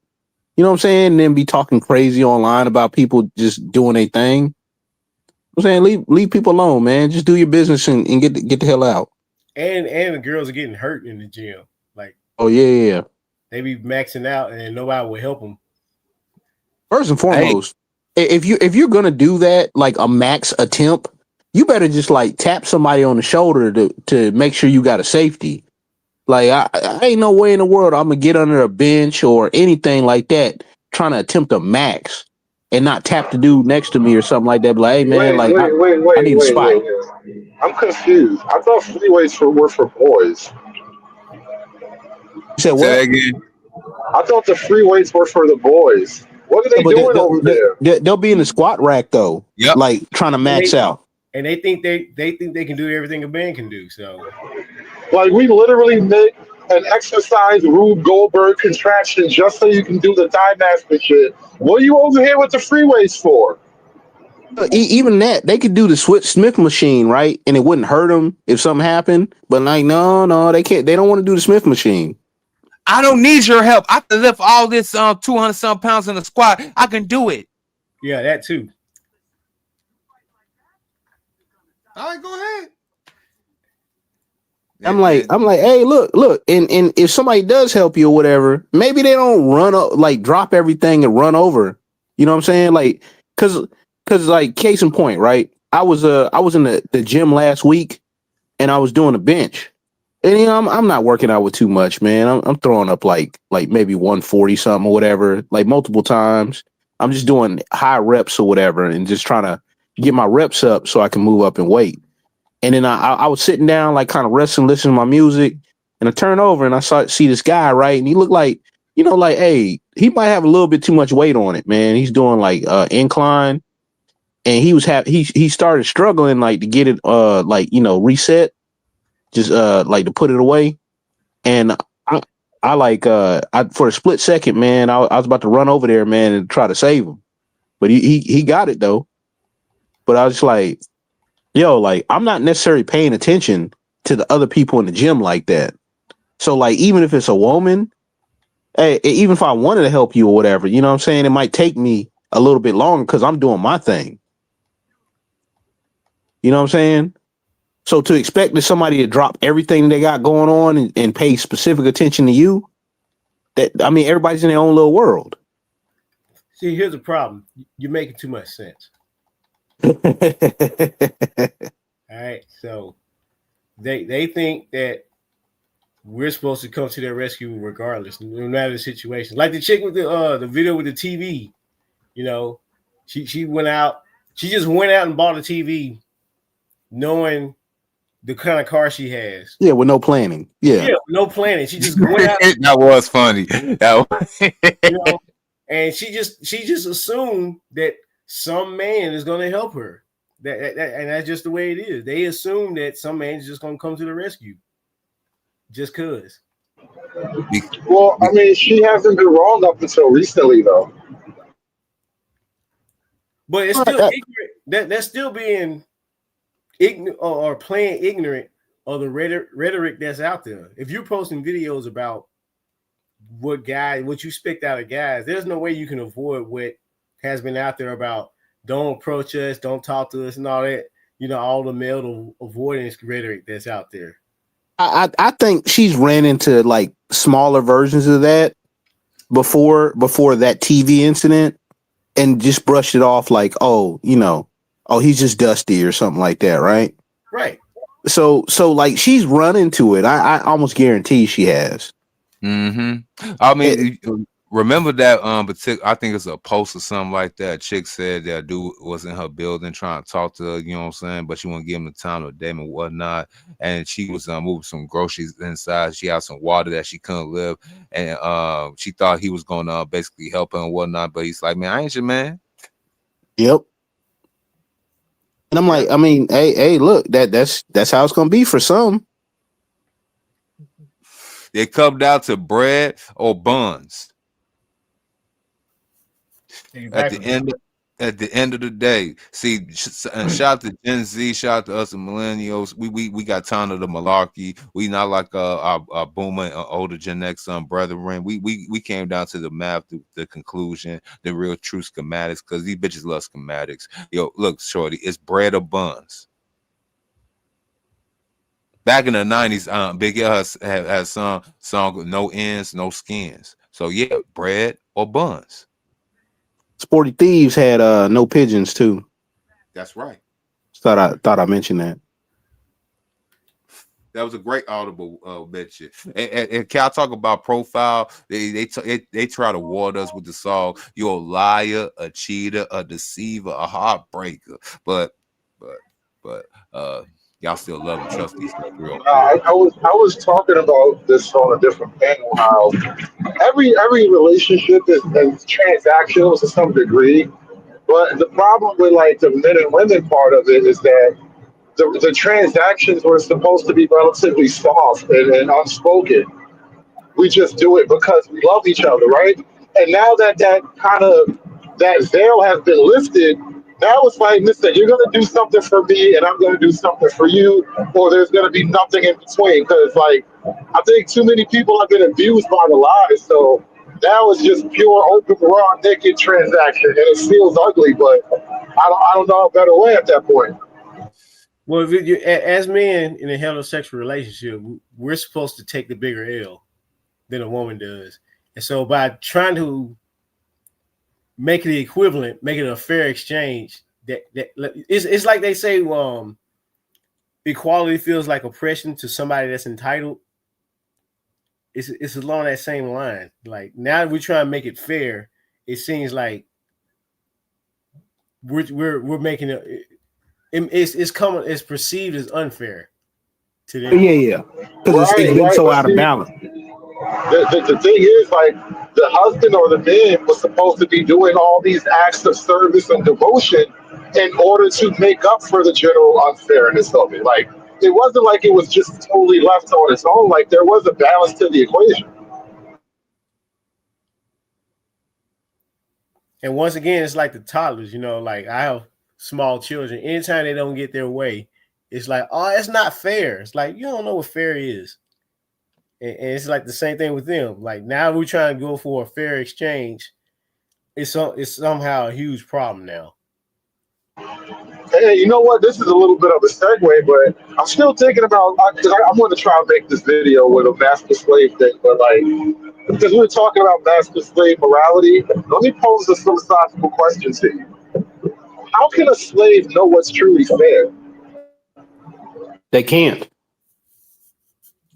I was just about to say that they can't. I mean, they won't have a frame of reference to be able to pull from. They'll be like, all they can say is, "I don't like this." They will have to use the best angle they can use is the philosophy and belief system of the slave master, right? Like in America, all men are created equal, right? Is in the Constitution and everything, right? You would have to use that rhetoric against the slave masters. Like, how can you believe in all men are created equal and I'm a slave? Yeah, well, but they weren't teaching them niggas how to read, so they wouldn't have been able to do that. Right. There you go. So you have to get. That's what I'm saying. That was exactly the reason. I mean, widespread, yes, but there was some like Frederick Douglass. He was taught to read, even though he wasn't supposed to. Yeah. So when you have that crack in the rhetoric or whatever, right? So then it becomes a philosophical thing. Like, do you consider us to be human? What makes it human, and all that other jazz? I'm just saying that's just the best angle they could use if they want to make the argument.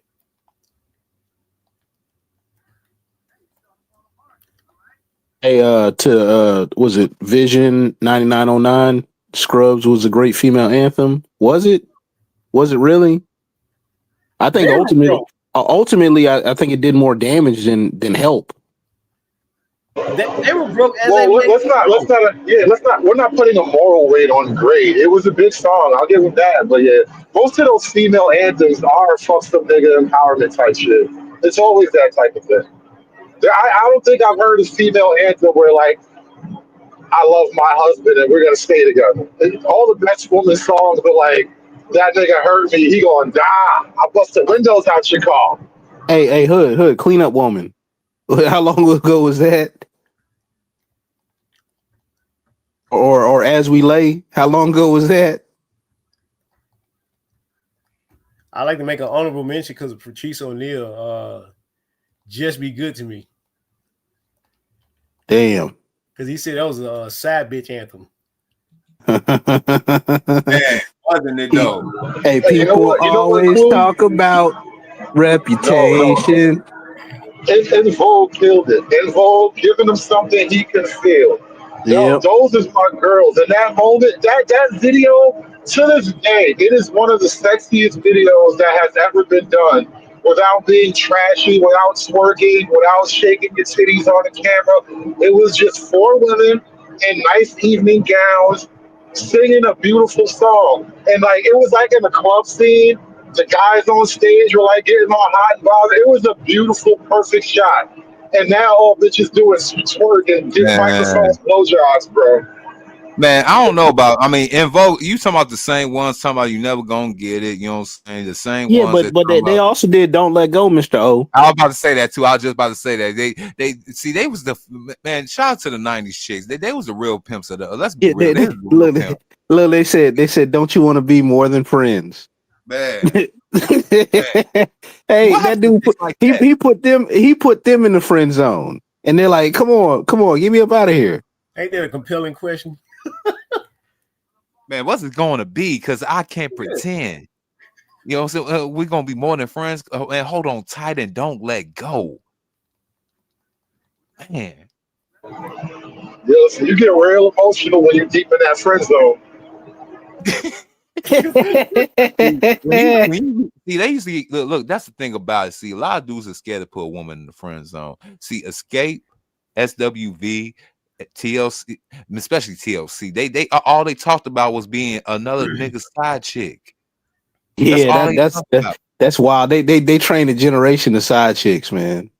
And not Wow. good ones either. They really messed up the whole side chick game because they was the ones coming up blowing up the spot. They was the ones calling. Y'all remember the landline phones? You could just click over. You could go ahead and start playing with another chick's phone and call her all damn day and everything and whatnot. They started that shit. They started all that. Look, key example: Monica and Brandy. The boy is mine. Yep. Bless you. Bro. Yeah, man. Damn. And that was peak Gen X right there. That was peak Gen X moment right there. They calling each other back and forth like, you know this nigga mine, right? Damn. Oh, the other girl, she said he's mine. You may have had him once, but I had him all the time. Yep. Another one. And they used to compete, man. I'll tell you right now, man, for like regular dudes, they used to compete. Hey, don't forget about Brownstone. Remember, don't walk away, boy. Yep. Because she was telling him how much she cared for him. Yep. No, you know what's hilarious though? She literally said, "Don't walk away, boy. My love won't hurt you," right? But what did we learn from Hathaway? What is love? What is love? Baby, don't hurt me. Man, that's wild, man. Hey, you know, I've been watching a lot of like old videos like the past 3 days, and part of me, man, be like, what happened, man? Like, you know, the whole natural, the close to natural looking look. A lot of women, you know, as Freeman would say, like, you know, collarbones, and I'm just like, damn, man, what the hell happened? Collarbones, bro. I mean, look, it was between me and I give credit what credit due. It was between me and Kevin Samuels that brought the collarbone argument to the damn space. But I think he brought it first. But I basically had maximized it. But yes, Okay, man. But I'm just saying, like, you know, just the certain look. Can somebody pull that link for me? What is that link you put in the chat? I don't even know what it is. So, Mr. O, you got it? YouTube. I'm on my phone. Hey, yeah, man. Like I was watching that Mariah Carey joint with Mobb Deep, man, The Rain, and I was like, damn, man, what the hell happened, man? Technology. Mary J. Blige. Mobb Deep. Hold on, what is Mariah Carey and Mobb Deep? This is why I hate the industry for putting people like that together in the first place. I mean, Mariah Carey, ODB. Yeah, man, come on, dog. Same shit, bro. Same shit. Like, all right, me and Mariah go back like babies and pacifiers. All the R&B that we was talking about during the 90s. Remember, while the good guys were trying to be like the R&B niggas, they were secretly trying to fuck DMX, bro. And so there was this whole charade going on. Hold on, I got you, man. She talking about, man, the real chick anthem singing for a nigga. She talking about Heather. Shout out to Carmen, man, sweetheart. She talking about Heather Headley. He is the mind protector, the heart, you know, all that stuff. The way you know what song I'm talking about. Another Gen X song, but you know what? Mary J. Blige and Method Man actually they go together though. That was a good match. Mary J. Blige destroyed it all. It was her. Look, she literally sings from the projects, bro. I put everything. Look, we blame Jermaine. I blame Mary. It's Mary J. Blige's fault. Look, yeah, but Mary J. Blige's whole, like, you know, first 4 albums, man, was all like, man, life sucks. Yeah, because her and KC was in that so-called hey fucking trauma bonding relationship. You know what I'm saying? They was on the cocaine. Oh, man. I can't even listen to Jodeci no more, bro. Oh, man. I smack myself by listening to some Jodeci now, bro. Hey, Hood, every single day. Every single night and every single day. Oh, my God. Oh, man, like, yo, like, them begging ass dudes in leather pants, man. That was something else, man. That was something else. Begging ass leather pant wearing mugs with Tim's on, man. Like, nah, man. Heavy ass boots. Singing in the rain. Come on, man. No, it ain't Nelly's fault. Nelly rose the bar a little bit, but it ain't his fault. He had his great moment. That tip drill video, it was the thing. Nobody slid a credit card down a butt cheek until Nelly came along, but it was already shot to hell. Yeah, but that was on BET Uncut though. Like you weren't seeing that during the day. Oh no, you're gonna see that on Midnight Love. You know what I'm saying? Only thing you're gonna see it was gonna be that Midnight. Remember that Midnight Love blog? First you'll have Common View, then Tabitha Smiler come on right after it, then Midnight Love.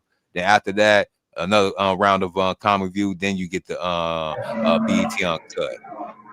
Yo, do they still even do like the Quiet Storm? Like you got to go to MTV 8 or MTV Vibes or MTV Jams or whatever if you got satellite. Nigga, ain't no smooth niggas no more, man. What smooth niggas you know? No, they just play old stuff. They play like all old stuff. Like I'm talking about like the newest thing might be like 15 years old. It's like 15 years old is like the only thing. There's some underground R&B artists, but they selling direct to consumer. They ain't going through no labels. Man, look, man, that whole what's that? The Carl Thomas look, you know what I'm saying? That shit over with, man. And the niggas ain't singing no more. I mean, there's a few singers, man, but you got to really cultivate a one-on-one audience, man. Like they ain't coming through no like mainstream joints, man, because the whole industry and all that stuff, they don't want to actually do any artist development. They were lazy when they had those titles. Like they really didn't do a good job, man, when it came to all that stuff. MTV 8. Yeah, but like there was 4 or 5 different MTVs to Reese. There was like 4 or 5 different MTVs. You talking about MTV Jam? No, they originally had like a bunch of different numbers and then they spun off and they got rid of the other ones and they had like MTV 1, which is the regular MTV. They had MTV 2 and they had MTV 3. They got rid of 3, they left 2, and it was like a hardcore metal channel, and then they did MTV Vibes and MTV Jams. They tried to do a rap one too, but they stopped. They stopped that because I don't know. I guess it was too much with 3 different networks or whatever. But that's only if you had the expanded like satellite package. Oh yeah. So you won't nobody watching that shit because nobody was affording no damn satellite to get that damn channel fast. And then Music Choice replaced all that shit. Oh yeah. All they do is just put the they just put the little album cover up there, man, and just play the music in the background. Man, shout out to the barbershop. That make what the barbershop happen, man. They play that every day. You don't even need a jukebox no more. That's what's amazing, man. How the music video industry like completely dried up. I'm like, damn, man. Like, ain't no dude singing on the mountaintop no more. No, man, because the market. Who was they singing to, right? Who was showing up to the shows, tossing they nasty panties on the stage and won't be seen? It was the women. The women stopped going. They started showing up to Wu-Tang concerts instead of 112 concerts. Should you leave your girl if she take a picture with Chris Brown? Yes. Yes. See, the thing about Chris Brown, he's a singer that raps and he's a light-skinned dude with dark-skinned tendencies. I don't know, man. He just got his issues, man, just like anybody else, right? And I think half the time, man, when he be getting popped up like on something as of recent, it's like somebody trying to set him off. And I'm like, yo, man, you know how he is, man. Why are you trying to mess with him? And the women, like, you know, paying all that money, it's no different than that woman paying $200 to get hood up off the panel. Why do chicks think it's appropriate to even spend all that money just to have a picture with some dude, though? Proximity. That's their way to get close. They would never have proximity. Why y'all want to break niggas' pockets, though? That's beyond me. Y'all not Listen. Dudes be paying. It's a couple of dudes that be paying for the pictures. They be like off to the side somewhere while a girl posing with Chris Brown got her leg all wrapped over it and shit. I'm just looking at this like, bro, that's horrible. I don't even know why this became a thing. I'm like, that would be acceptable is if she had spent 16 times that amount of men one time. Even then, the public embarrassment though, man. I'm like, yo, what are you doing, man? We is together. Y'all ain't together. Like we is together. To make $1,000 purchase just to take a picture with this nigga.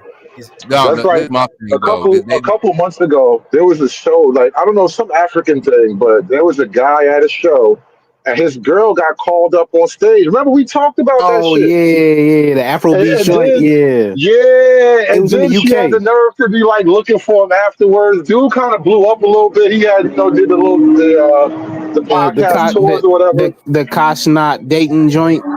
Yeah. But I'm like, bro, like, that was an amazing moment of just pure modern dating reality. Like the savagery of it all. Well, it's just like back in the day. Remember, I remember watching I think it was 5 Heartbeats, where you take your girl to a concert, you seen the Temptations, and she passes out from these slick head niggas singing on stage. Like, that's still tame compared to like the dude pulling your girl on stage and dry humping her all over the place. I know, but back in the day, that was the limit, right? Because like when they had 5 Heartbeats, dude took his arm away from him. Like he had his arm around his girl, and she was passed out. No. He pulled his arm from him. He was like, "Oh shit!" You like that's like what Vision said. I was trying to get to that. Look, what Vision said, I'm trying to get to that. So you women are hypocrites. Y'all bring Chris Brown always talking about he had did this to so-called Rihanna in that car so back in almost the end of 20 years ago. Y'all talk about he was an abuser, but here y'all is waiting in line paying $1,000 to take a picture with said abuser and provocative poses too. Oh, no, they don't care. They don't care about that abuse stuff, man. Like, listen, I was just about to get there, bro. They don't care as much as they would like you to think they care. You thinking they care as much is their defense mechanism, right? It literally prevents it from happening. And so I get why they play into that shit, but I promise you, I've had so many frank conversations with women, bro. Listen, some of y'all, I know I've had women tell me that bitches be deserving of shit they get sometimes. So it's not as bad as they like to make it seem, but they say that shit to you, so you will be cautious when you move. It's like a shit test or whatever, right? For the people they're not really interested in. You gotta also think all the women out there talking about they want a man to put them in their place, and he's been verified to put a woman in her place. Yep, couple times. Hey, but hey, look, man. And real niggas leave. Hey, how we know that Chris Brown wasn't just dancing? No, let me stop.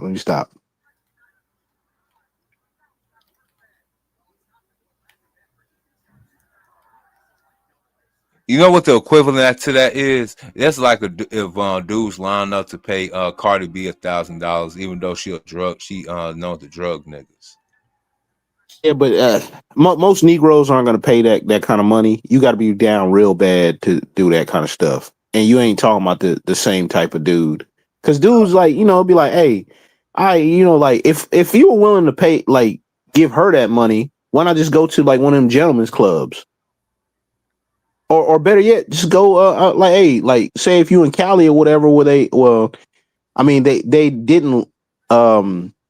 they criminalize it for the John still, but you know what I'm saying, like out here you can fly out to Reno, man, where Lamar had his incident. You talking about Pahrump, Nevada? I don't know. It's in Reno, the Bunny Ranch. Because there's 2 spots in Nevada where it's legal, like in counties. It's Reno and Pahrump. I looked it up for research purposes. But the Bunny Ranch is in Reno, though. Yeah, I think that's hold on. I think that might be Pahrump. The freaking the IRS at one point in time took it over, and then ran it into the ground, and then the current guy that owns it now, or whatever, brought it back to fruition. So the IRS, the government, couldn't run, Hey, yo, Reese funny as fuck in the chat, though. I ain't gonna lie. She funny as fuck. Talking about stop bitching. Can y'all have just one masculine conversation? Is this the Wendy Williams? Wait. Hold on. Like, why in the world would a woman come into a male conversation to tell the men how to talk? I mean, isn't first of all, that what they're complaining about to begin with? how would she know what a masculine conversation is? You have a vagina. Bro, I'm over here like, man, I had to read that again. It's funny. That's why I say she's funny as fuck. Yeah, it's an oxymoronic comment. You know what I'm saying? Like, unless you From got a moron like, that puts on oxy.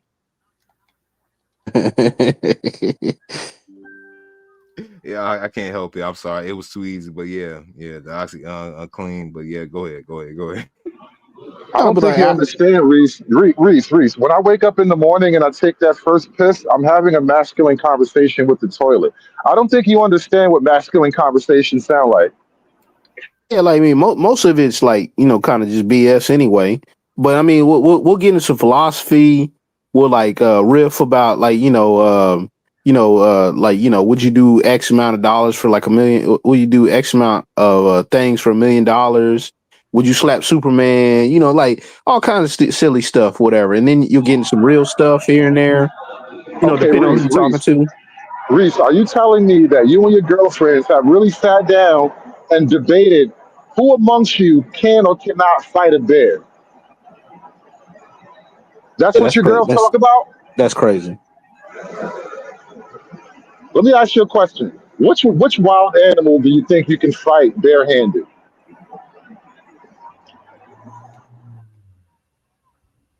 Look, and still with the shaming tactics, right? Man, now she's trying to make it to a divide and conquer thing. No. That was a real question. Which wild animal do you think you can successfully fight barehanded? Depending on height. No, we talk about Cardi B and Chris Brown. What? But we're not talking about it the same way women talk about it. We're talking about the non-utility of paying Chris Brown money to take a provocative picture with him. There's no utility in that whatsoever. Somebody says a squirrel. Come on, move up. All right, squirrel's little. How about a chicken? An actual chicken.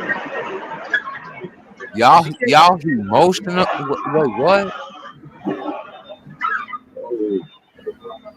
What? Emotional? I've been around cartoons. I'm not emotional like that nigga. He even told me to smile. No. What does that even mean though, right?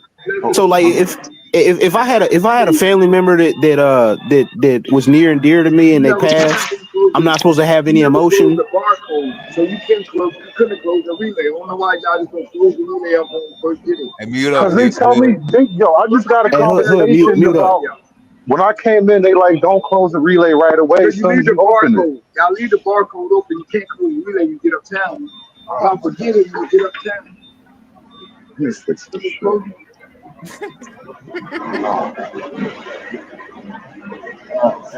Hey, you need to mute up. I'm gonna curse out Reese real quick, but I can't though because the background more interested. Blocking chicks like that has been a relief. I forced myself to read. I feel you, Jake Kovacier, man. I've been doing that, and life has been stress free. It's been a breeze, man. Especially I don't pay chicks to annoy me no more. Life's been a breeze. It's still wild to me, right? So, like, okay, men need to be men, but I'm gonna complain about men being men, and then I want to direct them on how to be a man. I'm like, man, this is wild, man. This is all kinds of wild. Like in my head, I have an idea of what a man is supposed to do and be and act like, and if you're not that, then you're not a man. But if he do become what she thought he was, that means he ain't being true to himself, so she gotta leave him anyway.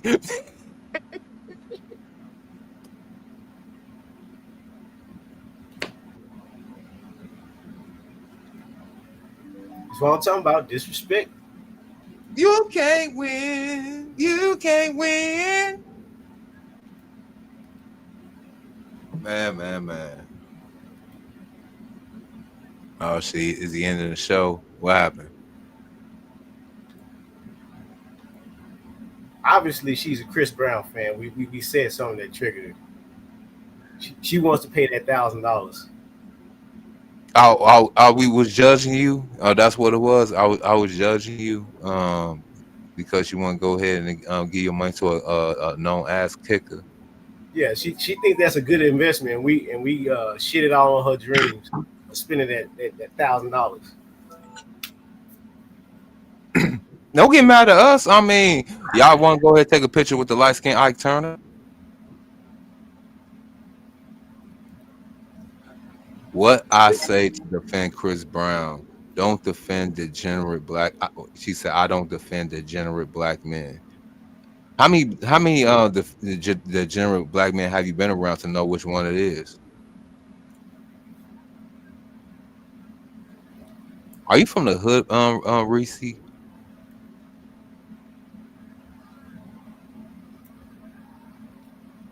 I just wanted to prove the point that y'all are emotional degenerates.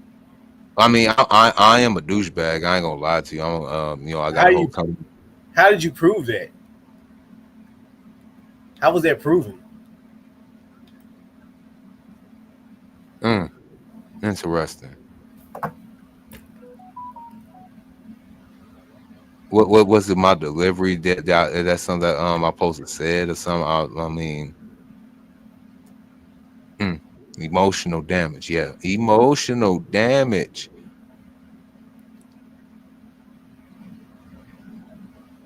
I can't ignore her, Clay. I can't.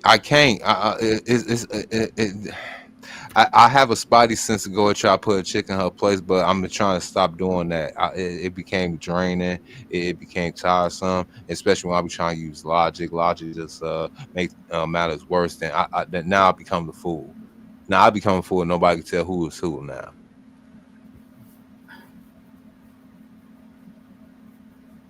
But that's what I was saying. Mary J. Blige did really do this thing. She ruined it for everybody. The chicks was begging us for our attention, want to be side chicks, and here she comes talking about she not gonna cry no more. She ain't gonna shed no tears. And then all these chicks talking about, man, they ain't gonna do all this for a nigga no more. They ain't gonna do none of that for a nigga no more. 30 some odd years later. I think it's before that song, the one where she was talking about 11 years.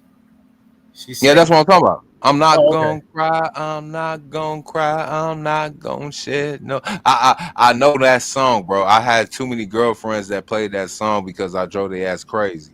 I kind of know it too because my parents got divorced when that song came out. They was together for 12 years when that song came out, and my mom was just feeling that song and filed for divorce when that song came out. Damn. See, I blame Mary J. Blige, her, Faith Evans, all of them. You know what I'm saying? See, we had them on the hook. We had them where we want them. See, we had these little pop chicks called Escape. We had these little run-throughs called TLC. We had the Sadiddy, bossy hoes in Vogue. You know what I'm saying? We had the hood rat chicks and SWV. They was all begging. You know what I'm saying? For that peen. But then here they come. Here they come.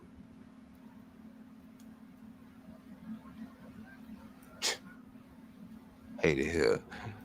The singer niggas was getting it on. All they had to do was just keep on finessing the chick with sweet words. Now you gotta have the blicky. Now you gotta be all thugged out. You know what I'm saying? All you had to do is spit game to a chick. Then here come Jagged Edge. Here come who really fucked it up? Who really fucked it up? Nah, Jagged Edge had a great song with "Meet Me at the Altar." But niggas don't get married like that though. That's the crazy part about it. I bet you that was like every black couple's wedding song for like 10 years. But they sit in a white dress though. Niggas don't understand traditions, bro. You have to come from an intact formal culture to understand that tradition. Hey, just like an R. Kelly song, I Believe I Can Fly would have been like a graduation song for the last 30-some years. Yeah, they was like the last R&B dudes. Now look at the genre. What's his name? Jacquez? Is he considered R&B? Jacquez. What was his name? Is that R&B? Is that what R&B is now? I don't even think it's a thing. I think it's all Afro beats now. Oh man, we finally let. Oh my God, the tethers. Well, every good thing. I mean, you can only beg for so long in so many ways. I mean, well, Lloyd. I mean, Lloyd was like the last one. I mean, no. I'll say Lloyd count.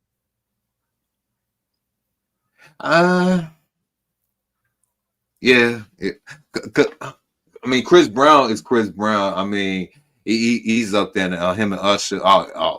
Chicks come to see Usher. He broke up a whole bunch of relationships too. Chicks going to see has been R&B artists doing a Las Vegas residency. Damn. It's over with.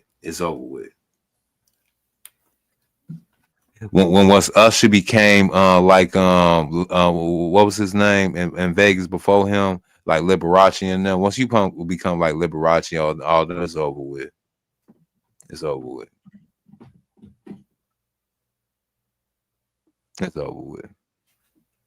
Beyonce killed R&B.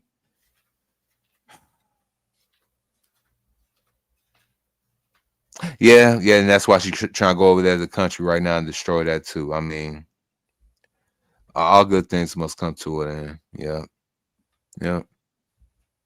Yeah. She even started cosplaying as a white girl even more. Yeah. Damn, you know what I wanted to do, bro? Because I was thinking about this, but I'm not gonna have the time. But we can kind of just bring this up as a topic, though. They're bringing the National Guard to Chicago, Mr. O, and niggas are saying Chicago don't need no police, but they just had 52 shootings. I mean, 52 people just got shot last night, over the weekend, rather. Man, look, they need the national. Man, look, bro, look. CPD is very, very weak. I have seen the weak. We talked about this on Machismo TV last night. Man, CPD is very weak. Brandon Johnson did a whole video op of him so-called signing executive order talking about he's not gonna send, he ain't gonna allow the National Guard to come here like he Lori Lightfoot who said the same thing. But enough is enough, bro. Enough is enough. We had that Mellow Bucks shooting for a couple months ago where 11 people got deleted all at once. Then we had one of the biggest so-called block parties on the west side of Chicago, in which a lot of people got hit. And now we just had like over 50 some shootings over this so-called Labor Day weekend. But crime is down. Now, do you think most of those shootings, most of the victims and most of the perpetrators, do you think they're mostly black? Because I know in Chicago, gangbanging is a Latino thing as well as a black thing. You probably got some Asians up there too. And we got white gangs too. Don't get it twisted. We got white gangbangers to this day. So yeah. So well, do you mean like gang, like black people have a gang, or are you talking about like mafia? No, the outfit like they used to call it in the movies. No, so that you have the outfit, you know what I'm saying, but you actually got like white, like you got white GDs and all that, but they ain't GD though, you know what I'm saying. They got like the Simon City Royals and all these other things. They back active again, all that good stuff. Yeah, bro, Ambrose and all that good stuff. Yeah, white gangbangers. They never left. And some of them street gangs is racist as hell. So yeah, it got racial connotation to it also. So yeah. It gets busy in Chicago, bro. And look, this is how Trump is slick with it too. He doesn't have any authority to actually bring the police or the FBI into the Chicago area in any real way. So what he's going to do is flood the city with ICE and National Guard. And the National Guard will be there to kind of just patrol and really back up ICE, but they'll probably have ICE running point doing ICE operations. But if you put enough National Guard in the area, it will lower crime in general. And so I think he's gonna win just by doing it on the low. Well, he's gonna mess up the whole Chicago economy, but yeah, like you said, crime's gonna be down. But a lot of people's pockets are gonna be a little short this couple of. How you figure he's gonna mess up the economy? Again, Chicago is based on crime. Crime is the economy of Chicago. A lot of politicians, community organizers. I mean, the dope boys, the scammers, and everybody in between. You know what I'm saying? The Habibis at the corner store getting the illegal EBT to get the so-called food to the black community. You know what I'm saying? One walking taco at a time. It's just a lot of stuff on to go ahead and that comes to the economy of Chicago. I'm gonna let you finish. I'll go ahead. That's it. Crime is the thriving economy in Chicago. That's why if you look, the lawyers involved, the judges involved. You know what I'm saying? The politicians who allow the criminals to be outside and want to go ahead and be soft on crime is involved. Why do you think we got a safety act? Why do you think they've been soft on crime, on the criminal, everything? Why do you think we was known as the carjacking capital for a while? Why do you think we got all these shops being looted and they basically only give them slaps on the wrist? Why do you think the murder rate is the way it is? You know it's a grip when the mayor sits there says, "Don't send people, send money." Like send money. Yeah, since when has money stopped crime? Money doesn't stop crime. And then what it was for, you talking about so we can have advocates to talk to the gangs. Like, how long have y'all been talking to gangs, bro? Right. And you know what that's just more programs for niggas that graduated college but don't have useful skills, bro. That's all that shit is. Bro, that was it was a very invested program to shut down all the high schools and make sure that we learn those skills so we could be outside becoming the future criminals that we are today, and that way we could they can have more funding to go ahead. So that we need more funding for these schools, even though they're gonna shut down more schools, so you have more criminals and youth outside to commit more crimes, so they can have more courts open, more jails open, and more people, social workers go ahead into the neighborhoods, bro. It's a whole economy, bro, for the liberal machine.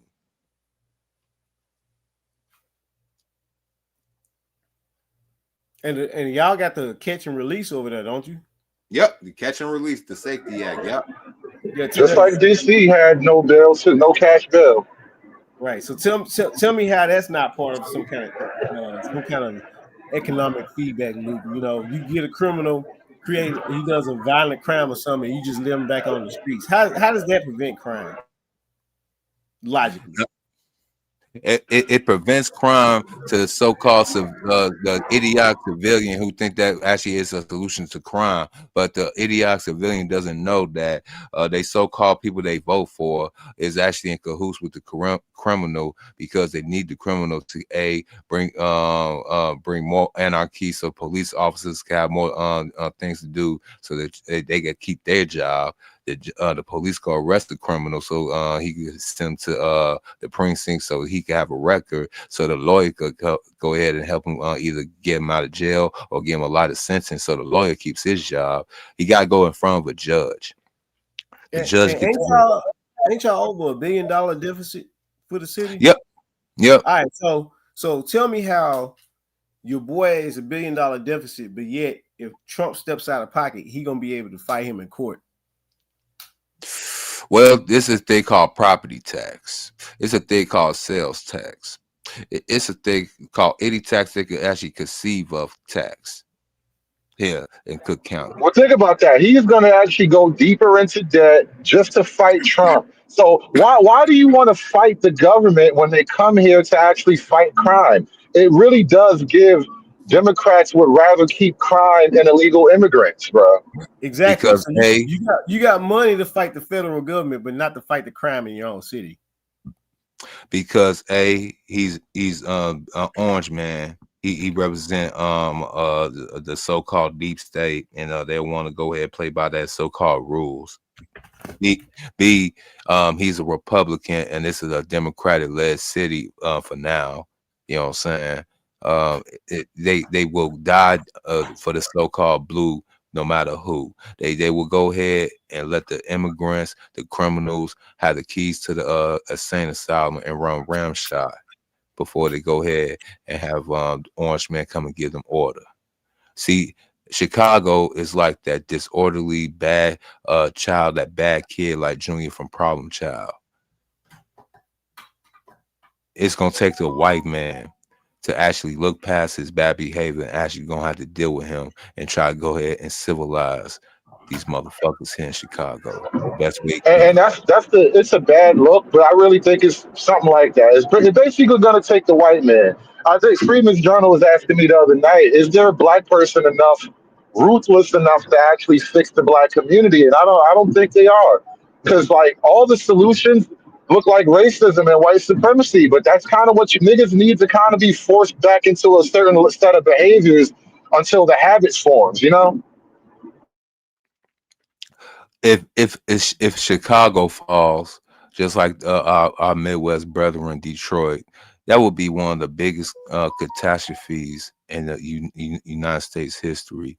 What Chicago says is bankrupt, is broke. With all these industries, with all these so-called people, yeah. I don't want to be here and stuck in the city in that day when real true what's the word I'm looking for? Anarchy, apocalypto runs the streets. I ain't trying to be here. Now you got it was a banquet when true justice comes to your city. Play it. Can't play it.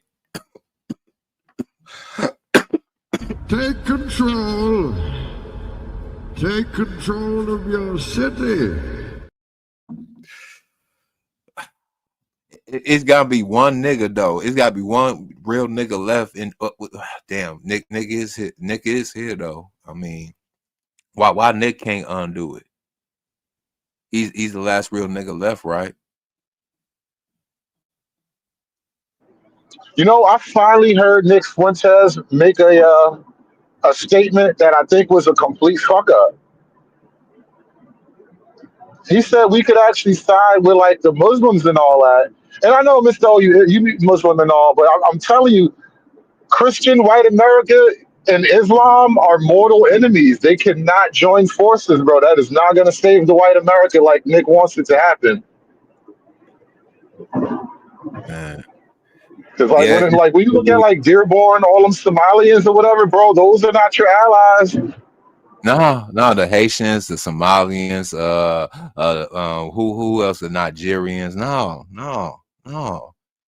We got all that up here too, Hood. By the way, they all up in Rogers Park though, tucked away and shit like that. Don't want to mess with regular niggas though. Yeah, I noticed that about like especially Africans, but only in New York City where it seems like people just generally blend together. But the Africans tend to not really mess with anybody else. They only fuck with Africans for real. And that's crazy. Like, your Caribbeans, you know what I'm saying, West Indians, they get along with FBAs. It's always the ashy foot, Amistad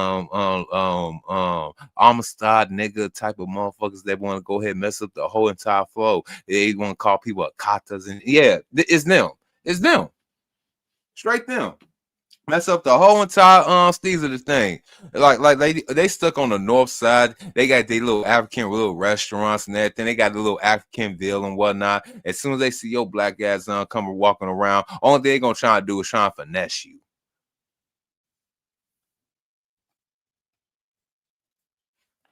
Like, I ain't been living in the city all my life, motherfucker. You just got here.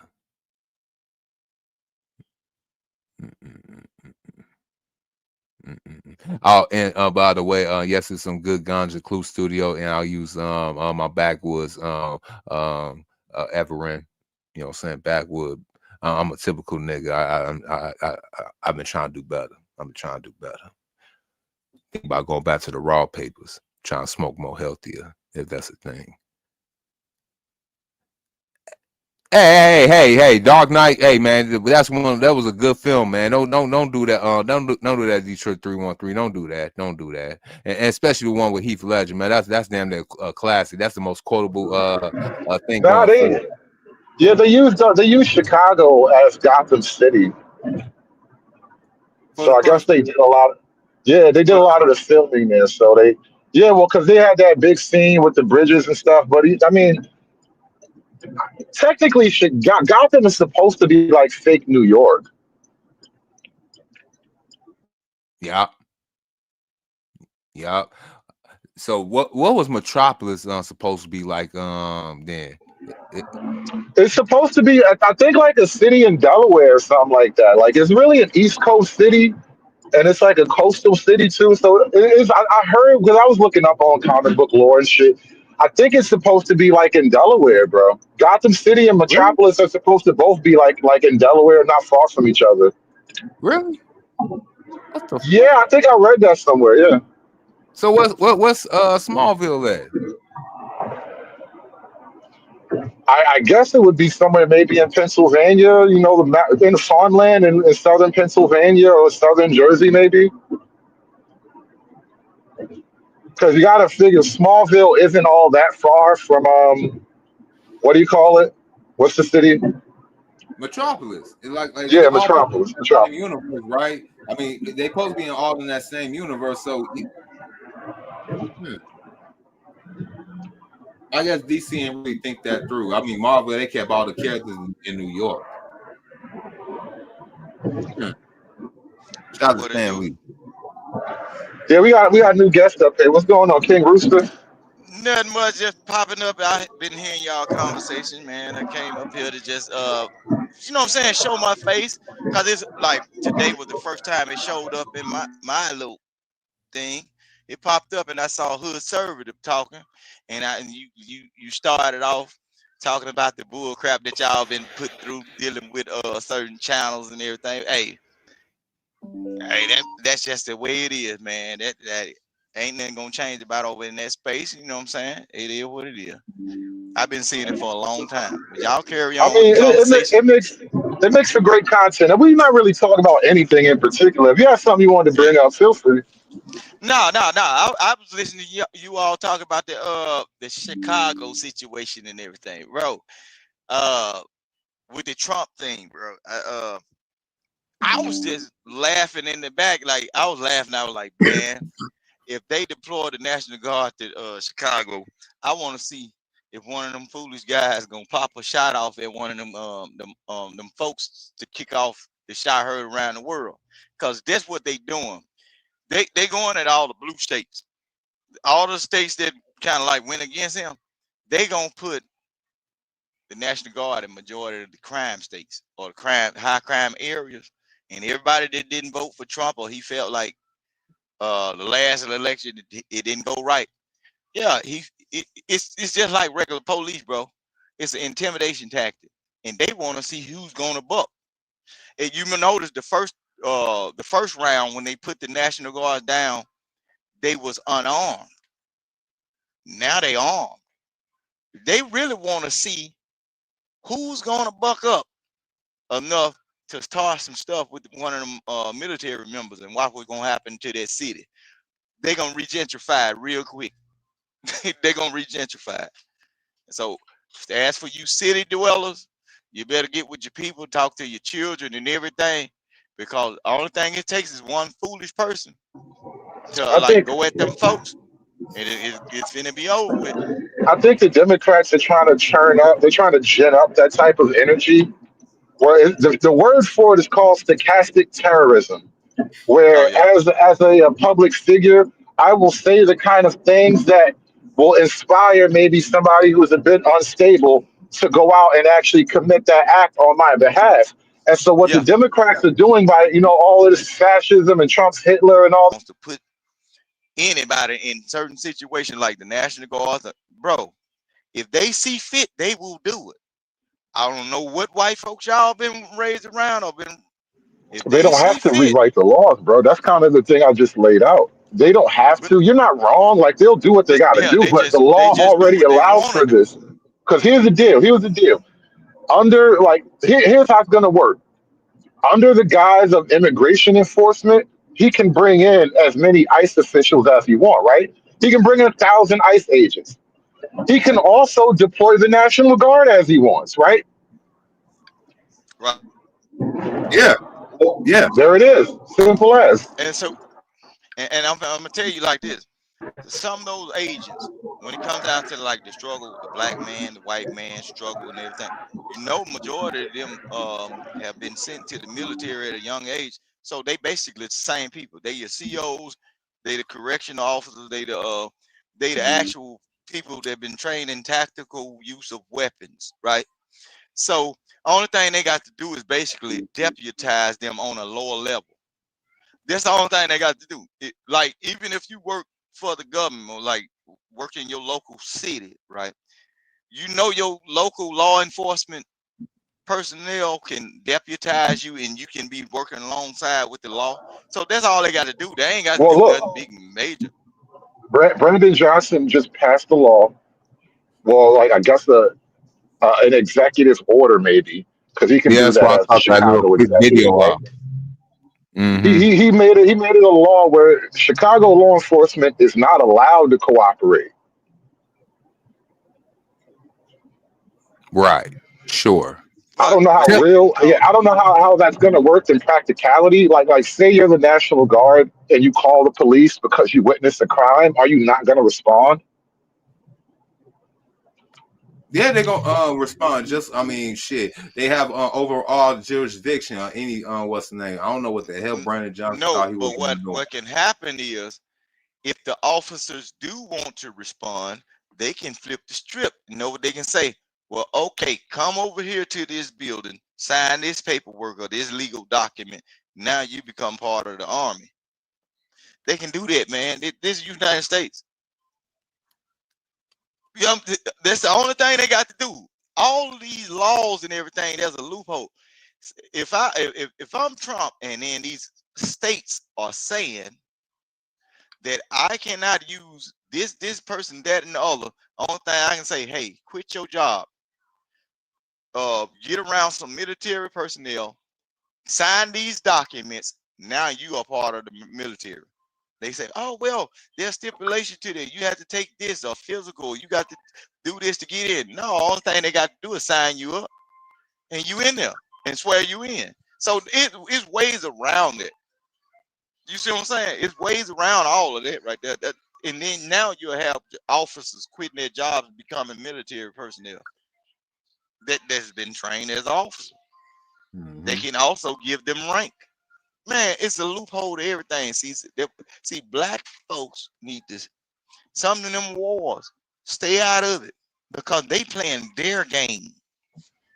It's not our game. That's their game. Anything that they see fit that they want to do, they can switch it. You see what I'm saying? So y'all be careful. Please be careful. I mean, the what's the name? The government supposed to listen to us, but they can do whatever they want. I mean, I agree. You know what I'm saying? Especially the military. You know what I'm saying? Yeah. And in the look, a lot of time when you take any kind of oath of under the Constitution, they know what they say. You're supposed to protect the United States, whether it's foreign or domestic. That means that means even your people. If this point in time, certain things are not going a certain way because we need to get this certain thing done, you become a terrorist or Benedict Arnold. You become a bro. They got ways to do it all the time. And y'all better stop looking at. I'm telling you, it sounds like I'm saying it over and over and over. But look, local law enforcement, such as your sheriff, can deputize you. They can deputize regular citizens. If you work for the fire department, or if you I work think that's for what any Brandon kind of Johnson he's trying to prevent that. That's what his executive order is about. So theoretically, that maybe could have happened. I don't know if it would even have came up. The only thing Brandon Johnson would have had to do was just let law enforcement coordinate with Trump and the National Guard or whatever, or ICE or whatever. But he's trying to not do that much. So now I don't know how it's actually gonna look practically. Like on the ground, you're just creating more of a problem. He did. He did. I mean, I don't know if these YNs is really gonna be that crazy enough to go ahead and do that first shot, but I wouldn't put it past them. This is the city of cloud. A nigga would be happy to go live and say he gonna pop the National Guard on God. And be like on phone them, and it's gonna be lit. All that. I can see it now. I can see it now. Brandon Johnson could prevent this shit. Oh, what happened? Where bro go? Everybody be dropping down and everything, man. What the hell? I You know the drop link down. is in the chat, y'all. The link is in the chat if you want to come up. We want to probably shut this down in a second anyway. Man. I mean, I want to know what city, like shit, Memphis. Hit Memphis too, shit. I mean, well, he said Chicago, New York, DC. I think maybe Baltimore might come up next because Baltimore keeps saying they numbers are down, but I don't trust that little nigga with the afro, bro. Me either. Honestly, I think they all lie about the numbers because it's in their best interest to not let people know just how bad things have gotten, you know?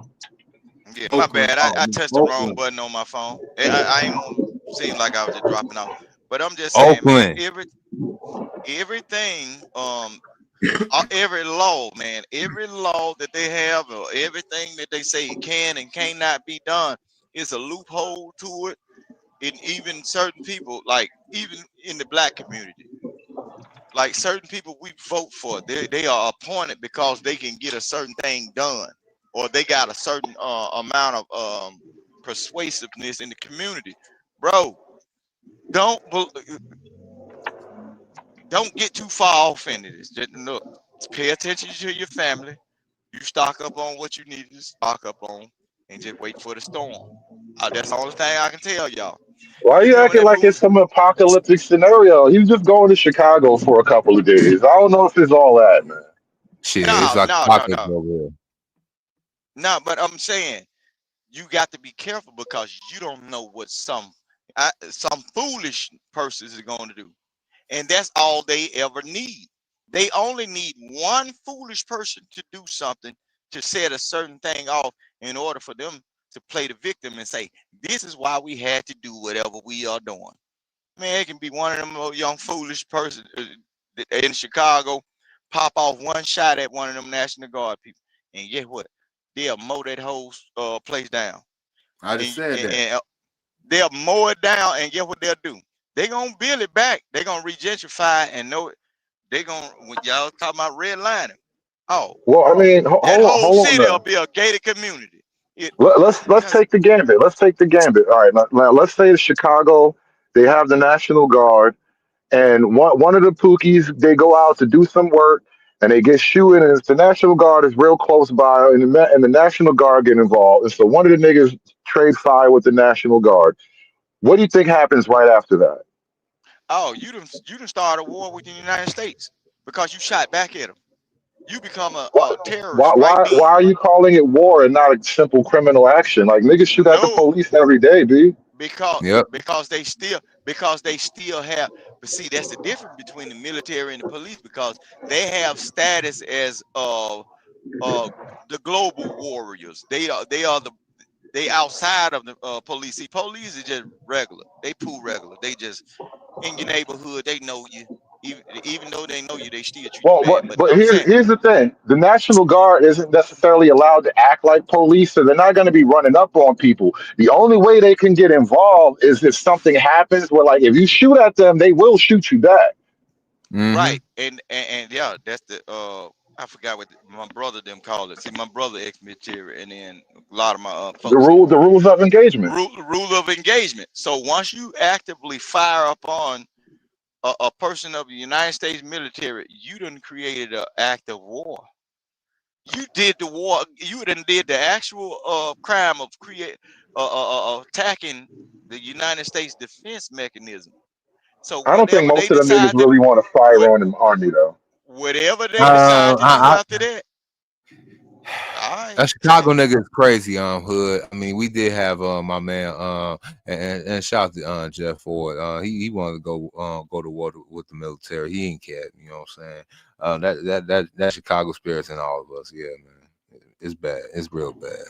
Maybe. And I low key think, because people talking about the midterms coming up, and I think that's what the Democrats would really love, is for them to parlay Trump's crime crackdown into Trump shooting a bunch of black people.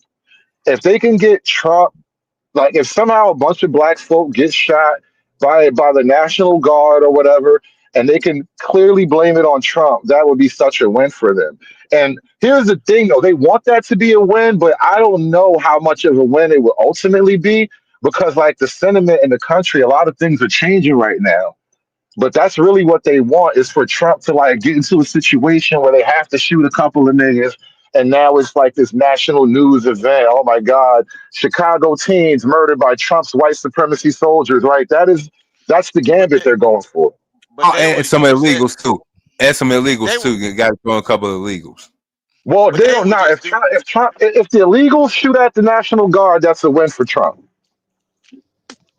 No, listen what I'm saying. They will like if black people get into a situation with like the National Guard, they'll only use that as propaganda for voting purposes.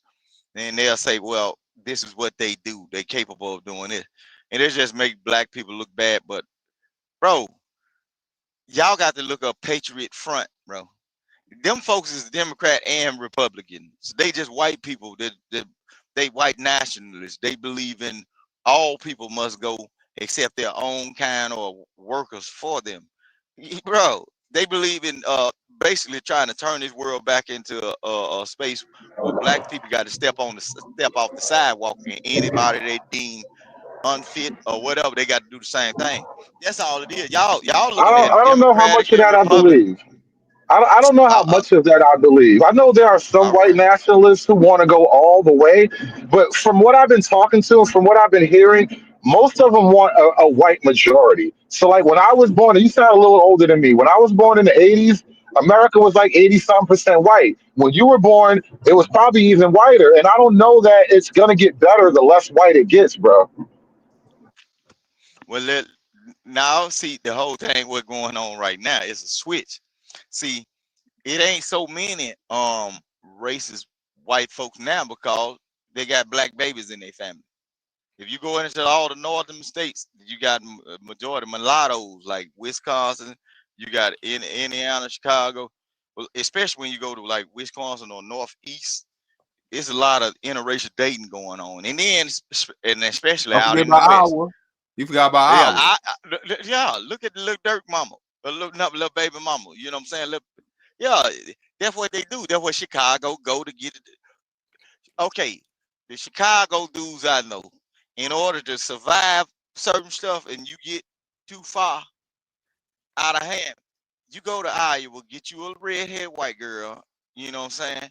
And she gon' set you straight.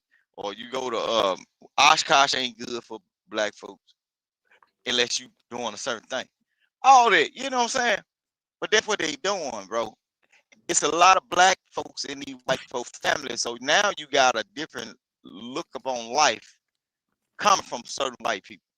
And then a lot of white people that y'all thought was kind of bad, they ain't even all the way white. They think different. So y'all need to stop looking at all this politics shit and look at the individual, their mindset.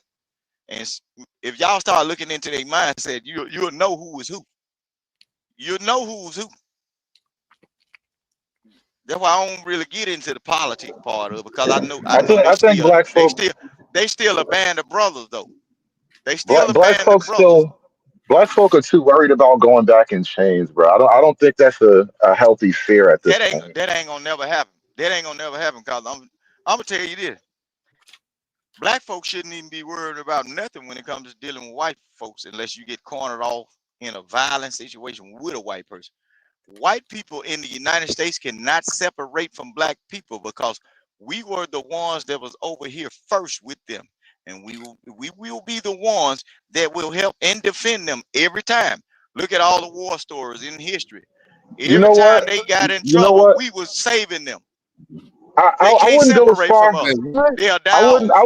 I wouldn't go as far as to say we were saving them, but we were definitely in every fight. You know, we got blood and soil.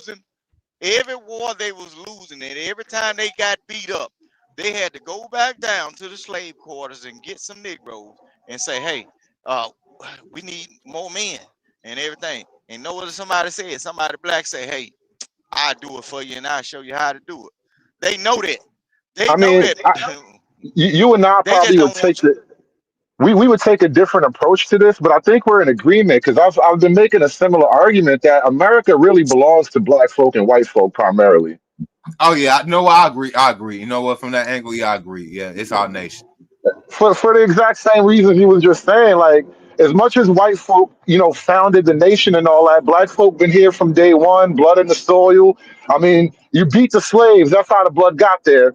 Plus, they actually worked and had jobs and built things. So I do think the country I do think black folk and white folk are effectively like cousins at this point, as far as America is concerned. Which we're more American than we are African. Different They are mothers. stuck.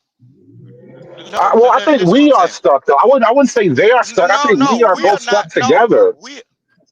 We are not stuck as black people in the United States. We are not stuck to anything. White people, American white people, are stuck to this continent because look, the only Well, it's their thing country. other They built people. it though. They founded it, right? They This founded the what I'm saying. country. A lot of them are stuck. Just listen to a white person when they say they go to visit other places, even though they didn't generate a lot of money. They have to follow the rules and the guidelines of other places. Stay on the reservation. Don't go out here drinking so much. Don't do this because every other country is waiting on to catch an American so they can barter with that body. Black people can go anywhere. No, they're gonna say, that's just an American dude. You gonna get a whole lot of questions or whatever. As long as you ain't going out there balling and getting into it with nobody, you can walk freely in any country. You You see what I'm basically just saying? said black folk are not valuable. Like today, I was on a panel. Hold on, hear me out. Today, I was on a panel, and some girl hated me so much that collectively she spent $200 to drop me from the panel. She spent 25, 25, 25, 25, and then 100. That's a value statement, right? And if nobody's willing to put money on black folk, well, then you're saying that they don't have collective value. No, not saying that you don't have value. They just won't probably approach you in a violent way to get the value out of you. Most white people that go to certain places, they can't go nowhere outside of the tourist resort because they are automatically looked at as like snobby, rich, or they come to steal something. If you got a little money, you go somewhere, they're gonna look at it. Okay, he got some money.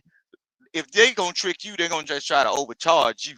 They ain't gonna try to take you nowhere and hide you in no goddamn shipping container and say the You're still Americans making a gonna value barter. statement. It's No, that still a still value ain't valid. statement. No, I'm A saying, thing, a look, thing, look, a thing is only worth how much you can sell it for, right?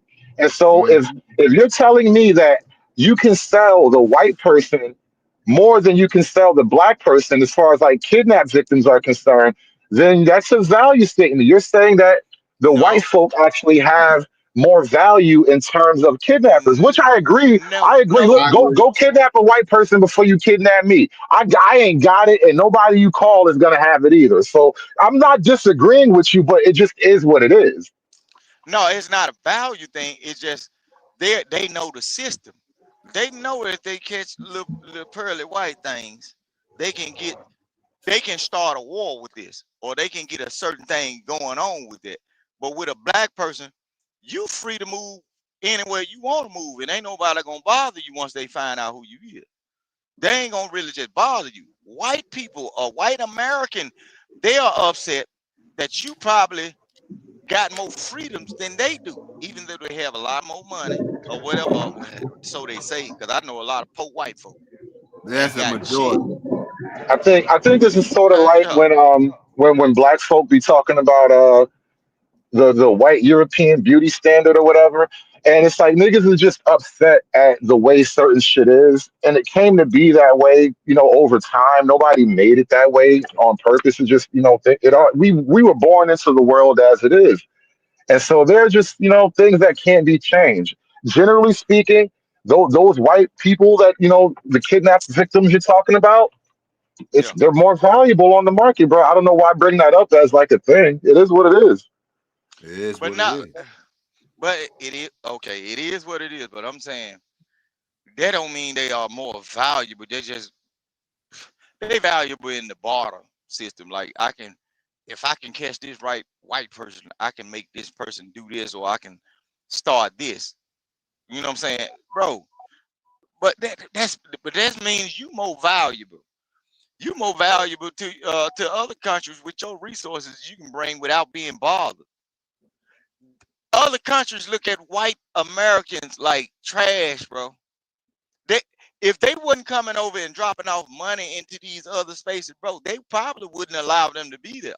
But you can still travel. And the white people that y'all hold up high might and glory, they know that. You can walk into any brown sector of the world and you can blend right in. If you learn how to properly speak their language, you can go there and live. They can't. But they supposed to be the dominant force in the world. They can't do it. Notice how y'all content creators got channels and black people don't be giving a damn about none of this stuff these white folk be saying. But every time y'all speak, y'all are the ones that go bump in the night for them. They are so concerned about people that don't really give a damn about them. It's all right, you nice, it's fine and white and dandy, but you can stay over there. Black folk really have that mindset, and they be upset that some of y'all don't really give a damn about them. You can, bro. I'm gonna say something. I drive trucks, right? And I drove trucks all across the United States. Y'all be talking about certain things like black people scared of sundown town.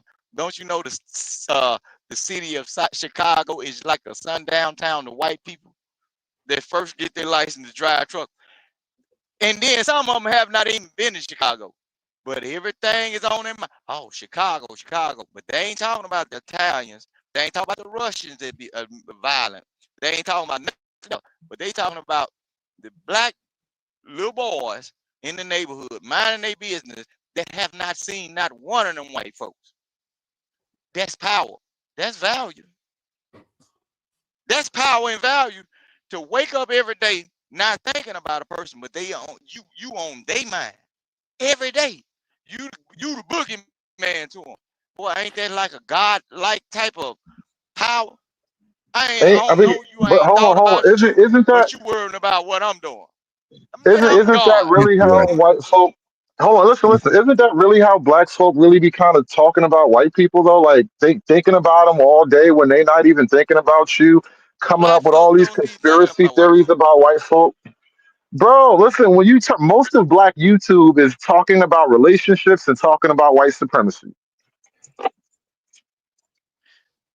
The only reason why they talking about white supremacy is because a white troll that has a microphone and a channel will come over there and they entertain No, the bro. Niggas conversation. talk about it like niggas talk about white supremacy the way church people talk about Jesus, bro. Like it's always in the conversation. You know how you meet a person who's really religious and at any point in conversation they can relate it to something biblical? That is how a lot of these black YouTubers talk about white supremacy. Like the white boogeyman is always in the back, waiting to jump out and scare them. And so, like when you just said that about white folk, what I really hear is black people talking about white people like the boogeyman, bro. Well, I look. I live in the great state of Mississippi, and the white man ain't never been the boogeyman to me. If anything, they scared of us going and taking their shit. Or Really? shit. So hell yeah, man, them white folk, boy, all right. Them white I folks said that ain't earlier. Average they white scared folk of is us. generally afraid of niggas. They Yeah. scared of Yeah. us going in and taking their shit. That's why ring cams and all that shit is damn near on every house and everything. Cause they thinking that it'd be one of us go up in there and snatch their TVs off the wall and hit their gun block or snatch that Listen, ATM. No, I am a black sometimes it be man their over own little 6 feet kids. tall. I'm a black dude over 6 feet tall. I can feel the uncomfortability on certain people. And it's a fact of life, bro. Most of them are generally, unless you like, one of the good ones or they know you already, generally speaking, they afraid of some random violence happening. Well, see, you can't be saying certain phrases like one of the good ones. There's no such thing as a good one. I can be nice and cordial with you, as long as you don't press them buttons. So Wait, am are you I a saying good there's no one? such thing as No. one of the good ones?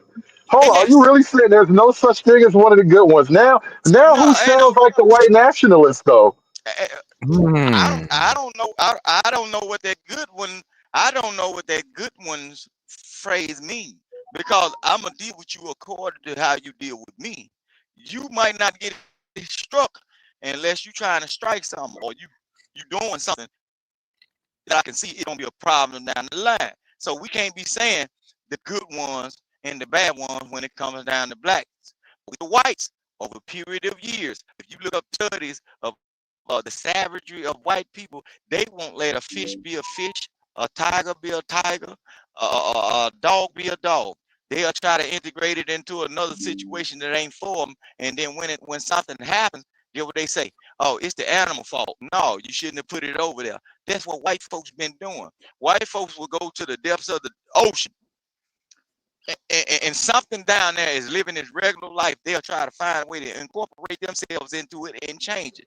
But guess what? When something happens bad, they'll say, that was the shark problem.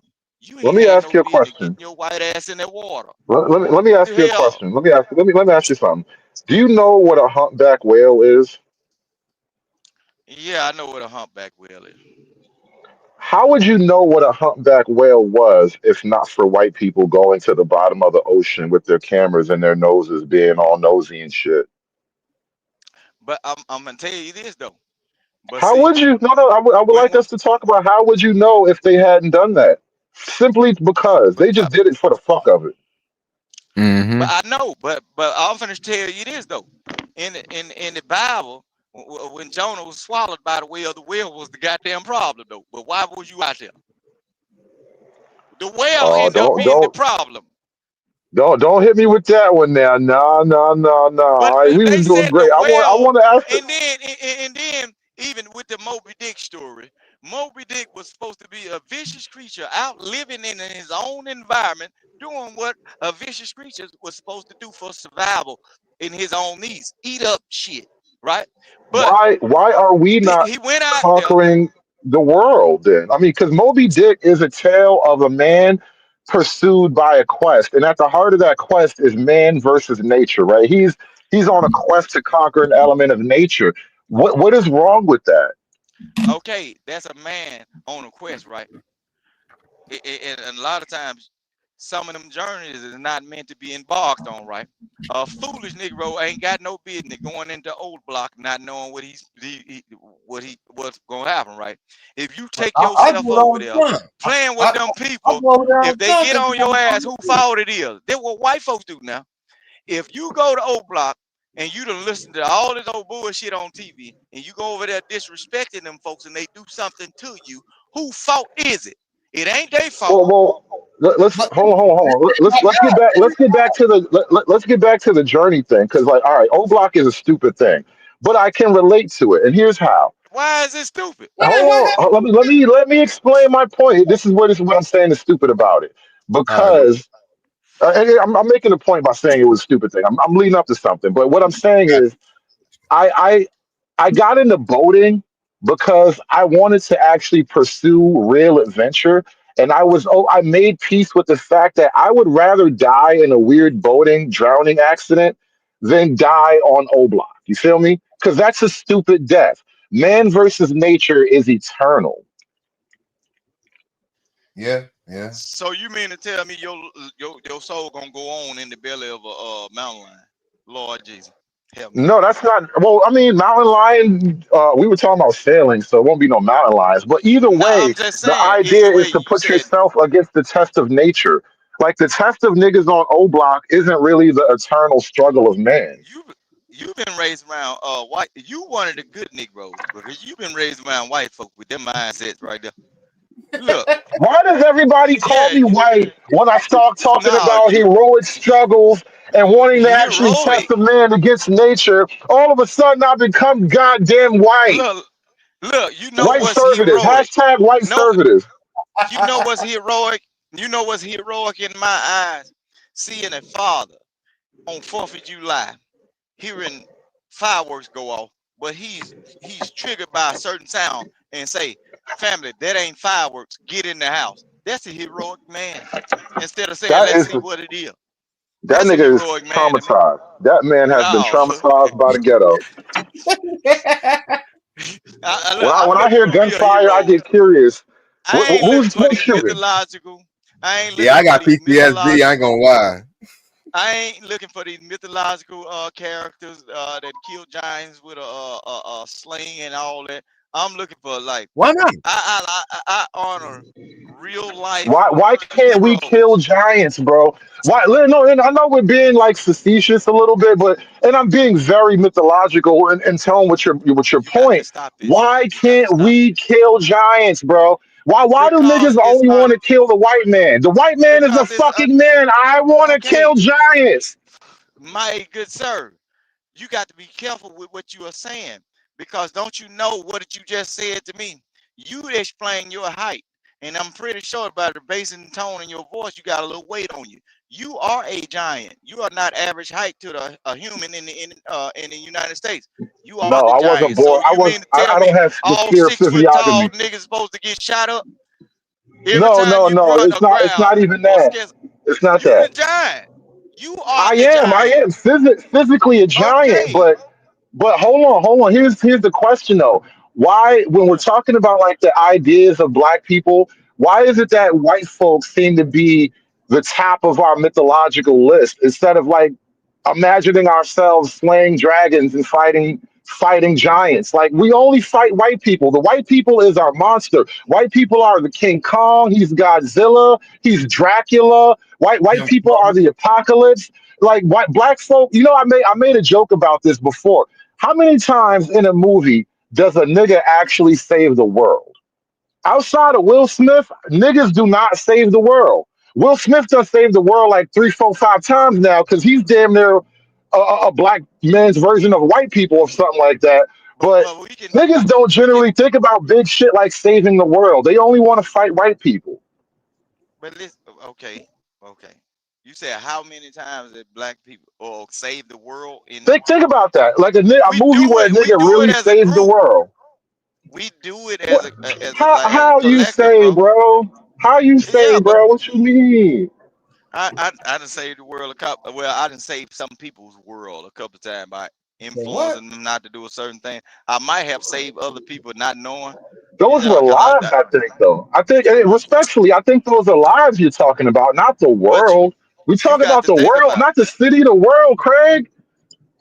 I'm saying though, but after they are like, if something was to happen to them, they are deceased, they no longer have a world. So in We what, all what I'm die, saying, brother.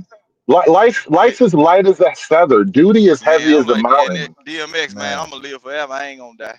You crazy? No, brother, we all die. We were born to die. As men, we were born to die. What do you die for, though? That was a good NWA song too, man. By the way, but go ahead. Yeah, we were born to die. Man, It, listen. it is our curse and our burden, and also Look, our freedom, I right? understand. It's I awesome being a understand. dude. I've never traded this shit for nothing. I understand that you are a great white man whisperer. That's okay. But the majority don't see that. The majority don't even really have contact with white people. Y'all talk about redlining and everything. Look, majority of these cities in the states, in the United States, black people always have been separated. So we wake up every day not even thinking about a white person. Let me run an idea by you, bro, because I like this conversation we're having. I want to dig We deeper don't into even this think about idea. white people, but they think about us every day. Do you think black folk can forgive their former master? You say what happened? Do you think black Say, folk can forgive the masters? I don't know. I don't know what they can do for themselves. I ain't never had no master. Well, all I right, let don't me know make what it more they. plain. Can black Uh, folk forgive white people for the act of slavery? I don't know what black people can do because I ain't never been black. Oh, come on, bro. So, For real. what are we? How do you So identify? the people who were formerly enslaved in this country, can they ever forgive the people who used to enslave them? I wouldn't know because I don't know whether I was actually my folks was formerly enslaved because When I was Well, raised up, it's an abstract. It doesn't have to be about you per se. It's an abstract. I'm asking you to maybe think outside of your physical body for a minute.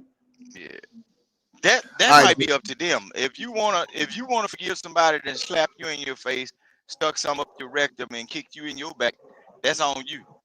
My forgiveness is not like that. I believe in an eye for an eye. You strike me, I strike you, and I might strike you a little bit harder. You know what I'm saying? I'll be ready for the consequence behind this. See, that's the difference between what y'all call these so-called black people. You can still deal with, after you've been wronged by a person, you can still deal with certain people, but you never forget and always be waiting on that time where they try it again. You So you said can show them. so-called black people. How do you identify the group then? Nah, I'm not. I ain't never been black. You can get your children's crayon and Crayola marker set and put it up against my body. I have never been that color of the crayon, so I'm not black. And I don't associate myself with black because if you look up the white man's dictionary or thesaurus, everything that's explained about being black is talk about treachery, darkness, or no good, foul. All the words that you can think that's in the negative. So why would I bestow that word upon me, carrying that burden of the word simply black? I ain't black shit. I'm colored. Brown. Sometimes I change color. If I stay out in the heat and it's 90-something degrees, I turn a tone of red, brown, caramel, whatever. If I go to the north, be in the cold, I can get light skinned, yellow, whatever. I'm a colorful person. I ain't never been black. You know, I ain't got that my dog yet. chat. Sometimes my chat, they ask really weird questions. They want to know how would you feel if you didn't have breakfast? That's such a weird question. Most How would people you that feel work if you didn't real have breakfast? most people that work real hard don't do breakfast. And then based on your region, you can't eat heavy food while you working because you'll pass out. That lets you know with that dumb question, a lot of these people really have not did strenuous work. That's why your so-called black community I is agree with falling. They you. don't even know how. They don't even know how to preserve themselves while trying to do a heavy duty job. You don't fill your belly up to where it's 100 and something degrees heat, and then whatever your intake is spoiling and rotting on your stomach. Now you sick and you got to call in to go home. Man, y'all crazy. See, that's why you can't have nothing, because people don't even know how to maintain themselves. But they on the internet telling everybody else what they should do. You don't even know how to feed yourself properly or not glut or overeat in order for you to do the task. Some of these folks need to be thrown in the trash can and never to be recycled. Just dumped off in the middle of the ocean, let it sit at the bottom.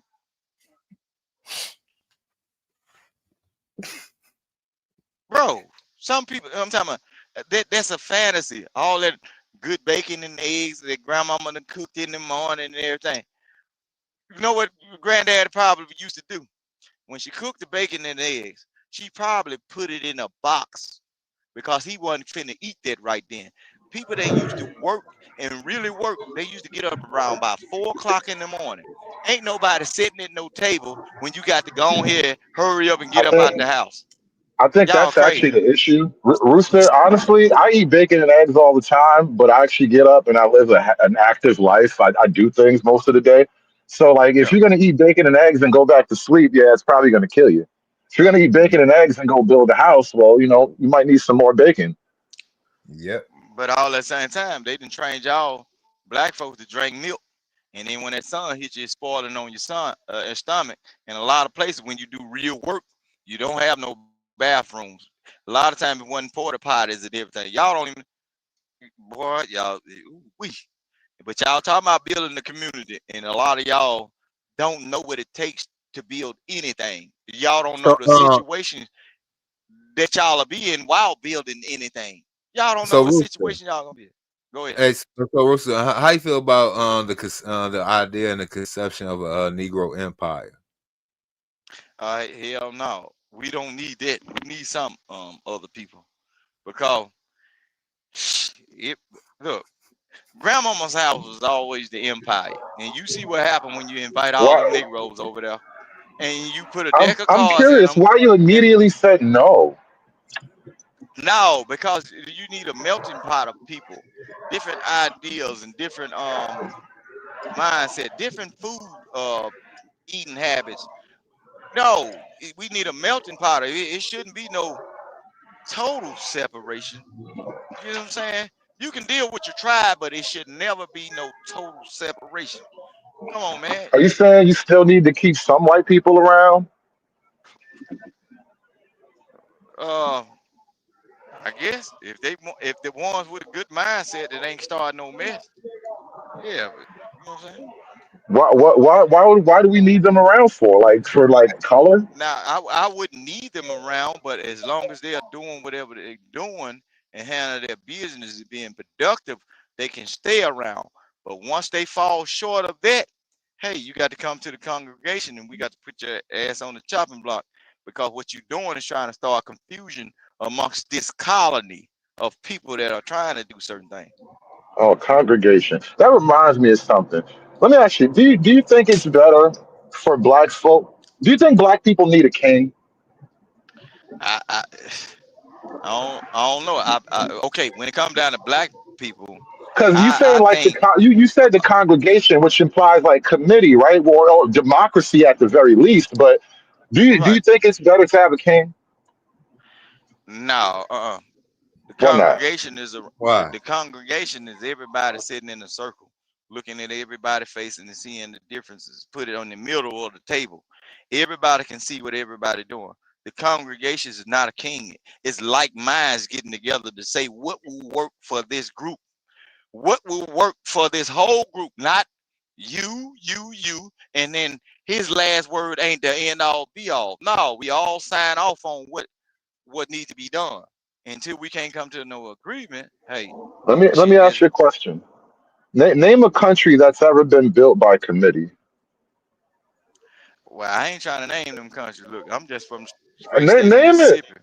Name it. Let me Listen, see. I want to hear where it go. no, listen what I'm saying. I understand that you talking about dictatorship and presidency and kingship, queenship, and royalty. Somebody's always had to be forced, right, to do whatever they supposed to be doing, right? You think you tricking me into something or saying something, but guess what? That's why a lot of y'all people, if it has never been done by a congregation, when y'all have these conversations about what the male need to be doing and what the white man need to be doing and everything, sometimes guess what? Slap them across their goddamn nose and say, "Son of a bitch, you better do what I told you to do." Be forceful like your predecessor, your folks before you. So you If you see, understand the argument for having a king. A committee ain't never slapped nobody. Right. oh, they slap them all the time. You ain't see all these No, bombings, or they you have ain't see all. meetings and procedures and shit. Okay, but through the committee signing off on a certain thing, that's how things get tore down and things get rebuilt, right? There's somebody saying, "Damn what you saying, I'm gonna get this done, whether you like it or not." You can move out the way, or if you standing in the way, you get bulldozed over. Well, So that's why I not say when y'all have these conversations, y'all better start being forceful, because it seems like these female counterparts that y'all have, they're a little bit more vicious and forceful with what they do. So they get the point across. Y'all men that wasn't raised by good grandpapas and whatever, that told everybody in the house to sit the fuck down and do what I told y'all to do, whether it's right or wrong, until we see fit, it's gonna get done.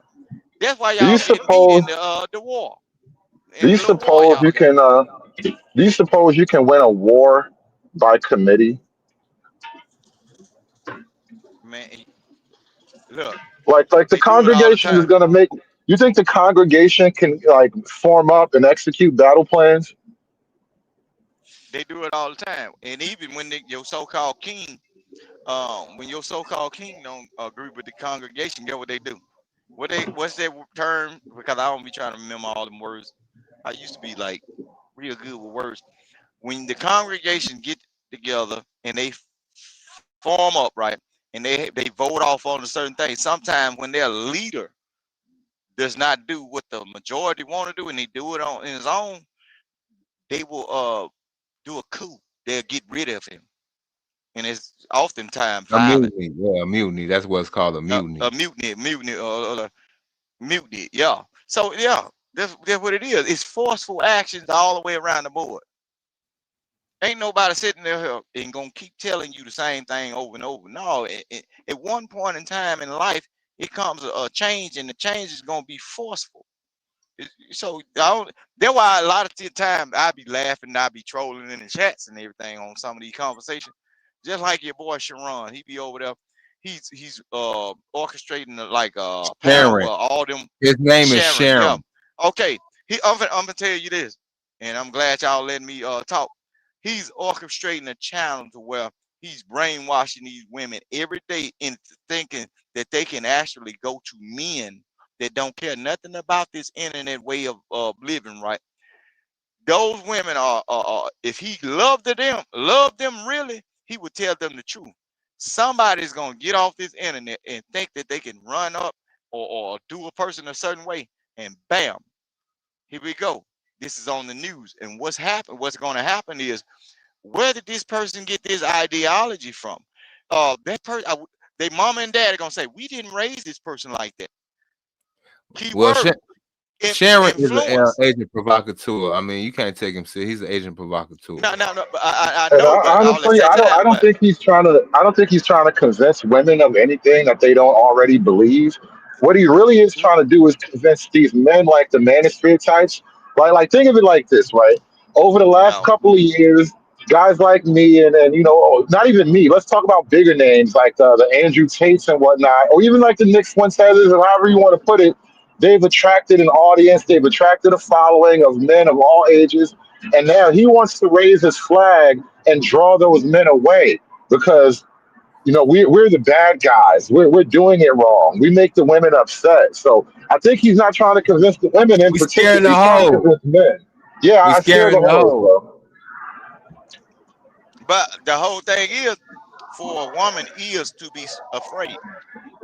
I'm telling you, like, in real nature, in nature, whether it's mating purposes or doing anything, taking care of your cubs or whatever, women are supposed to be in constant fear. Fear is what keeps you alive. If you have the lack of fear of anything, you will surely die the next day. So You the right. thing is, they embolden these women to not be fearful of people, which they say it all the time, that are capable of crushing their bones, doing You know what's extremely so funny? violent things. That's No, actually a hold point on. I bring up in terms of like relationships. I'm not saying I want to, but I don't want you to think I never would. I need you to think that this nigga just might. But this is what I'm saying. They women on these platforms, and I be looking and laughing. I be like, I really don't even want to get into no argument with no female about certain things, because when it comes down to like world domination and total control of anything, you got to hide. Us as men, we know how we got to carry ourselves amongst other men, because the first person that's going to go in that group of people or in that tribe, the first thing they say, delete all the male boys and delete all the This military is fighting age men. And what happens is, the winner takes the girls. And guess what? If I step onto your land and take over everything, I don't give a damn what Sharon taught you. You better get in line, or I'm gonna put you right out here well. in front of the rest of these hoes, and I will show you that you cannot top what I'm finna do. This is the problem with. Hold on. See, Let but me jump in for a second. that's Let me give me natural. 1 second. Let me say this. I want you to give me a take on this here because We we've been did that in talking about. slavery too. I know you was going there. We've been talking about a thing called slave morality recently. Are you familiar with the concept of slave morality, Rooster? I'm just familiar with slavery though. Come on, y'all Understood. got all these big Understood. old words, and I go ahead. know. Because listen, we explore ideas up here, so we talking through, and I'm not trying to put you on no corners or spot. I'm working through No, a no, you conversation good, you here. good. Thank I you, can thank you. speak So well now. stick with me. Stick with me. Yeah, yeah, you can actually, right? You can very well. But I want you to stick with me here. So the idea of slave morality is that being a slave, you have a completely different set of morality. Your morals are based in being a slave. So you can never really comprehend the master, why he would even do the things he does. And the reason why I bring that up right now is because I think what you're talking about in a lot of ways kind of it touches on the idea of having a slave morality. So like with these guys on these panels, them kowtowing to the women is a part of their slave morality. And they envision themselves as being men who are worthy of like world global respect among other men. But if you're not capable of conquering your woman, how can you now expect to be respected among men who conquer men? No, if you are not able to conquer your woman or tell her what to do, how are you gonna go outside your door, the threshold of your door, and go out to the local gas station and tell men what to do?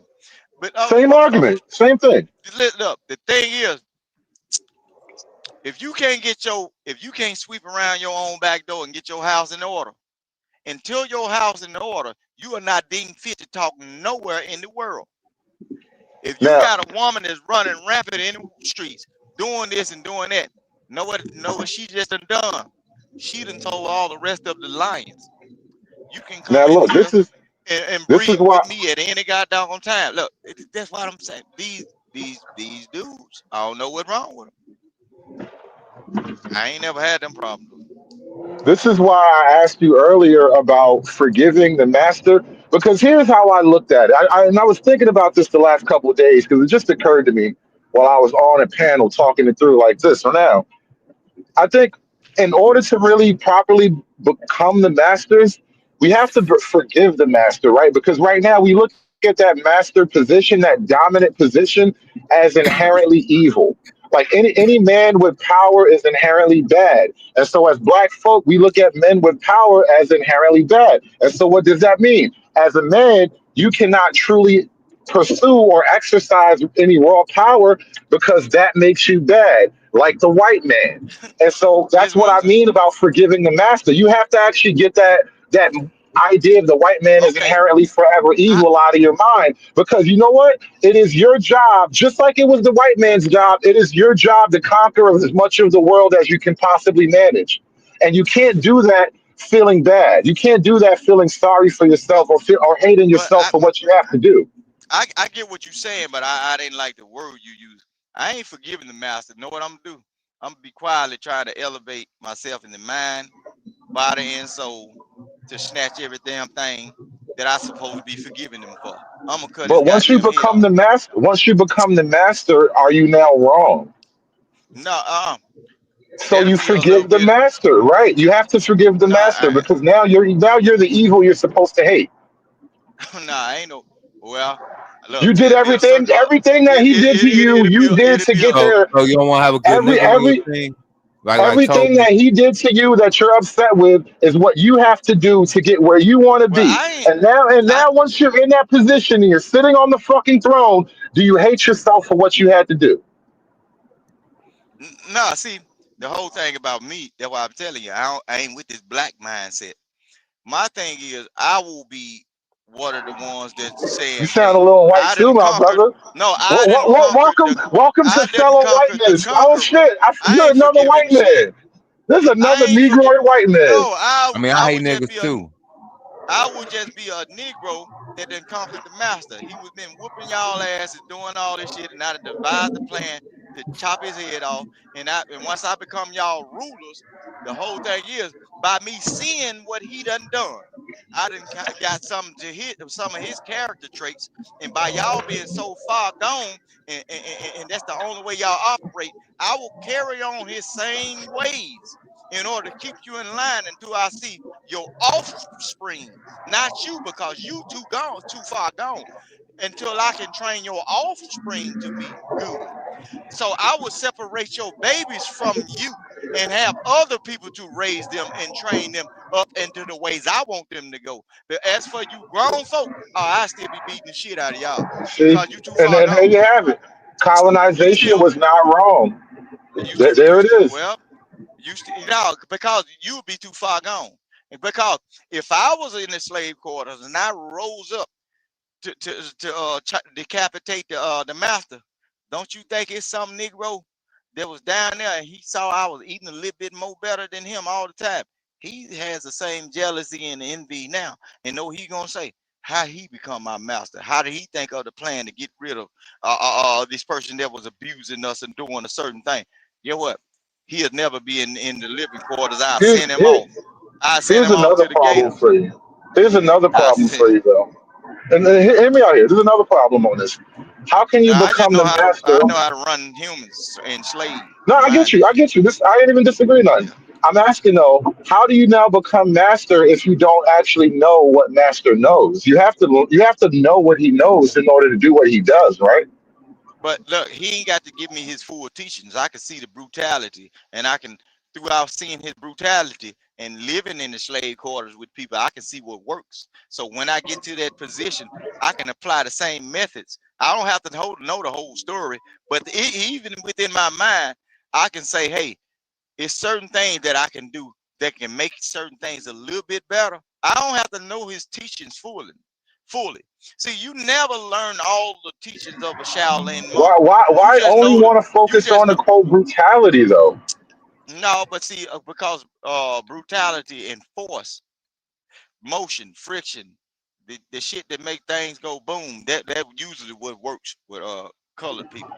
This is what I'm saying. You want to know how to crack the whip because that's easy, but you don't know how to run the plantation because that's hard.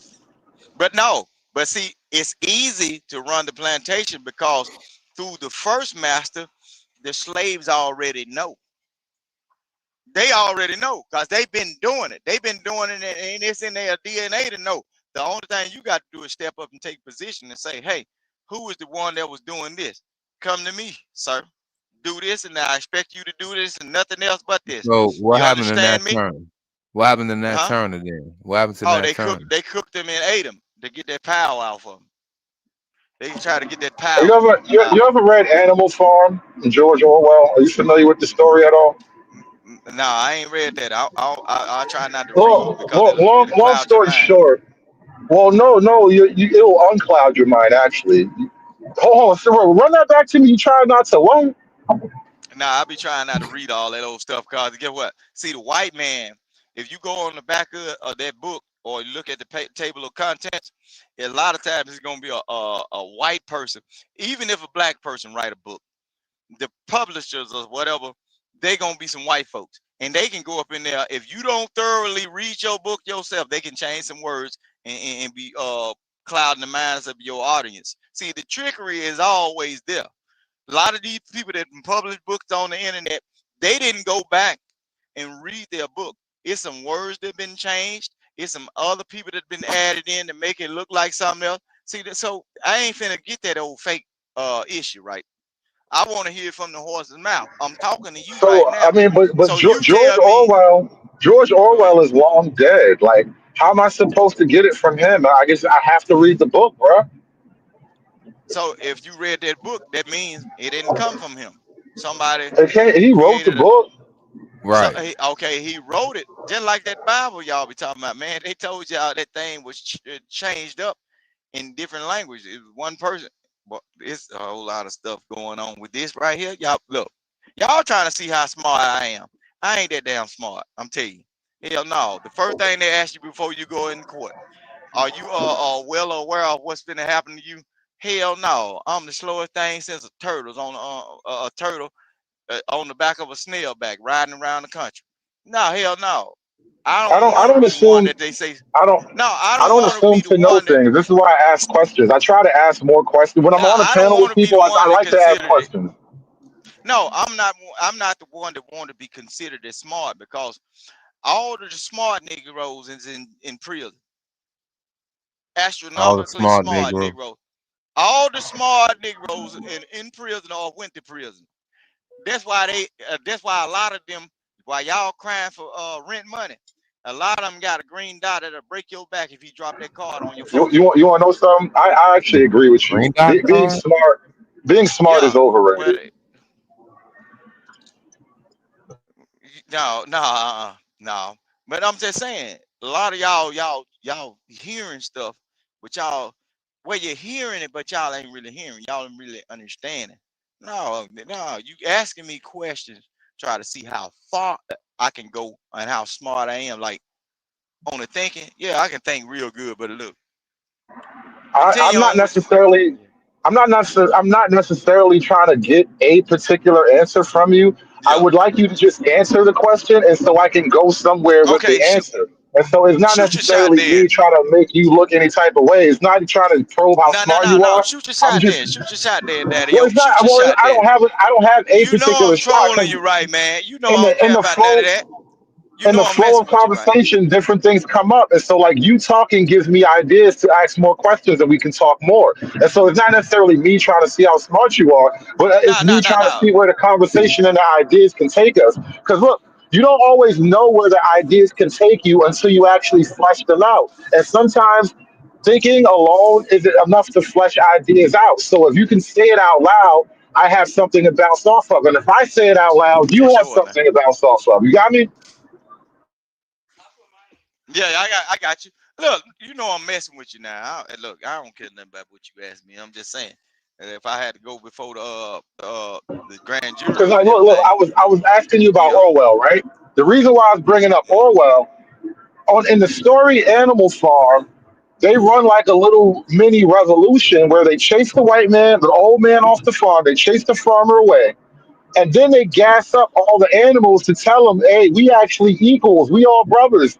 But by the end of the book, I swear to God, the pigs is wearing clothes, walking around on 2 feet. They have literally become the white man and they are running the farm. Because I was asking you about why focus on the quote brutality when the actual magic is learning how to run the farm. Because in Animal Farm, that's what it all boiled down to. Somebody's got to run the fucking farm. but you know what? I just without even knowing about that movie or whatever, because I'm pretty sure There's they a probably book made a that movie. turned Or into a it's a book. movie, I think. It's a book. But look, I I haven't seen just the movie. I explained. would love to see the Look, movie. listen what I'm saying. I explained it without even knowing what you talking about. I told you once I rise to power and I got that person out of the way, I cannot have a knowledge about the farm. But the pigs were already out there suffering and going through. I can just go and talk to the Not the pigs. pigs. Not the pigs, bro. Not the pigs. You don't want to talk to the Yeah. pigs. The pigs they're just gonna flip you over like the white man. Next thing you know, they're gonna be running the farm. Did you But no, learn no, nothing from the story, bro? Don't trust the I, look, pigs. You black, you supposed to know this. Never trust pigs, but bro. What is going on here? I also said this too. I said by me knowing that those I'm saying the pigs were already out there. There will be certain pigs that will be served up and eaten. Once I get that information, you will not have a chance. You gonna die. you, once I get that information, I will take your kids and they will be raised up in a certain way where they know nothing of you, period. Your mindsets, your struggles, and nothing. I will I think regentrify their minds. The pigs didn't do I, I nothing think I though. think I think you kind of it's like you got it, but there's a crucial I part got it. that I got without it. it you'll fall. It's all gonna fall apart if we're missing crucial elements. You know what I mean? Yeah, look, I got it. I understand. Look, I understand how to do it on a human level. You see what I'm saying? I understand on a human level how to do it, but I just ain't. I might not be explaining it a certain way to where I use all these extra words that's full of fluff or whatever. You know what I'm saying? Articulating, as y'all say on the internet. No, I might not be articulating it well, I but be on a articulating human shit. look on a human level, put me in a warehouse with a group of people that's working and watch what'll happen. Every job I ever been You to, know what I'm afraid of, Rooster? yeah, you're Because like afraid that a I'm black following, man will I'm treat you following. like them white folk. Well, no, not exactly, but I'm in that sense because I'm following up what we're talking about here. Well, like look at how black cities be run, bro. I'm afraid that black folk they want the whip but don't know how to run the farm. And so what That's you what be it effectively is. having black leadership is a bunch of niggas with whips, but they don't know how to run a farm. Hmm. Right. Just like Like in that Jackson, movie, Mississippi. You in Life. Mississippi, right? They're like Just Jackson. like Jackson is ran by blacks, right? It's a black city, right? all these look, all of these places are run by. Don't just speak on Mississippi. Majority of these places that high crime, they are ran by black people. And know what happened? White people moved out to the rural areas and they wash their hands with it. See, the black person is cracking the whip, and some of the white folks taught them how to steal and taught them oppress them. Now they are the oppressors. That's why they always told you, even in these movies, they have some. They know in these movies they always speak about that Negro on that nag. If you in the penitentiary, if you give a Negro a horse and a gun, he's going to run that prison like the white people. If you give that Negro a whip and a horse on the plantation, he's going to run harder than that white man. He will damn near run other black people into the ground.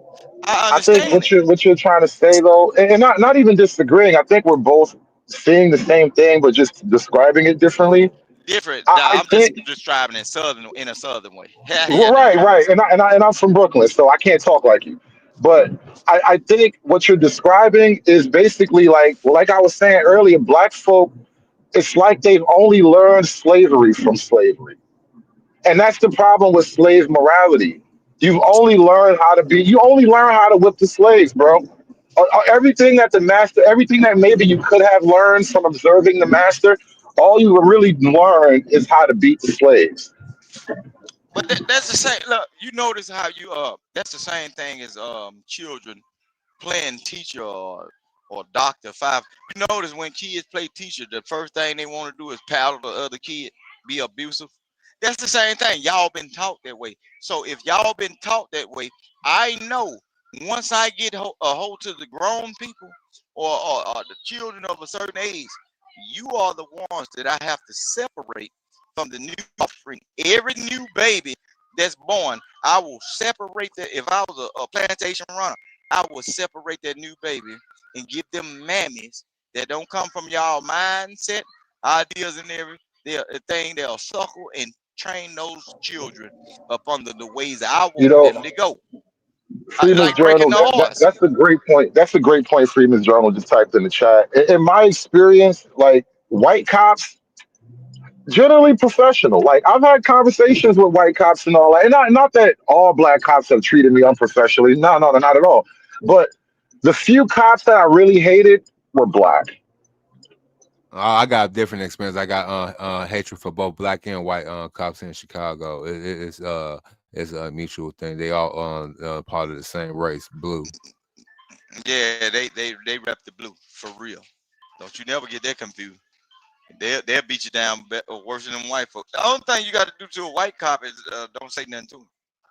But see, a black person, a black cop, when they run across you, they think they know your life because they've been subjugated to a certain lifestyle. A lot of them folks and they man on Section 8 and everything, but they was just found a way to get up out the hood to where they got immunity.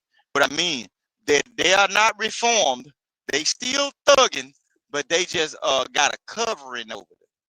A lot of the dope that come up missing, a lot of the guns that reintroduced into the streets, that comes from some of the black officers and all that, because they cousin be gangbangers and they vice lords, GDs, BDKs and all that. You know, they do all that. So they just done found a little protection for themselves. So I really don't have no real respect for black officers, because they ain't got no rank. You can pay attention to all the videos where black people getting beat up and shot. A lot of times, the black person on the scene looking like a goddamn fool.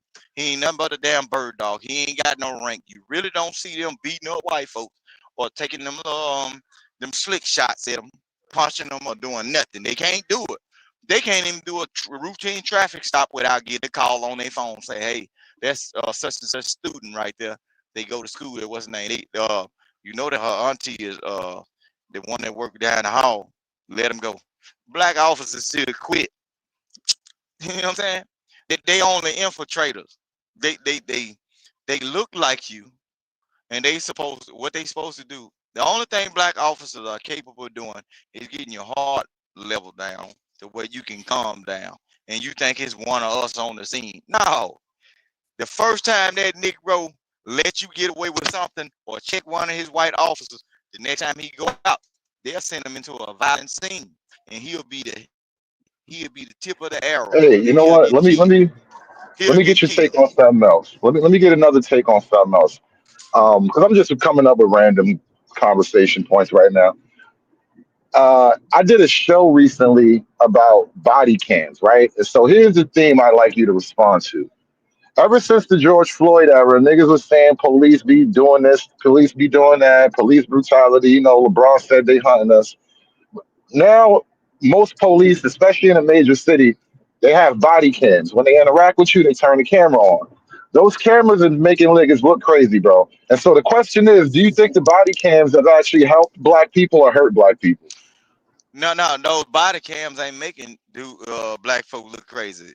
Y'all see, y'all only looking at the body cam footage that they actually release in order to make niggas look crazy. A lot of time, go look, request some of them body cams in some of these white rural areas, like Arkansas or whatever. Bro, don't you know them white folks got the audacity to just shoot at the cop first? Yeah, See, yeah, y'all yeah. ain't But you see. know what? White folks Look. ain't out here complaining about the police, though. No, yeah, they are. Look, white people, you notice when they call in the task force, right? If it's a black person, the black person usually in the house, away from the window, not even looking out, just trying to hide or try to figure an escape route. When they come across white people, know what they doing? They begging and pleading and calling in a negotiator because know what they know about that white boy? That white boy is ready to take himself out and everybody else with him that's standing outside of there. That's why they just pay attention from now on. Since I'm putting it on, you notice when they come across a white person, everybody is ducked down. They hiding undercover because you don't know where that white boy finna pull that trigger or set off a bomb. But when they run across black people, they'll run straight through the door, not knowing whatever going on. You know what I'm saying? Or what that black boy got going on. They'll run in the door like they're the authority, or we can take over this or whatever. No, they don't do it with white folk. I know how the police operate. Shit, I got some of them bitches in my family, and I tell them don't come to the barbecue, nigga. Damn, they ain't invited to the barbecue. Hell no. What for what? And man, all right. No, because you work for them people. You ain't got no real authority or no real rank. No black people that works for the police station or whatever, or a police officer has no real rank. The farmers and everybody that run these business, don't you know these people give donations to their community, like to get tax write-offs and like all these private schools and everything. A lot of these people that their children can run your children over as a black person or pull out a gun and shoot one of your kids, and then they get something simple like 2 years or on house arrest and everything. Know why? Because their family been donating to their community, or they are a prevalent person in their community. So that's why I be looking at like when black folks were talking, oh, I'm gonna move over here with them white folks. You crazy as hell. So where you can have 1,000 eyes on 1,000 eyes watching you, making sure you don't do nothing wrong, but all at the same time, they slipping in each other back doors, cutting throats and everything, looking for the moment that they can blame it on you. Come on, man. Hell no, I won't stay around them folks. I done lived in Wisconsin and lived around white folk, man. All that walking they do at night, all the drug uses I done seen, all the goddamn folks trying to snatch children from bus stops and shit. Like, this is the craziest shit. You was in Milwaukee? Was you in Milwaukee? Nah, I was in Racine. Oh, okay. You know, and get what? Racine is the place where Chicagoans try to move and try to get their life together a little bit, but Milwaukee ain't really the place for black folks to move because in the United States they lock up more black folks than anything for a little bit of nothing.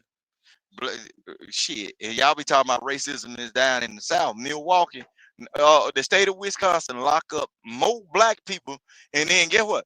A lot of the black people ain't even from there, and their ass is in that big ass wall. It's a jail in Racine. That motherfucker, the wall built like a goddamn castle wall. And then right across the damn street on all sides is a liquor store, grocery store, and people stay right. Bro, hell no. Y'all crazy as hell. Y'all need to be practicing segregation. If I argue with any one of y'all in real time, like I used to be, like, okay, a person of a certain age, we can usually argue and settle our disagreement by being loud, shouting, or whatever, arguing. If you live in a predominantly white area, only thing you got to do is raise your voice a little bit. They're going to call the police, they're going to lie on you and get your ass off this planet. You really want to live around some shit like that? Why? Yes, I do. Why do we have to resolve Yeah, the because you arguments in that was way? raised around them folks. You was raised. Look, I know you were raised around them folks. I ain't been A around little you, bit, don't yeah, know you. a little bit. I had the No, middle you class said, life. listen what I'm saying. You was raised around them folks, right? As for a person, I was raised around them somewhat. I can say somewhat, like we worked around them, and then some people was part of certain families, and then we'll see them or whatever.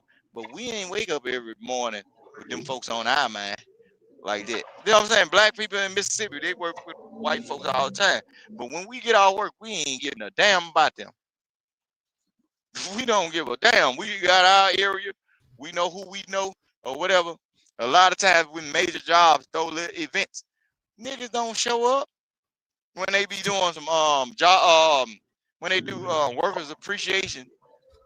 We Give me, look at them white folk go all that. We don't show up to that shit. We don't give a damn. We give me, at give me a home second with here. our own folk. Give me a second here, Rooster. Snowman, welcome to the show. You said you had a question. Yeah, I'm just. What's up, Hood and Mr. O, Rooster? Oh shoot! I'm just curious, man. All these evil crackers, man, that you saw doing evil crackery shit in the middle of the night. Out, abducting people and doing what evil crackers do when they're out walking around in the neighborhood. No, I'm curious. Did you ever call the cops on any of them and turn them in? Listen what I'm saying. I ain't never seen a cracker do nothing. Well, you just said you saw it. You just said you did. No, I ain't said that. I ain't used. You said you've seen all kinds of crackers walking around in the middle of the night doing evil shit. No badgering the witness. No badgering the witness. Give him a minute to get something out. No. Since he coming up here, he all strong and high and mighty like a white Viking and everything. No, I'm just asking if you turned them in because that's what I would have done. You use the word cracker. See, cracker ain't nothing but a person described as the person that was cracking a whip. You ain't never cracked no whip on nobody. You are not superior to me in no form or no fashion. And see, when you play that with these regentrified niggas on here. When you talk to me with respect. That was not the question at hand. Now he didn't disrespect you. He called himself cracker. No. Him using the word cracker. Hey, I'm allowed to call myself and my people a cracker if I want, just like you're allowed to call yourself and your people the N-word if you want. So let's keep how come white folk they can't say nigga, they can't say cracker? Cracker is a term of endearment to white people now. We have taken it over. We have gentrified your racial slur. Is it because he used it with the hard R? Because should he said cracker? Yeah, you got to say cracker now too. You can't hard R it, man. I don't really call white folk cracker. I call them white folks or pink people.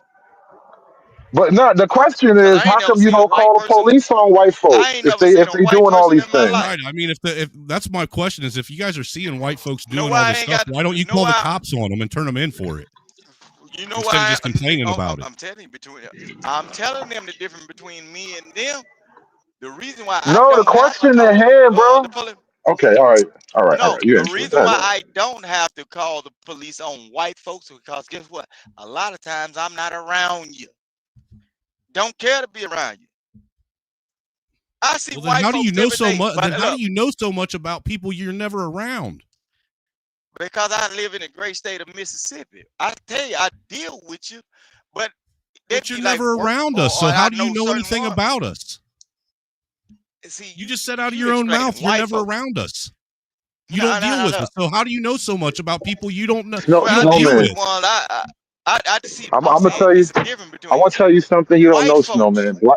Hold on. Let me get in here real quick. Let me get in here, Snowman. You may not know this because you white folks and stuff. Black folk, we sit around the campfire and we tell stories about you. Like we tell those campfire horror stories. Man, ain't nobody sitting around no damn bonfire, no burn barrel, talking about no white. The evil white man with the hook gonna come get you because you didn't pick the cotton right. Man, you talking about cotton, and you a white person, and you still talking about cotton? You got to be stupid as hell. What about the indigo? What are you talking about? What about cotton's corn? racist now? What about corn? Are you? Is there cotton in your T-shirt? What about tobacco? Is there cotton in your T-shirt? Are you gonna take your And T-shirt guess off what? because And cotton is racist now? Angry white snowman. If you are a white man, and I'm pretty sure that you are fine-tuned upon what crop is prevalent in the United States, and it ain't cotton, stupid ass. It's corn. Nobody's picking corn by hand. Crazy ass man. And guess what? See, guess what? Nobody's picking cotton by hand anymore either. That's what I'm saying. And guess what? When the pink people finally got out. No, I'm just curious. I don't understand how you can know some people so much that you've never been around. Let me ask you another question real quick, since you didn't want to answer my first question. If black people were able to get all the power and all the control, would you guys put white people in chains? I didn't ask you, Mr. O. Shut up.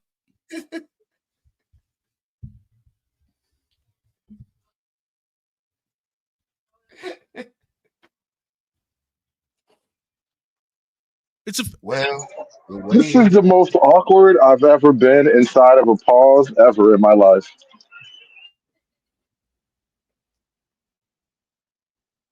No answer?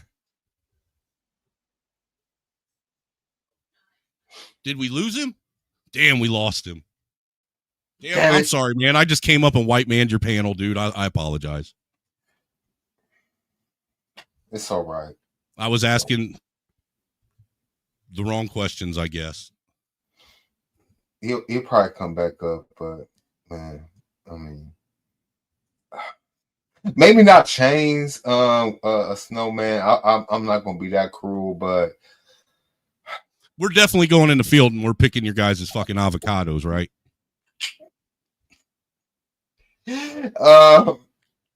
Yeah. Yeah, that's why white people will never allow power to be relinquished.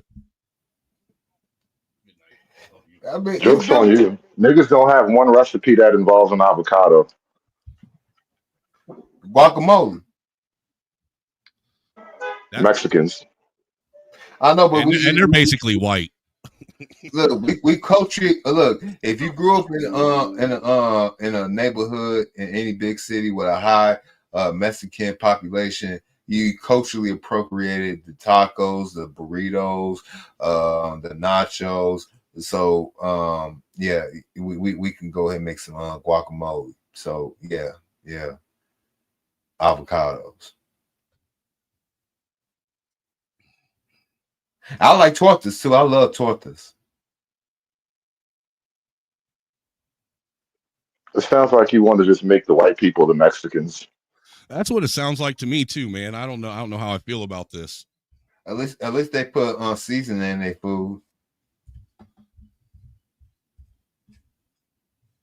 So yeah, y'all Mexicans now. Yeah, at least I know who my daddy is.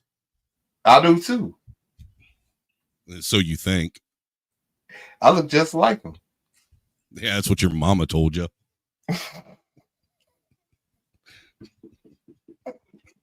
No, I know you kind of brought it up, but I think I was talking about this. I think I made a tweet or something about this. Like, niggas really don't care about the morality of slavery per se. And it's weird how we kind of just fleshed out some of that argument right here on the panel where, like, dudes really, they want the whip, but they have no idea what a plantation is. Because a whip is a very simple thing to understand, but a plantation is basically an abstract concept in and of itself. And you know that whole conversation about abstract thoughts and shit. I picture the plantation like any other business. I picture it as a corporation with free workers. So you cut out right at a weird moment, bro. Right when a crazy question came up, it looked like you just cut bait and ran. My because they ain't nothing but the white man's internet that try to rob boy, me of a moment. You know what? You can actually get away You with better put that. some respect on the white man's internet, man. I think you Man, can look, do look, that look. though. I will allow it. You can blame the white man for his internet. That is perfect. No, but I'm telling them. I was just telling them. Look, white You'd still be men. eating mud pies if it wasn't for the white man's internet. Y'all talking about. Look, y'all talking about black folks in the field and all that. All this old bullshit, right? When the white man got some air conditioning on that tractor, them $500,000 tractors and the John Deere brand and the other one, the red one. Get what? They didn't want no Negroes on it because it's got computers and everything, and you can move the whole thing with just your wrist like a zero turn. Now they are more in the fields than us. No black people are in the fields. And then know what the white man, I'm gonna do you one It better. couldn't possibly have Also, anything to the do with white man, look, the white man Let's know, address the hold white on, man Rooster. knows y'all so Address woke. the first comment. Let's do one comment at a time because it couldn't ahead. possibly have anything to do with the fact that if someone's going to fuck up a $250,000 piece of machinery, the farmer would prefer it be him than someone else. The Do you know how much a combine costs brand new? Do you know how much a combine costs brand new? Oh, so you mean to tell me that the white South Africans, y'all, get over here on a work visa that speak multiple different languages over there? They can learn it better than the black people that already been on the farm. Y'all get them white South Africans to come over here and drive some of that equipment. Black people are not in the fields, people. Do you know how to drive? Do you even know how to drive a combine? I can drive your ass if I wanted to. That's gay. I'm not talking about being gay. Oh, I'm talking about driving a combine. No. Now the roles have been switched. It's time for you to be buck broken. So that's the answer to my question, Hood. He absolutely would put white people in chains if black people had all the power. Saddle up, heifer. It's your turn now. Why do you think the answer and the way to fixing any kind of issues is get back for something specifically for something that you never had to live through? Oh, okay. So you mean to tell me what's wrong with you? On the way white folks think, what's wrong with y'all? Calling the police on, like, say for instance, majority of y'all didn't have y'all house broke in, right? But the moment y'all see somebody walking through your neighborhood, walking while black, hadn't broke in I'm your telling you, man. This the reason why I be hating niggas, man. I'm telling you, man. It just be us. I be hating niggas, man. Yeah, that's what. What's wrong with you? What's wrong with y'all? You niggas are crazy. You know, that's what the common neighborhood does, though, is if they see someone in a neighborhood that is unfamiliar in the neighborhood, that doesn't belong, they tend to question them as to why they're there. I mean, the very same thing that we don't do when you see a white man come into an all-black neighborhood, right? You sit there and question him and question why he's there and what he's doing there. So how is it any different? In the black community, black people don't question white people about whatever they doing in their neighborhood. We don't question them at all. If they do decide to have an interaction, most likely it's going to be on the softer note, like, are you lost? What's going on? Or is this motherfucker the police? That's what we thinking. Or is somebody finna lose their life because this crap? You're literally making my point for me.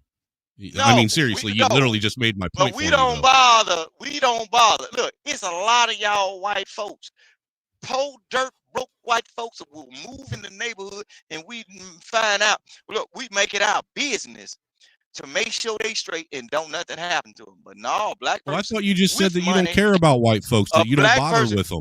I thought you just said you don't bother with white people. So which one is it? You don't care about them or what they're doing there, or you investigate them? Okay, look, white folks. I mean, either you care about them or you don't. You know what white. You know what white is. You know what white is, right? White is a mentality. When they get y'all into certain organizations and groups, when they get pluck y'all from the streets, you downtrodden white boys, the first thing they got to prove to you or convince you of, you a white man. white is not a color amongst people, right? You ain't never seen a white man. When you come down to race, when it breaks down to racial white supremacy and racism, when they indoctrinate you all, they got to convince you all that you are a white man. A white man. You can't find a crayon in the box that you can put up against your arm and you match that shit. Maybe pink, but not white. Bullshit. They got all kinds of crayons and pigments that match But the white listen what skin. I'm Dude, I'm saying. an artist. I use shit all the time. But You're you fucking can't dumb. compare it to the white You're one. dumb. See, they're white. I'm talking about white folks. And you know what? You're right. White Not a folks. single one of them crayons say white on them. They sure don't. White is a mindset. Yeah, but see, the difference is I don't walk around. I don't walk around trying to bask in my whiteness. I don't make sure that I say I'm a white man. See, that's what you do. You're the one that separates and says white man, white boy, white girl, white this, white that, and then turn around and make sure that you emphasize black first, black first. I'm a black man. I'm black I'm black before I'm anything else, dude. That's not what white people do. So how are you going to sit here and put on me that I have to be told something? No, you don't. That when you're sitting here living the very existence that you're claiming white people are doing. This is fucking insanity, dude. Oh, so you called them white. I called them pink. I called them pink people. But you, look, okay. Motherfucker, you've been sitting up here saying white boy left and right, white people left and right. You just now. Y'all remember what we were just talking about? I am a colored person that tells y'all that I don't. We're all colored white people. Period. We're all colored people. But get what happened. Guess what? We're all a different color. Look, there ain't another Negro on the planet that's the same color brown you are. And we all Africans too. Look, this is power, and I'm showing you the value. Right. He heard me saying something, the thing that go bump in the night. I wasn't addressing him because I know nothing of him. I know of him by being on the panels, but guess what? He felt that he had to say something to me. How do you not know so much about me? You know so much about my people. Look, I made your feelings shake. Ain't that godly like motion? No, you didn't. Bro, you could have got up here and talked to him. I just came up here and dude, all I'm doing is asking you questions. You're the one that feels like you're being backed into a corner, not me. No, I ain't backed in no damn corner. I come out the corner with my dick out. That's gay. That is fucking gay. Why do you keep talking to another man about your dick? That is gay, dude. What the fuck is wrong with you you people down in Mississippi? It's time to buck break you. Out of all the things you could have came out the corner with, you chose that. It's just amazing. Because that's what the white man is afraid of. No wonder these black women are calling all you motherfuckers gay, dude. All you talk about is your dick. I don't give a So hold on. Somebody in the chat says you want booty reparations. Do you think that's a fair description? If I can get it. If I can get out them white people, don't threaten me with a good time, baby. Don't threaten me with a good time, baby. Back on my show. Oh my god, this is the most amazing shit. Yo, Rooster, thank you so much for joining the show tonight. By the way, you the MVP, bro. Yeah. I heard your voice. I had to come up here. You know what I'm saying? Look, y'all doing y'all thing. So, but look, I just explained earlier. It's just like that movie Rosewood. I'm over here sitting playing my goddamn piano, and Mr. Snow White, he don't even know how to play a piano. Why Rooster got a piano? And then his buddy tell him, Mr. Snow White, Mr. Angry Snowman, you don't even know how to play a piano. I want one just because Rooster got one. I got to tell him about why he shouldn't be playing the piano because I can't play now or afford one. See, that's what the white folks do.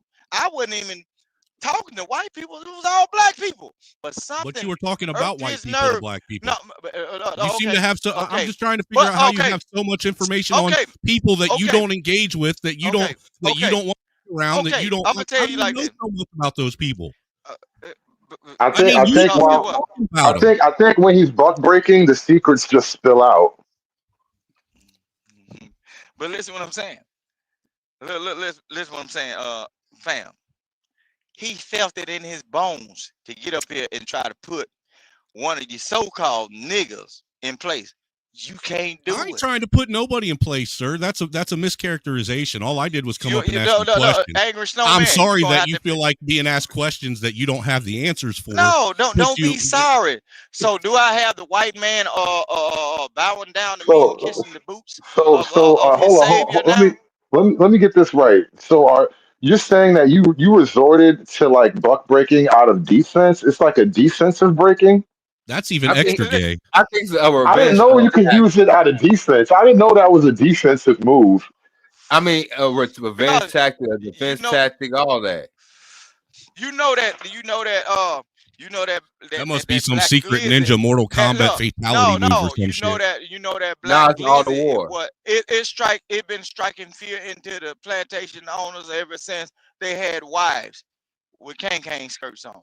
Look, them white women love they fantasy is to deal with a black man at least one time without their daddy knowing. See, that's what you lead with, because they know one thing: if you got the right hip thrust in motion and you's a fertile guy, you can breed them out.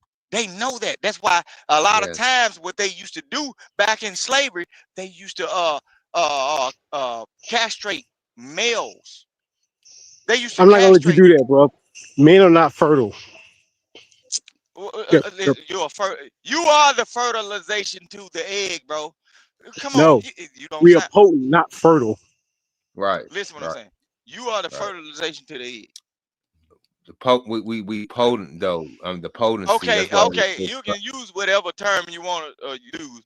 That woman can release her eggs to some kind of incubating process, formal business, and get what? You can go up in the damn room, jack off in a cup, and they can have a baby that look just like you somewhere across the world. You know nothing about it. So you are the fertilization. They lose that shit. You can be 60 or 70. You can be 60 or 70 years old and still create babies with younger women. And come on, man, y'all got to. We don't fertilize. We inseminate, impregnate, but we don't fertilize. Okay. Well, okay. Now it's turning into something like y'all trying to teach me something. I don't give a damn what process it takes to get it done, but the No, white that's folk simple know. biology, bro. Look, No, we don't. them white folk. Look, I'm finna show Hey, you. Them Rooster, white bro, folk it's okay know. to learn shit, bro. It's okay to learn things. Them That's white I learned a lot. That's them white people Them words, white man. We can't be listening to Them that white shit. folks know I learned if a you lot come from out you that tonight, corner fighting Rooster. back, if you come out that corner fighting back with your dick in your hand, they daughters is gone. Man. How They gonna can you become nigga fight? lovers. They gonna Let come. me let me They let gonna me become let me nigga let lovers. me let me They ask you a daughters will question. turn You against need to them go for rub their one out real babies. quick. That way you can have some post nut clarity. They Let me ask you a daughters will question. turn No, against them for their own Rooster, babies. Rooster. What style of kung fu do you fight with your dick in your hand? Crouching Kung cop. fu grip. Crouching Crouching cop. I'm done. I'm done. I'm over this nigga. I can't believe this nigga. Crouching cop. Yo, he's fucking crouching Sandy paper. cock. Wash the walk. Yeah. Twerking. It's done. Eat It's more done. eggs. It's done. It's done. It's done. It's done. Damn, twerking really is cultural, ain't it? And I want to understand white rage, and I'm white. Chicken bouillon, shrimp fried rice, make the blood thick and everything nice for the white man's daughter. Yo, I couldn't believe the content I done created this evening. Yeah, I'm Amazing. glad I came Dog, up here this though. whole week. This whole week, nigga. No, that first one was like weird. No, This I is will say, just Hood, genuinely funny. you've And look, definitely your Pokemon character has definitely evolved into a whole new creature. I'll give you that. Bro, I want this shit to be like Batman. I need a rogues gallery. Nah, bro. The way this is going, he evolving like a Digimon. For Pokemon real, can't have dude. it. For real. In real and time, look, right? I don't have before y'all get it wrong. I don't have problems with us, the quote unquote white people or whatever. I really don't have problem. I I do. don't have problem with the black people. I do. I No, deal with I people don't think you do. according. Your answers are just hilarious though. Yeah. I deal with people according to how they approach me in that moment in that time because I don't see. I'm not a racist, but I am prejudiced. I'm prejudiced as hell to a certain shit. prejudice towards stupidness, Do ignorant you hate people, niggas? indoctrinated people. Huh? Do you hate niggas? Uh, I hate the mindset of certain colored people. I see you No, can't really tell that's the who's a question. nigga. No. I use the word nigga, right? And when I use the word nigga, it be just like, hey, how you doing, or whatever. And so I have a prejudice toward the mindset of certain people. See, the word nigga is just a word of its own. No, I I'm mean, talking about the individual. you can't hate white people if you really want the booty. Man, shit. How many times y'all done screwed? How many times y'all look? How many times y'all done screwed a heifer that y'all didn't like? You know, she wasn't right, but All my just so exes. happened. Yeah. You screwed one that you didn't like. Just so happened that the one you should really want didn't call on time. So you on the back burner. So yeah, I take the I angry respect snowman. Rooster. He admitted it. He just admitted to going out hogging, man. I respect that. They're gonna be all right. Look. Nah, I'm just look. Rooster's just a country boy. He do all kind of outdoor activities, butt breaking, hogging. That Oh nigga do yeah. all the shit. He do all the things. He reminds Buck me. He breaker, yeah. reminds me of the guys I ran around with where I grew up, man. Because I grew up in a farm town. Yeah. And look, the pink meat is the best. Yeah, it's the best. It's like when you I mean, he's from sizzle the it got hospitality that. state. Nah, He's being hospitable. the pink meat is the best. When you put that grease on and it crackles at the edge and it's fine and firm. You know what I'm saying? Yeah, the pink meat is the best. My body to the vine for But that now swine. I'm just joking. Look, but look, folks they did the white guys and some of the black guys that do with dove season. It's dove season, bro. Everybody out with their side by side with these big ass doodly trucks, and it looked like a goddamn farm meeting around this month. Everybody got they doing all kind of shit. I see 4-wheeler side by sides and shit got three ATVs. Yeah, I'm sure you guys got a mudding. I'm sure you guys got a mudding culture down there, just they like got we do all up here. You gotta look it up. You gotta look I it up. want you to know. I want you to know, Rooster. You're at pause number 6, and I think if we get up to number 10, I have to drop the clip on you. I just have to do it. I've been trying this time because you've been a great guest, but I didn't want to fuck it up. But if we get up to 10, I will. I'm letting you know, 10 is the limit. I can only go to 10. You got to drop that footage. They've been missing it. They've been missing it. Look at all these conversations they've been having, bro. When they be talking about all this male on male stuffs and all that. Look, you might well drop it. Look, a lot of time when they have these conversations, they be always referring to black man as gay and all that stuff. You might well drop it. It don't bother me. I be telling folks, shit, hey, I'm just a person that fine tuned into the mindsets of people. So it ain't too much you can say that I ain't finna go along with. I believe in show me. If you say I'm this or you into this right here, shit, saddle up, goddamn, saddle up. I want to see if you really about what you finna try to say I am, because once I show you, once I really show you, now who's the bitch? Yeah, I think We ain't that's up on pause number bottom all the 7. time. Yeah, We're at 7. Yeah, 8. We're at 8. We're at Holy number fuck, 7. we made it to 8. No, 7 and 8 came back to back, actually. Saddle Up was definitely a pause. Yeah, we started the counter at saddle up, and if we have to separate that into 2 whole pauses, so we're at 8 officially. Yeah, that's what I'm saying. Man. Look, only thing I'm doing, I guess I'm these people in this space, they rainbow whisperer because that's what they want to go to. And get what? A lot of the females don't even say nothing about it. They be like, okay, they get it. They be like, oh Because yeah, the he women really want to. trolling. That's their friend. That's their pet. The gay. What's the name? Man, majority of women that throw that shit on y'all, man, they been sucking the cocks of their goddamn best friend. That's why they be running them off from y'all. They be trying to beat each other to the money and have sex at the same time. Like the last female that you called at the club is that female that didn't show up because her homegirl eating her out. That's all this shit is. Y'all, man, these women want pussy just like y'all, bro.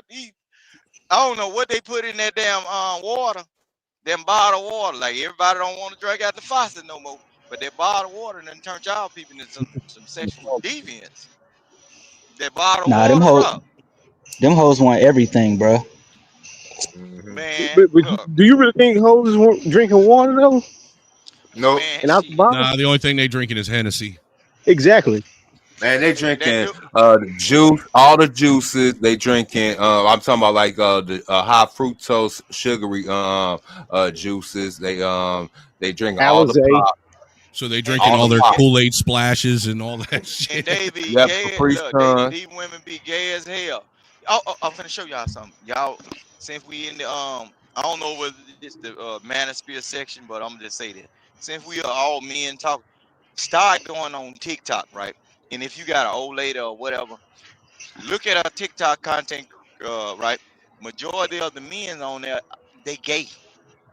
They love that shit. TikTok is a goddamn rainbow room.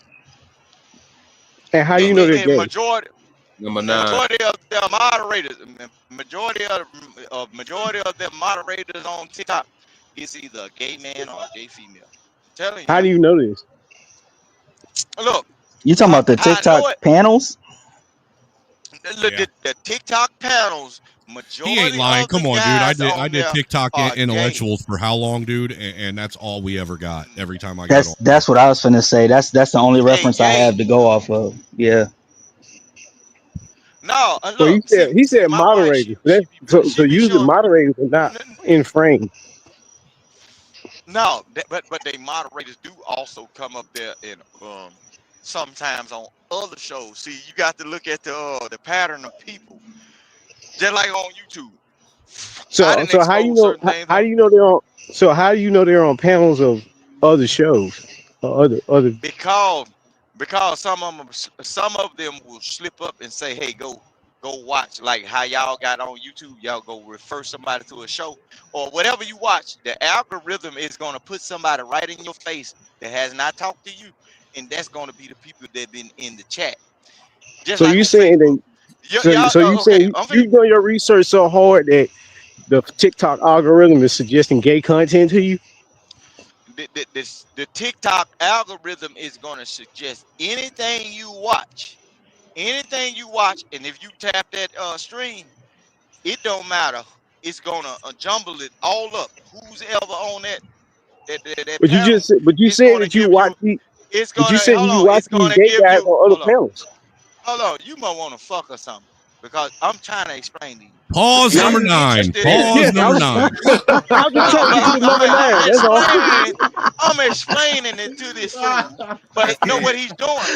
I'm explaining it. But what he's doing is he's trying to throw it off on me. But I'm trying to tell you how you can figure certain things out. But Nah, man, that's I'm what I trying to say. get you to Don't number. threaten. I'm trying to get you to 9 and 10, bro. That's all I'm doing. I No, want no. What Well, you doing we is about halfway away from no, 10. no. What you doing is you sound like you're tooting your booty up We at right 9.5 now. There right it now as is. we Oh, speak. 10, baby. there go. God No, damn it. God damn it. Now we that got what to you reset the doing. counter. We got to reset the goddamn counter now. That nigga, No, nigga that's what it gay, sound like. nigga gay, nigga gay, nigga gay, nigga gay, nigga gay. Yeah. Counter I'm back to trying to tell 0. him how he can figure out. I'm trying to tell him how he can figure out certain things so he won't be approached or accosted by these people. But he tried to throw it off on me. No, I know what these folks is capable of doing I ain't got to or throw how it off, they, man. You threw it already. bro. Look, okay, I'm You finna threw show it you. already. Don't y'all have y'all? Pause Okay, number 1. everybody, tell me this. Tell me this. Tell me this. How many of these Free zone, people you're welcome, by the that way. y'all I look? already know free zone. Look, how many people have y'all seen on y'all? Like if you get your phone hooked up a certain way, how many of these people that y'all have not had an actual conversation with, but you start seeing these random people pop up, like the people you may know? These are the people in the chat. It's showing their real names and their real faces. and they're real families. That's what I'm trying to tell you. So, and it works both ways. If you like, say for instance, I talk to Angry Snowman, right? Sooner or later, it's going to be a white man that's going to pop up, and if his shit is not protected, what's going to happen? It's going to show me his face. It's going to show me white people having weddings outside, and they shoot, they hunting trips and all that. This is what the internet it does. Y'all might not believe it's certain things like with You your should phone. hang out on like the white side of TikTok a little bit more. I think it would help. I think you would like. No, white TikTok is just as fucked up, bro. I'm telling you. I'm telling you, look, man. Look, I ain't got no problem with Angry Snowman or whatever. But Angry Snowman, in reality, I deal with white people. Carmen, you feel lost because we're all lost right now. Carmen, we're all lost. Don't feel bad. I deal with no, she ain't got to be lost. What she's doing, she's trying to insert herself into man conversation. See, now I can't talk to her. See, that's why I don't really talk to women in these spaces, because they look for an excuse to call themselves being essayed by words. See, So who do you talk say to? what I said to angry man. no, listen what I'm saying. I'm going to show you how women doing y'all. This thing that I said to Angry Snowman, he's quiet right now. He's chilling. He know we all right. We just going back and forth as men. But the moment she inserts herself and I say a certain thing to her, she'll be trying to research my name and call the police. That's why I tell you guys, be careful with these heifers. That's what bitches do, man. That's what I'm saying. So, see, even though I said whatever, Angry Snowman, no, well, he don't know or whatever, but he knows, he got an idea that this is not a gay man. He's probably an ignorant some bitch, but he ain't gay. But if the girl come up here on the panel, what she'll do is she'll get in a circle of men, toot her ass up, and see who's gonna bite. And now all of us gonna be arguing about, oh, don't do her like that. No, bitch, I'm gonna kick you in your ass with some square toe boots. Why is you talking? That's usually what happens on other people's panels. We don't really have that type of problem over here. No, I know that because we might have it over at Karen's panel. Like the few times that we do have like women guests on the panel, one, they don't really get crazy, and we don't like treat them weird or nothing like that. We talk to them with the same comfort that we talk to you. But do you have a rooster tattooed anywhere on your body? A who? A rooster. A rooster. No, I got a straw-billed hat with a rooster on the front as a logo on there. Okay, so you do got a rooster tattooed on you. Okay. No, ain't no damn tattoo. No, I got So a you be panther sporting tattooed cock on then? me. Huh? Where did you get where'd you get the inspiration for your name, King Rooster? I didn't even know you turned it into a brand. Yeah, where'd that come from? No, King Rooster. I'm the cock of the yard, man. You know what the rooster do? In a barnyard setting. Oh, you a country boy? Yeah, straight country boy. I'm not even gonna give him number one for that. He's just a country nigga. That's how they right. talk. Well, I'm curious if it's just kind of like a play on words, like the old what were they, Big Johnson shirts and shit they had when I was in school. Oh no. Yeah, that's what I was wondering. In real life, look, I have never had women problem, and I fight hard as hell in real life, but I avoid it. But and I'm real extremely territorial and shit. I'm like that in real life. Sometimes I stay in the house for 3 or 4 days because I don't want no confrontation. Because I walk out with my chest out and then everything. Folks be saying, who you think he is? And I ain't much.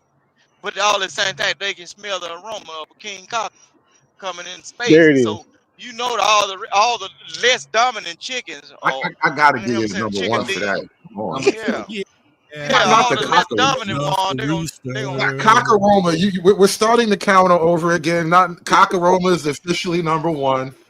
I have to do it. I had to do it. There's just no other way to let that pass. We on number 2, man. We on 2. What are you talking about? Yeah, I gave him a pass because the first thing with the cock. Rooster, you want to be the cock of the No, he had one before that, dude. He had one before that.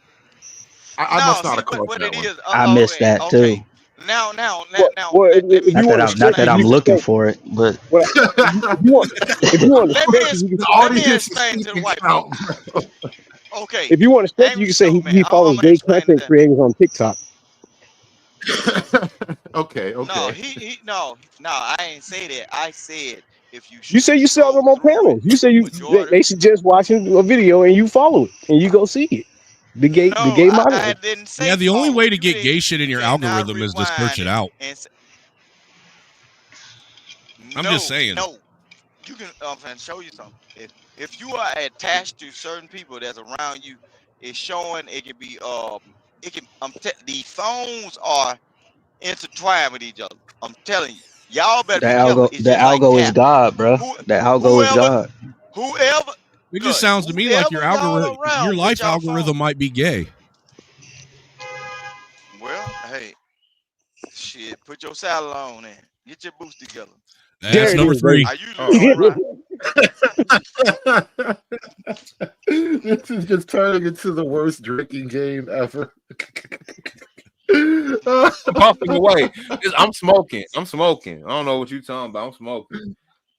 Have mercy, baby. Yeah, Clear I, my dude, I've throat. been eating an edible every time he does it, and I'm about to get, dude, this shit's Oh about to shit, hit me you like a ton of bricks. Heart's mushroom gonna high. stop by God the damn. time we get to 10. Hey, does TikTok have that feature like YouTube where you can erase all your history? I don't know. Hell no. Oh wow. Okay. I haven't explored Somebody TikTok hijacked enough my to know this TikTok shit. account, man. I can't even log into it anymore. It's got a whole new fucking phone number And you know tied what? to it, new fucking email tied to it. New fucking everything tied to it. I don't know if you caught this, but Rooster said something about the TikTok. He said he was picking up his girl phone or something like that. Women watch gays, bro. That's kind of how that works. Women watch the gay You know what I'm niggas do saying? Like content. they look. It's two main people. It's I don't somebody. think a lot It's of these gays are somebody really named. gay. I think what it is the women are saying they're gay. That way they can get away with being around them and fucking around on a DL. Listen what I'm telling you, bro. On TikTok, I seen some people like it's mainly most of the content creators that's into fashion. Like on TikTok, the content creators that's into fashion and everything, they always get up on them panels with the it's a person named Sitting Star or something, the star person, because they Say say that what? person be giving them gift. No, I'm telling you, it's a person I that be know. donating Bro, gifts to them. listen, stop They playing say, with your look, girl they say, phone, bro. look, Number four. You I'm absorbing too telling much you, look, female content. Stay off your girl phone, bro. It's bad for you. no, but see, but we don't hide nothing. But look, she was like, look at this, and get what? Them folks, they say the person be giving off shit, and this man's supposed to be, he's supposed to be a girly man, but he employs straight men, and he a cattle rancher and all this shit. I said, oh Lord, boy Jesus, shit, Some Brokeback the Mountain hell, shit. So you man. consume the content then, right? I said, look, I be telling my old lady, I said, God damn, woo, You never tell what your if you girl stop decide watching to, that gay shit. man, you know what I do? See, I be on the I mean, that's internet, the so, only really and that's response her I can phone. think to Look, that. I hold don't on. really. You No, told me that shit one but time. Hell, you No, keep showing it to that's me. number four. Watching. That's number four. no, but no, He but reacts see, to that's his her girl phone. with sounds and moans instead of words. No. And what I said, that's her phone. She got her own little idea of the content creations or people she want to watch too. I'm not finna be on why her aren't you head. giving your girl a fucking time limit on how much time she can spend on the internet? Oh, so I can be like the white man, cracking my whip on my I old lady. knew that was So that what you was cause about to say, bro. I Listen, did too. okay, I shit. knew bro, it, how dude. many I times knew have it. So I y'all, said it? I oh, the so every relationship that the snowman white want to say, man gets without even so they trying. want to create a domestic situation, Hey, so they can say, oh, we this is got why him, black we got him. supremacy will never work, Hood. It'll never work. Listen, You supposed to supervise What's the damn her phone, phone man? I don't give a privileges, damn about homie. no shit like If that. you're afraid to chain your wife up to a fucking car motor in the kitchen to where all she can touch is the fucking stove, the fridge, and the bathroom, and only give her 2 hours a day on her cell phone, you will never reach peak black supremacy. I'm sorry, it'll never happen. Yeah, you Get just what? make You some know ideas. this. This is Let what. me Hold point something on. out Now, to you. Let me since point he something out to said you. that, Hold watch on, this. Rooster. Hold on. You gonna know this. You ever Go see ahead. Black Snake Moan with Samuel Jackson? There's That's peak black what we talking supremacy. about. Yes, yes, yes, it is. You That's can't- one of what the black great movies of all If you time. can't chain your woman to the radiator, bro, she don't love you. Yep. Shout out to Christina Ricci, man. Yes. She looked good as fuck in that movie too, by the way. No. Yeah. See, y'all brought Black Stigma on up, and when that girl was Shout out to a Samuel child Jackson, sexual Tennessee. predator, she was a child sexual predator, bro. She got hold to the first little wee she could find was with the boy, because And Samuel chained her to the radiator, and he straightened her out. Sometimes you gotta straighten her out, bro. It ain't even about smacking. No, he or ain't nothing straightening like her that. out. What happened when She the was little kid? straight. Listen, she was straight when she left him, right? It's been a long time since I watched that movie. I should go back and watch it again. But you forgetting what the woman did, bro. When the boy walked beyond the chain links to where he can grab her, she essayed the little boy. Y'all missed that part in the movie. What does that got to do with anything?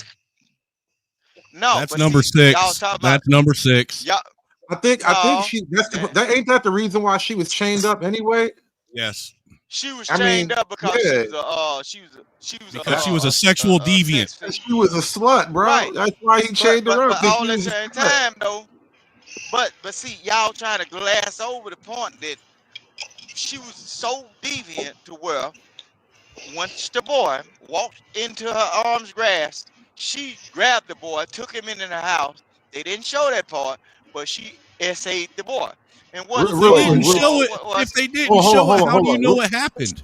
Real quick, shout out to Freeman's Journal with the $10 Venmo. Venmo is open, y'all. At the Hood Conservative on Venmo. Thank you so much for that. Hulk! Smash!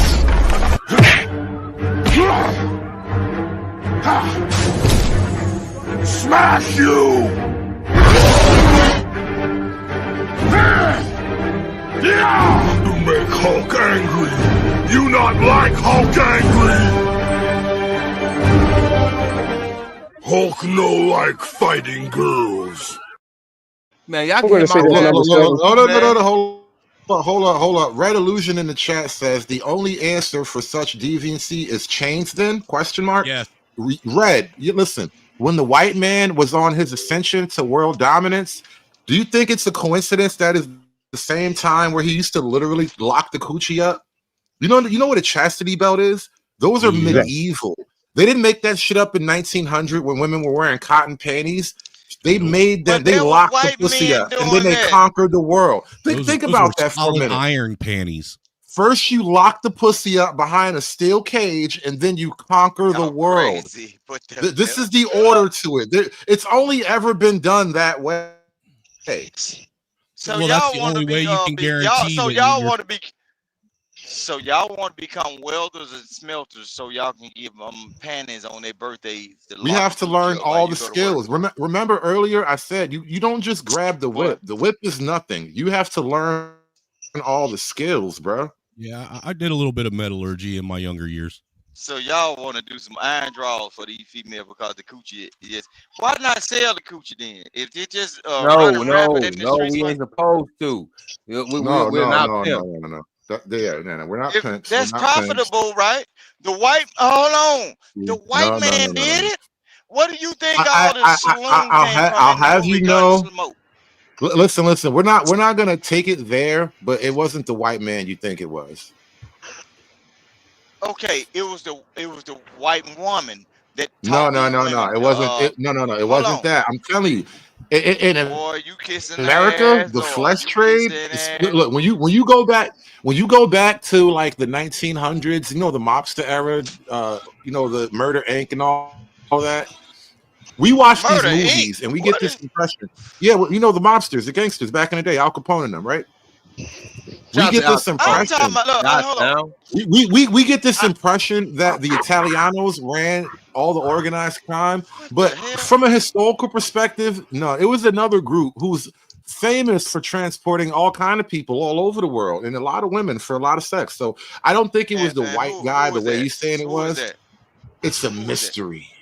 I don't know if it's the white. I mean, pimping goes all the way back to Mesopotamia and Rome. They had brothels and guess who goes back that far too? Bathhouses.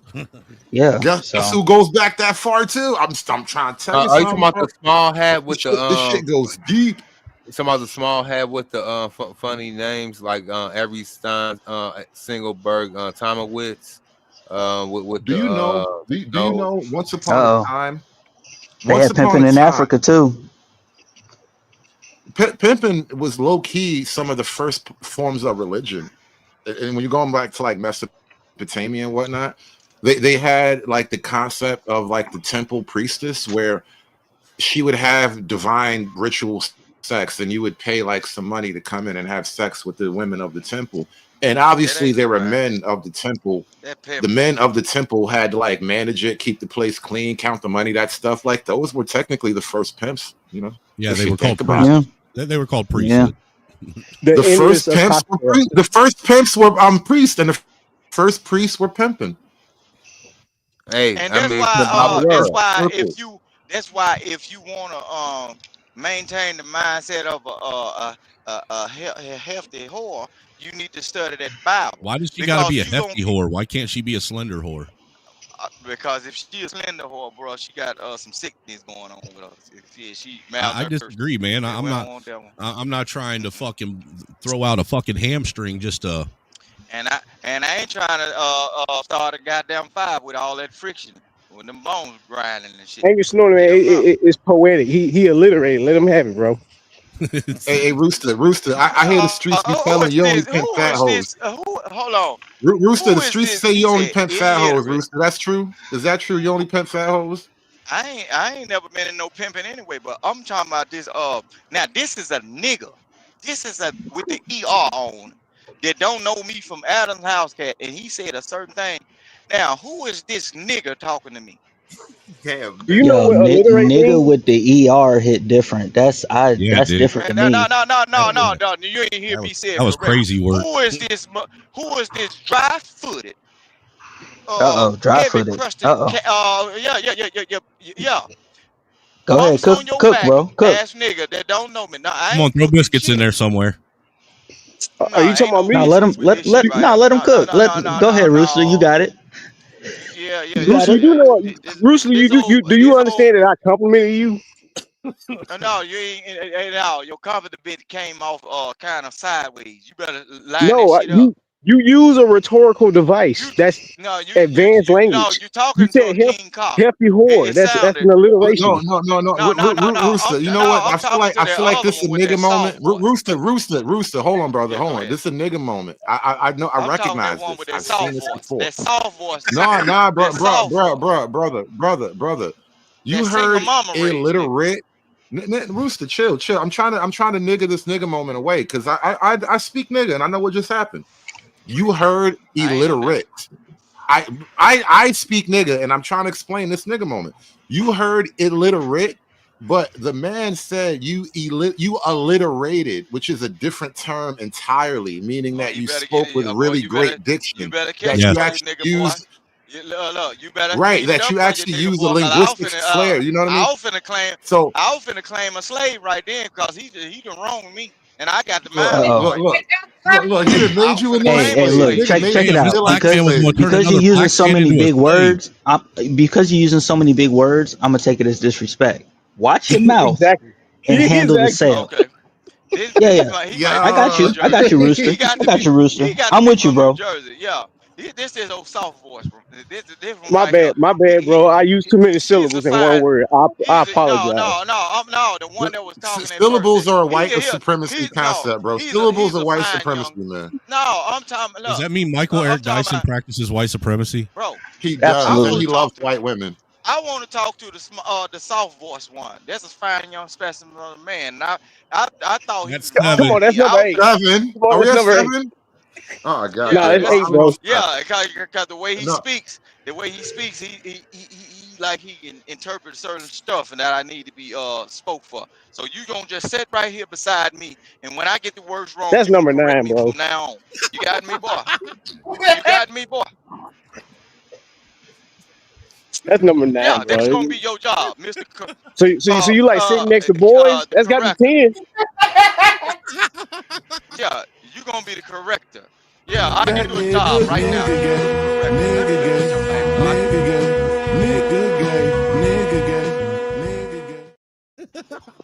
Listen, I'm gonna have to shut this down soon because I'm home and I gotta get up in the morning and go to work for another long day. So, come on, this is too much fun. We'll see if we can hit 10. We'll see. We'll see what happens in the next 30 minutes. We got 30 minutes, and that's all I got. It was 9:50 by 10:30. Yeah, I don't even know what's happening at this point. That's crazy. Hold on. We're just letting life happen. Hood, you going easy on your people? You going easy on your workers? You crazy as hell. Not in Candyland. Not me. Not I, sir. No, you got to get some work this out here. Candyland, nigga. I know you like to buck break. I know you like to buck break all your slaves, but I like to run a happy farm here. This is the Jones plantation. We got a whole other type of slavery over here. We don't buck break our slaves. We make the slaves think they're not slaves. They got to feel it in their bones. That's one. That's two. No, that's two. No. You guys are getting too trigger happy. No. Come on. I gotta be officially on the count. I have to officially hold the count. You guys are stretching. No flags on the play, sir. No flags on the play. No. Yeah, that's not gonna work. I can't give him that, bro. He good. He good. They got to feel slavery in their bones. No, we still at zero. We're still at. I'm sorry, dude. I think the referees are biased here. I'm throwing a red flag. I'm challenging the play. No, there ain't no flag right here. That ain't your job, sir. That ain't your job. Listen, just be patient, bro. All you gotta do is be patient. Your job is I gave you a job.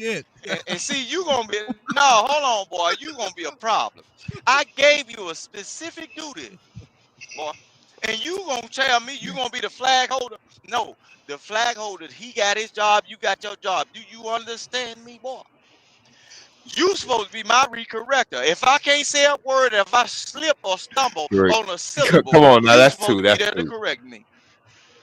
No, you supposed to. No, yeah, that's your job. Y'all being way too heavy-handed now. Yeah, the play has been under review. The play is fair. We're gonna keep moving on.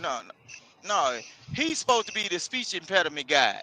And I gave him a specific job. See, you ain't running your slaves right, Mr. Good Sir. You ain't. I can't buy this. I don't want to take slave master advice from you, respectfully, sir. I do not want to run my slaves the way you run. I've heard how you run your slaves. Look. These hills be whispering about how you run your slaves now, sir. So, see, the whole thing about it, that means you don't want a better black community. Then. Since you say that, I don't want to buck break the black community. So you mean I hear that you buck break the slaves as regular practice, and so I don't. So how do you see no boys in the black community? So I know you ain't gonna sell them to me for a proper amount because you cherish this nigga here because you save. I'm running a good business here. Give me a good offer for him. Impediment boy. Listen. You want to buy you me? only get you slaves buy a whole boy? Listen, I only sell you slaves as punishment because I know what you're trying to do. That's got to be number one. Yeah, he wants to buy boys, bro. Yeah, he wanted to buy a ninja, dude. He wanted to buy a ninja. Come on, that's got to be one. No, he want to buy a boy. And he willing to pay for it. Right. Look, Mr. Snowman, I dub you Mr. White. Look, Mr. Snowman, I dub you D in this conversation, Mr. White, because I don't want to stay Snowman and I don't want to pay a worker I ain't bought yet. So, Mr. Snowman and Mr. White, the whole thing is, I gave him a specific job, and I'm trying to see if he fit for the job before I purchase this fine young specimen of human, right? He called me a fine young specimen. Come on, bro. Yeah, but the thing is, see, the person that's selling it to me ain't got his all his books in order. When I read the newspaper and checked the coupons, it said that this thing was capable of doing this thing, and that. And now he want to talk back. He want to talk back to me on purchase. So the price didn't drop down on him, right? Oh, hold on. Where in the paper did it say my slaves were for buck breaking? Good sir, can we whoop nowhere in the fine print or anywhere did it say that these slaves are buck breaking slaves. All right, these are farming slaves. These are building slaves. These are not slaves for buck breaking. You can even use them for breeding if you want, but you can't buck break them. Hold on. But when I read the we got ourselves a negotiation here, fellas. When I read the newspaper, I am trying, and I got my not to let the worst thing happen to you. When I got my covered wagon together, and my horse He trying to is save your all booty hole, fine and mystery. nourished up. See, what happened was on the paperwork it said this, that, and other. But now we got him on the auction block and everything. He's a back talker. Am I oiled up? Do I got lard on me? Make me look shiny? Can you take him back down to the He quarters? got you all oiled up in some beef tallow. Look, can you get him back in the quarters? Oh, that's one for you, Snowman. That's one. Look, can you get him back down in the slave quarters and fix him and present him like what is matching up on these paperwork, right? Am I looking kind of dry? Is that why I'm not presentable? No, you talk too much. Do we need to snip his tongue? Or do we need to castrate him? Because I don't want none of that DNA. That's gotten one. Come on. I don't want none of that DNA seeking off into the fine young specimen. That's 5. Black women I got population already. Yeah. You want me fertilizing with women? No. You be castrated on site on purchase. How you gonna know what's gonna be done? It's somebody. Fitness Journal. We bringing back old comedy. All right, we digging into comedy crates right now, bro. Hey Rooster, let me ask you one quick question. One question. Yeah. If you were blind, how would you tell somebody you wanted something to drink? Hell no, because they'll poison me. I got a lot of shit. Shit. So if you were blind, how would you tell somebody that you wanted to brush your teeth? If I was blind, how would I? Man, I have a working dog. Whatever the dog don't apply, I wouldn't do it. Because a dog. So if you were blind, how would you tell somebody that you wanted a pencil and a piece of paper? I wouldn't. What the fuck? If I was Snowman, you know what I saw earlier today? You know what I'm doing, don't you, Hood? No. Yes and no. I know where you're going, but I'm going somewhere slightly different. I saw a video today of a dude saying, you know, Helen Keller, the lady who was like deaf, blind, and mute, but somehow she like wrote books and shit.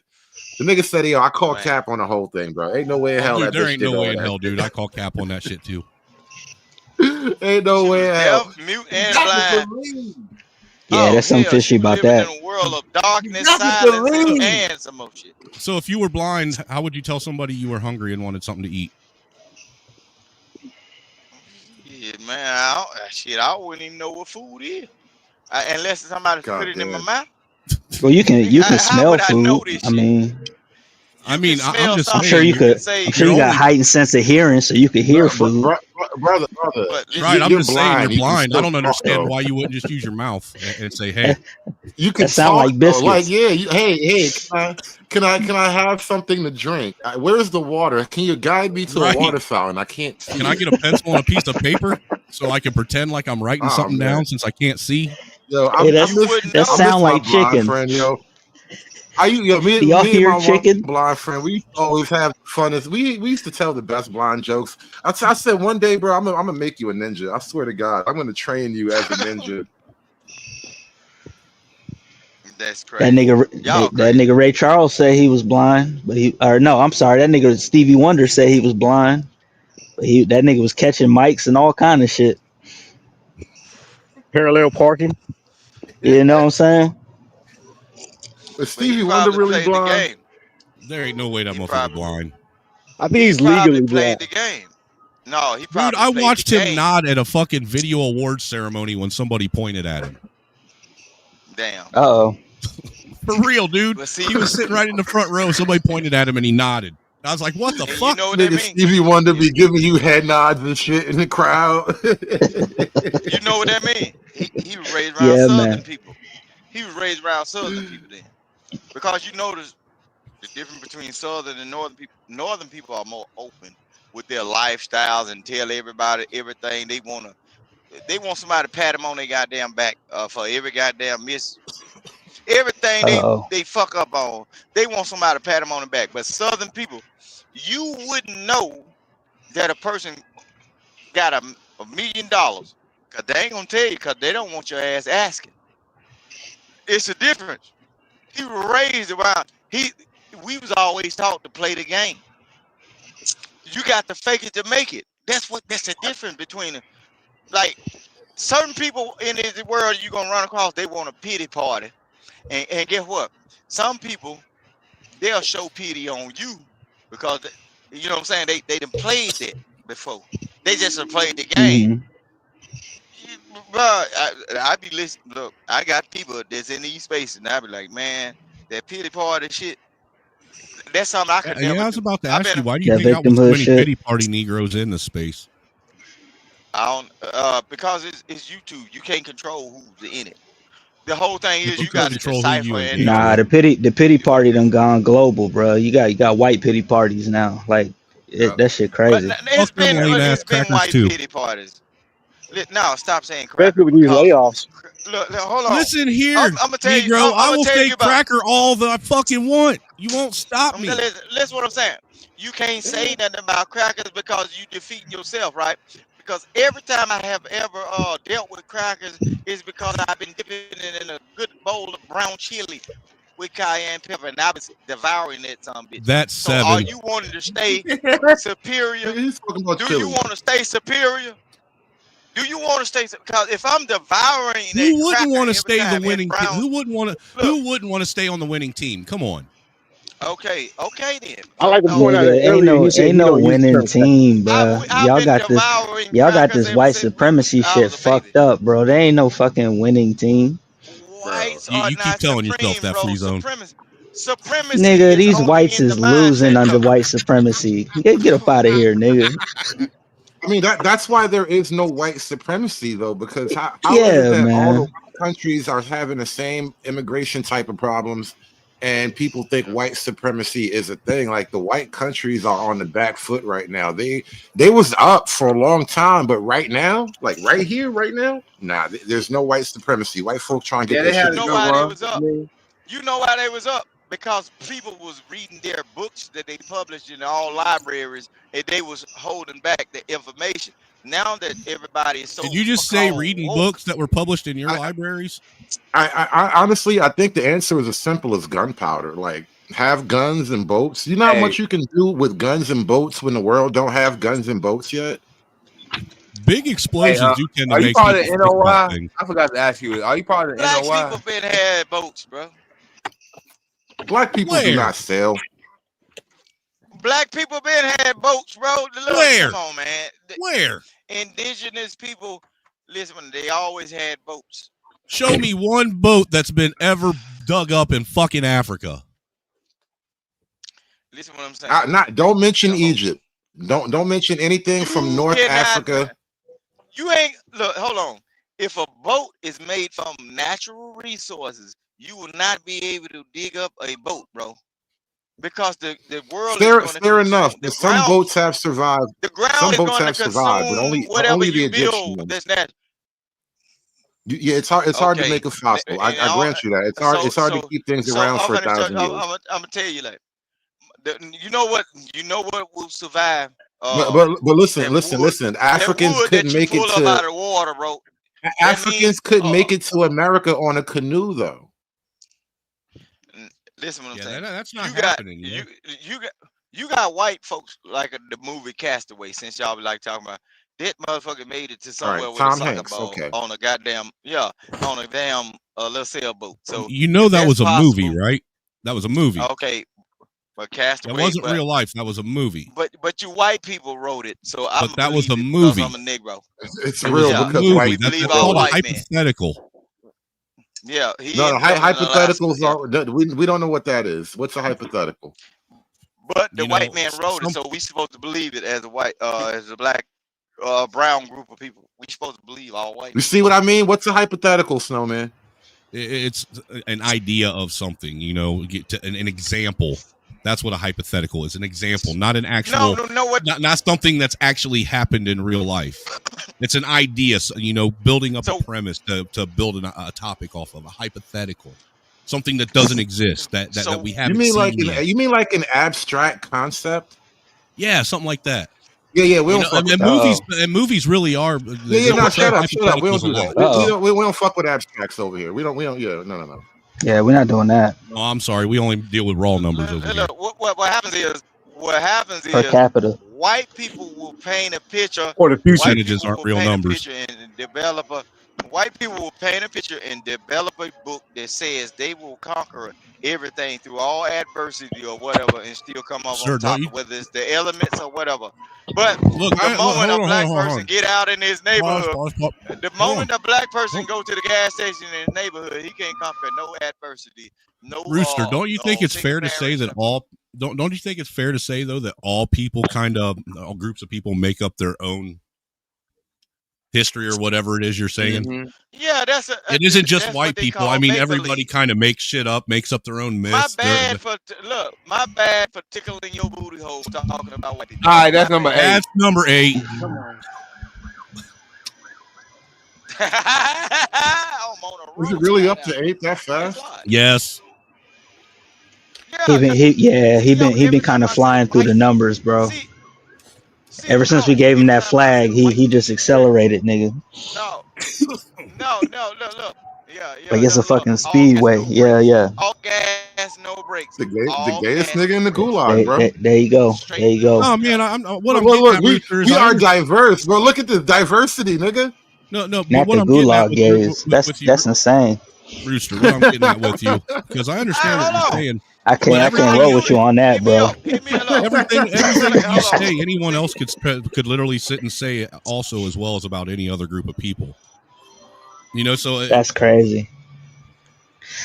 But look, hey, check this out, bro. Hey, so I was on Galt's panel yesterday, right? I gotta change the subject because this is just madness. I was on John Galt's panel yesterday. I'm trying to save him from getting a 10. Nah, I can't. Yeah, I can't. We let him. Yeah, let it breathe a little bit. Save him, bro. You can't. No, he gonna find a way.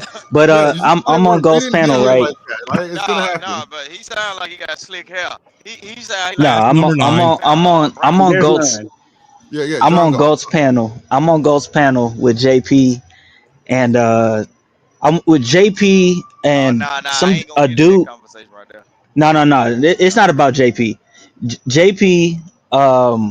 Some African dude named Vanta, which is he's like a Vision 2.0, if you could imagine, African kind of dude, right? And then some loudmouth bitch that I don't remember her name, but she's just fucking loud. But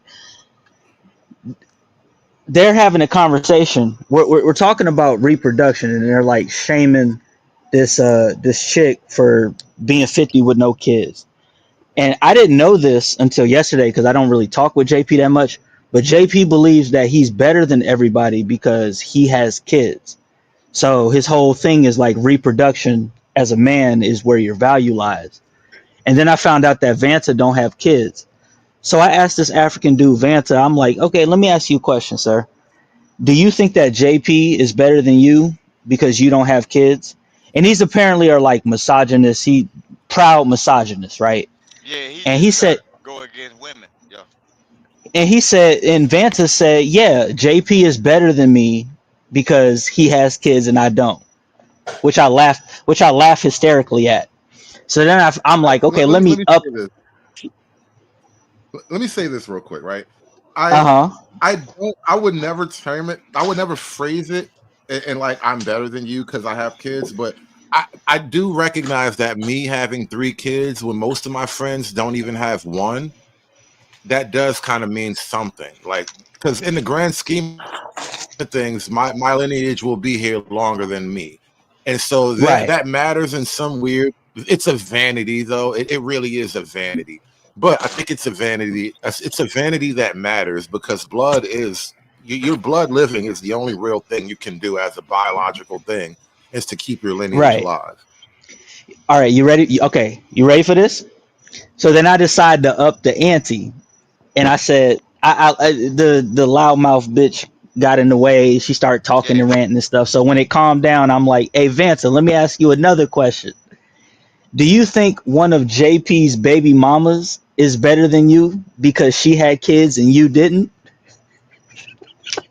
Oh, guess what he said? Guess what he said? He said, yes, JP's baby mama is better than him because she had kids and he doesn't have kids yet. This niggas in logic, bro. This is the value let me say something. Shout out to like guys like Stefan Molyneux, just for being a quote philosopher. You know, his role is to just walk through ideas, and on his shows back in the day when he used to be on YouTube, so that's what he would do.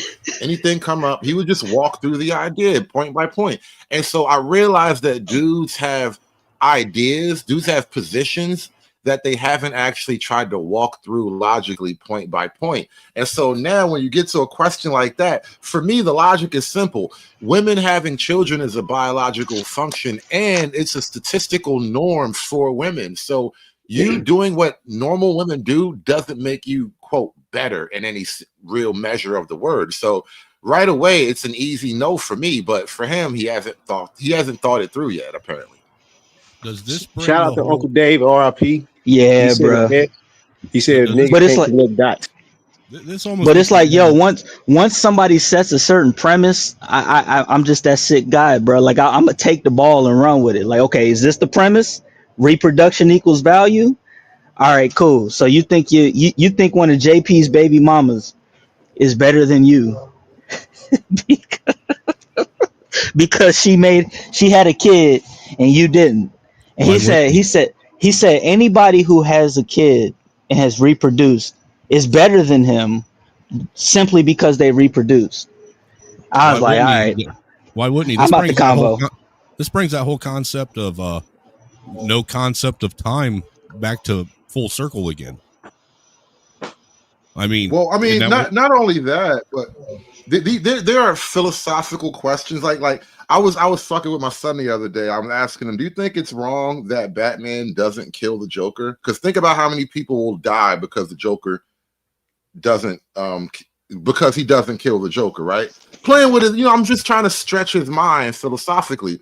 And I don't know that happens often. And when we have, how niggas talk about like building and all of that goofy shit niggas talking about, it's not a lot of philosophical stretching of the boundaries. And so I don't know that dudes really actually like roll these ideas around that way. Niggas only get surface level with a lot of things.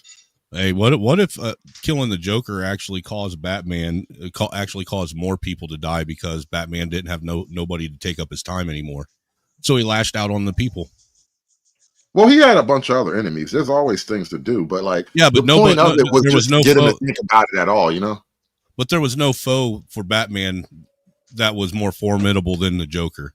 The Joker was the ultimate. I mean, the Joker is part of Batman's identity. No, I got you. I just didn't want to. I'm not trying to turn this into the Batman comic. Well, you wanted. I was just making a little other point, but yeah. I'm just trying to go down the philosophical road, man. But there's a cosmic balance between Batman and the Joker. So if one of them is out of the picture, so is the other. Just like in the Dark Knight, when Batman became old or he retired for a while, Joker just gave up until he resurfaced again. And then in one of the timelines, Joker threatened to kill Superman's kid. So Batman offs him right in the car and turned himself in at the same time, effectively taking him out the game as well. Right, because you know why? He wanted to stop the what was that Justice League where the Superman went evil because of the Joker? He was like stopping that timeline. Yeah, because the Joker killed Lois Lane. Yeah, that was such a crazy movie, bro. Oh my god. He tricked Superman into killing Lois Lane. That was actually Injustice, I believe. I never yes, it is Injustice. Watching Batman. Yeah, I couldn't. I never liked watching Batman because Batman was the closest to the police that you can ever get. Batman was too much like the white man. He was too much like the police, but he had shit behind him too, like old devilish, old bullshit. All right, so let's go with that. So what do you got to say about Lucius Fox's son becoming Batman, who was a black man? Man, they just trying to he's what they call a DEI hire. Damn that shit. DEI Batman. Yeah, I'm rolling with it. You ain't gonna give me all that shit. Yeah, you don't want to get Bateman when you're wanting Batman. It's like Miles You don't want Morales. black Go man. ahead, You bro. want Batman, bro. Get what That happened? really is. Nobody wants look. black man when they really need Batman. That is the last thing you really need to happen in your life. But his face is fully covered, so they can't tell it's a black man. No, Batman has that part of the you can tell. cowl out where you can see he's a nigga. You know, only the jaw is exposed. That's how you know when he's smiling, and he never smiles, but you know he's Watch frowning. What I and tell shit. y'all. Watch what I tell y'all. Everything that goes on with this black Batman is gonna look like sexual misbehavior with women, bro. I'm telling you. Oh, that was almost 10. That was almost 10. You gotta give him what's dude from damn it, Ant-Man, Jonathan Majors. They're gonna do him like Jonathan Majors. Damn. No, I'm just saying, just the character. Okay, when you start watching movies, Black Batman catches a DV case. Every time he's saved, every time he's in the midst of a woman, Black Batman essaying Catwoman and fucking Poison Ivy and shit. Look, I'm telling you, watch this. Y'all pay attention and just know King Rooster said it. Every time you see a video of a Batman, when they turn him black, every time he saves a black woman or in the midst of a black woman or a woman, period, he's going to say something that's sexually awkward. Watch what's going to happen now. I'm telling you, it's going to be something that after wait, like, damn, he's a real creep. Batman is finna turn into a real creep. Oh, you ain't no better than the niggas you trying to whoop. That's what's finna happen. Come on, man. He's the I'm mad that in your mind. I'm mad that in your mind, because Batman is low key supposed to be a white man, he's automatically a black sexual predator. Like, it's a weird puzzle you just put together. Can that be Jen? The white. Nah, y'all niggas doing too much, but no, the white he said he was Batman gonna do that shit to Keisha anyway, so it's just weird. It's just weird in a lot of ways, bro. Your mind is a beautiful thing to imagine. The white Batman was good. He had his traumas. His mom said and white dad Batman was good. Look, yeah, his mom and dad. Why can't black Batman be good? He's extremely rich and whatever. Yada yada yada. That's typical. Yeah, but fast forward. Why can't black Batman be good? What's gonna happen is because he's black. Black man's Batman story is gonna start up. He grew up out the projects and mama couldn't feed him, and every time some kind of way he was astronomically smart. Hey man, you know what? You just told Miles Morales' story and he turned out just fine. What about Blade? That's what I'm saying. But some kind of way, what's gonna happen is they gonna put out that the black Batman, even though he went through the trials and tribulations in the black community, he was some kind of way astronomically smart. He good with numbers. He was a goddamn genius on fixing shit, damn near like a what they call him, an engineer or something. Where's that some We Was kind of Kings way, clip? somebody, some kind of way, so a white family gonna adopt him, and then they gonna X their ass out the what's the name? Now he gonna be upset and destroyed because his white newfound family is his savior from the hood. They Wait, destroyed. we can Now only have a black Batman if he gets like what's that called? What's that? White man? No, what was that movie with the football dude? And he had Blind Side. Yeah, we can only have a black Batman if he gets blindsided with a white family. Dude, I was thinking the same fucking thing, Hood. I swear to God, you beat me to or it. Different strokes that rule the world. Right, that's even better. You can only have a black Batman if he gets adopted like Arnold from Different Strokes. Hold on, I'm gonna tell you this in the United States: if you see a black man get through, or a black woman, because I ain't gonna leave their ass out. They be thinking they be doing some shit and how bad and bougie and shit. The only reason why black men and black women get through, and I'm finna show you something, is because there's somebody on the other end that's pushing it, a sponsor. Like a lot of y'all be talking about how these black women do certain things. The only reason why they get to talk a certain way, dude, could you imagine? Because somebody sponsoring that shit. Hold on, real quick. Could you imagine in Living Color today? Oh yeah, man, it'd be hard for them to do that. Comedy's dead, dude. bro. There's so much fucking material though. It is. But EBT Batman would be a great fucking skit. This is why we have to do Immortal Pookie because comedy is dead, bro. Nobody knows how to make real jokes anymore. Everybody's afraid to piss the gays and the women off, and that's how you be funny, though. That's how guys have always been funny, just saying shit that made the gays and women upset. Hey, you know why Mexico doesn't have an Olympic So team? basically, you told me King Rooster is the clown. Hold on. I want to tell. No, Rooster, you are the MVP tonight, bro. No bullshit. No bullshit. You've been holding it down. No, not saying clown in a bad way. What? Okay, let me say it in a better term. I'm the class clown. While y'all trying to learn certain things, nigga, I got awards for that shit. My pops never forgave me until he died about being a class clown, bro. Listen, I get it. But I'm just saying though, the story of the black man is gonna come from poverty. The man gonna have busted shoes, in some kind of way his folks gonna get robbed. So he'll become EBT somebody gonna die. Dude, like I said, you're talking about Miles Morales, the Black Spider-Man. Somebody gonna adopt him. Yeah, somebody gonna adopt him. And when he get into white situations, he gonna have them good old white parents gonna say, hey, just remember, with all them powers you got, you're still a nigga now. That's crazy. They gonna still let him. They gonna still let him fight crime. They still gonna let him fight crime and do all this shit. And guess what? With all them powers, they still got a box for all of you colored folks. Like Superman's weakness is kryptonite. Black man's kryptonite. They got a ninja. glass box there. Guess what? They got a glass box that will sit your ass in on Alligator Island, and you will not be able to. Hey, Rooster, I got an idea. I want to pitch this idea with you, and you kind of help me flesh it out. Yeah. Uncle Ruckus as a superhero, and he only arrests niggas. And he don't even necessarily arrest them. He just beat them up on behalf of the white man. I'll watch that. That'll be the greatest show of all time. Oh, you talking that'd about be like watching right that'd be like watching Cops, man. No, you talking about one of these. Yeah. I finally became a goddamn police. Yeah, all you niggas been walking all night, man. There's a curfew around this motherfucker now. I'm King Rooster in charge now. Everybody better get up now and get back up on your porch, nigga. Get back up on your porch. Yes, Lord. Yes, that's actually not bad, but that's where I'm going with it, yo. I think Uncle Ruckus as a superhero would be a great idea. No, he'd even be a good idea as a super villain. You ain't never seen a black. No, he's a hero. He's a hero because he only beats up black criminals, though.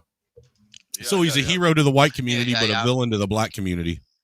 He's a hero villain. He's a hero villain to the nigga community. Blacks would probably root him off too. Look.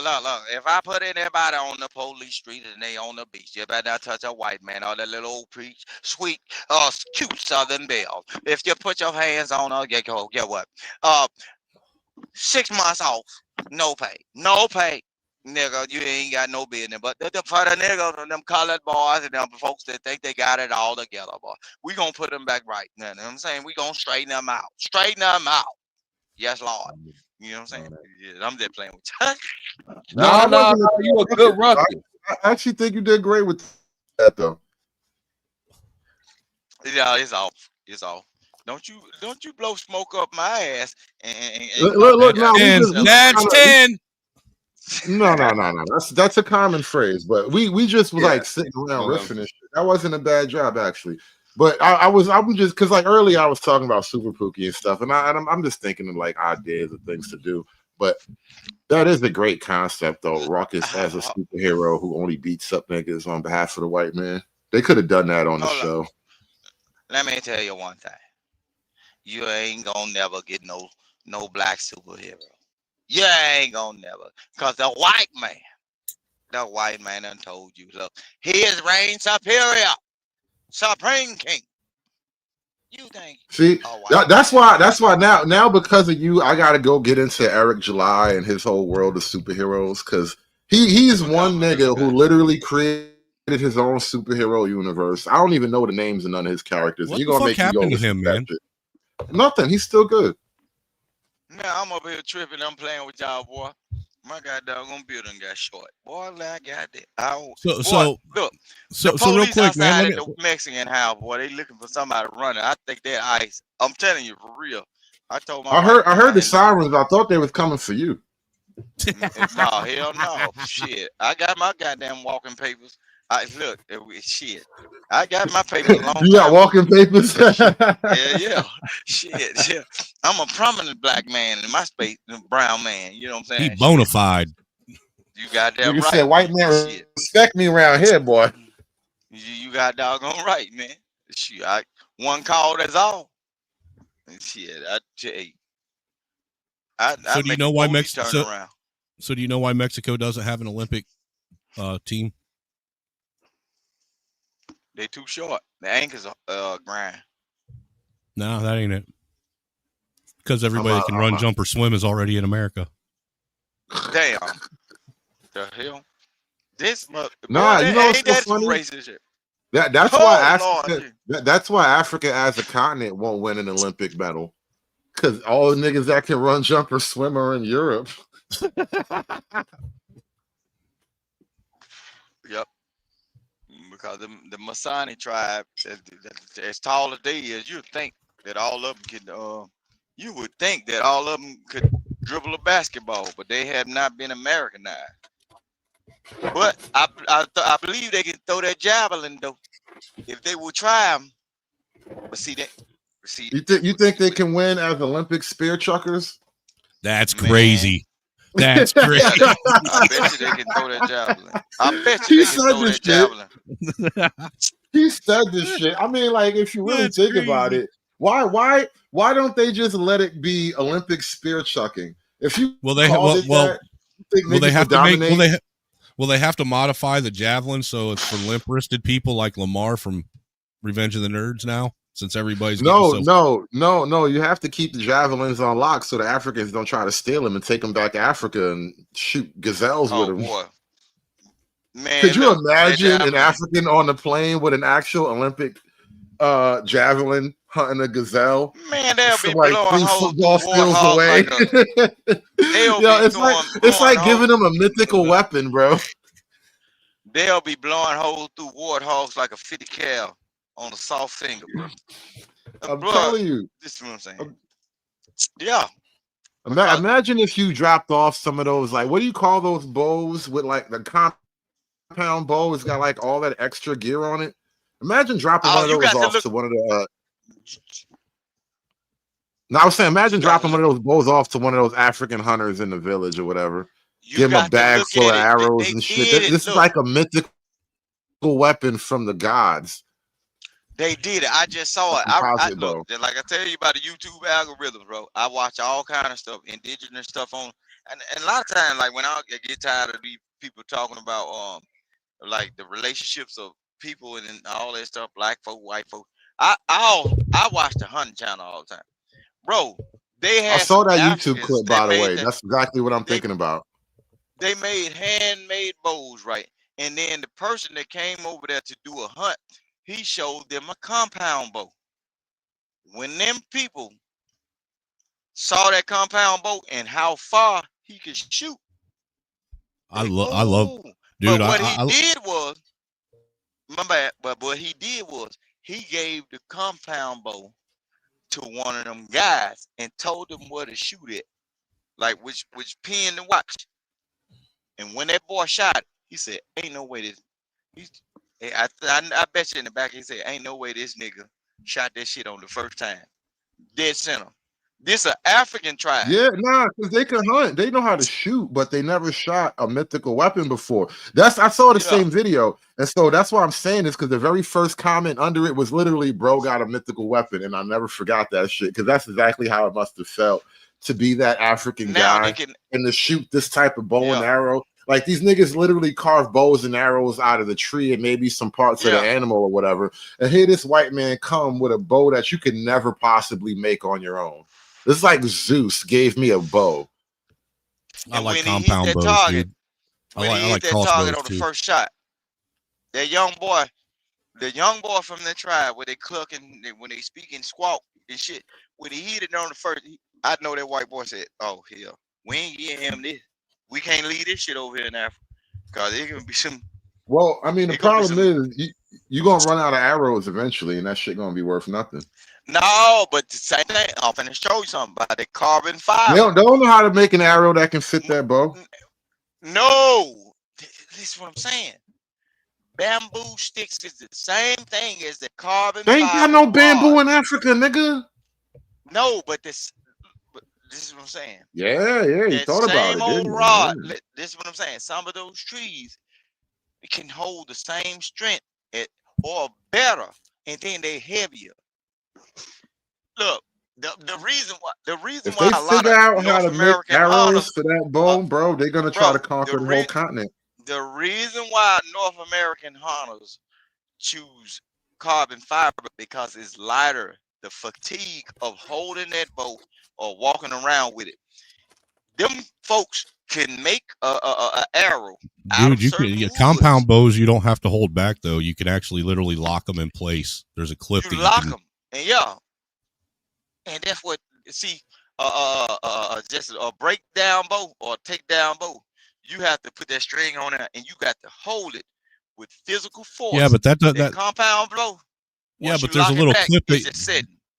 But what I'm saying is most hunters with that compound bow, there's a little clip that they clip to their wrist with a string on it. That way, all they got to do is let go of that. That way, you ain't fatiguing your arm. You most of the, and not only that, with a compound bow, once you pull the draw back, the hardest part is getting it back. Once it's back, holding it isn't that difficult. It don't take much pressure. And that's what I'm saying. I know this. I know this. And you don't even have to have, for a compound bow, you don't even have to have the drawstring hook. The only thing you have to have is the 3-finger leather. And then if you ain't steady, you can have the pad on the opposite arm so the string won't strike your arm. Mystery. Real quick, because you just came right back up, and it's 10:31 p.m. and we're gonna shut this down. I've been on for 7.5 hours today. So, Mystery, you got anything to say? Say it right now, bro. No, I'm good, bro. No, but okay. Nigga. Well, anyway, listen, y'all, we gotta wrap this one up. I mean, you close the show, man. I'm not going to drag it on. I got something. Yeah, you wanted the last lines, but yeah, we wrapping this thing up, man. But yeah, you can wrap it up. But I'm gonna tell you, like Snowman, a lot of these so-called black people you talk to on the internet, I am not like them. I can eat. No, I'm just giving you a hard time, Rooster. No, I know because you didn't see me everywhere else.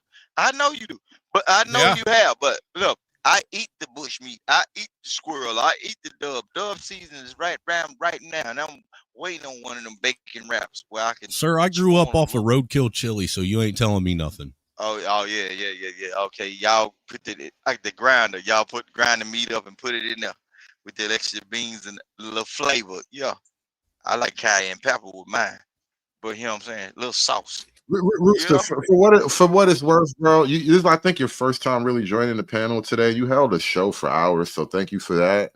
And you actually gave us some interesting content. You are a very interesting guest to have around.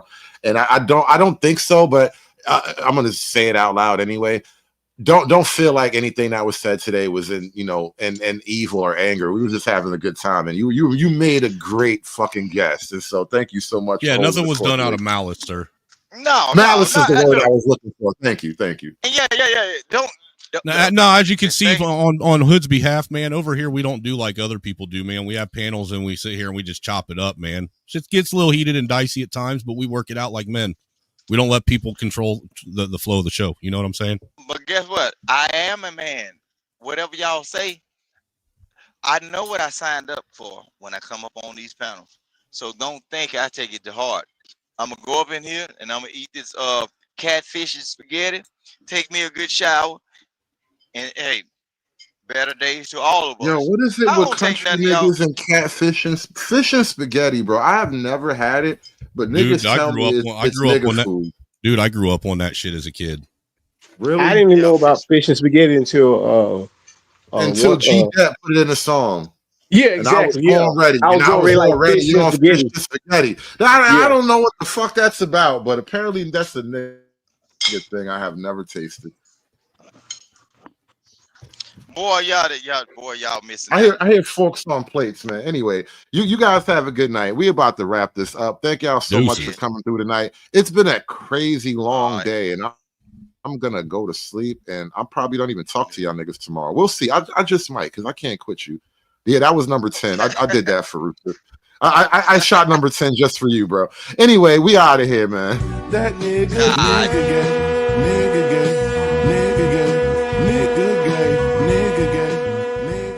Aspiring to be patriarchs like what white men have, that isn't freedom. That isn't going to help anybody. It's certainly not going to help black people. It's done. It's done. It's done. It's done. It's done. It's done.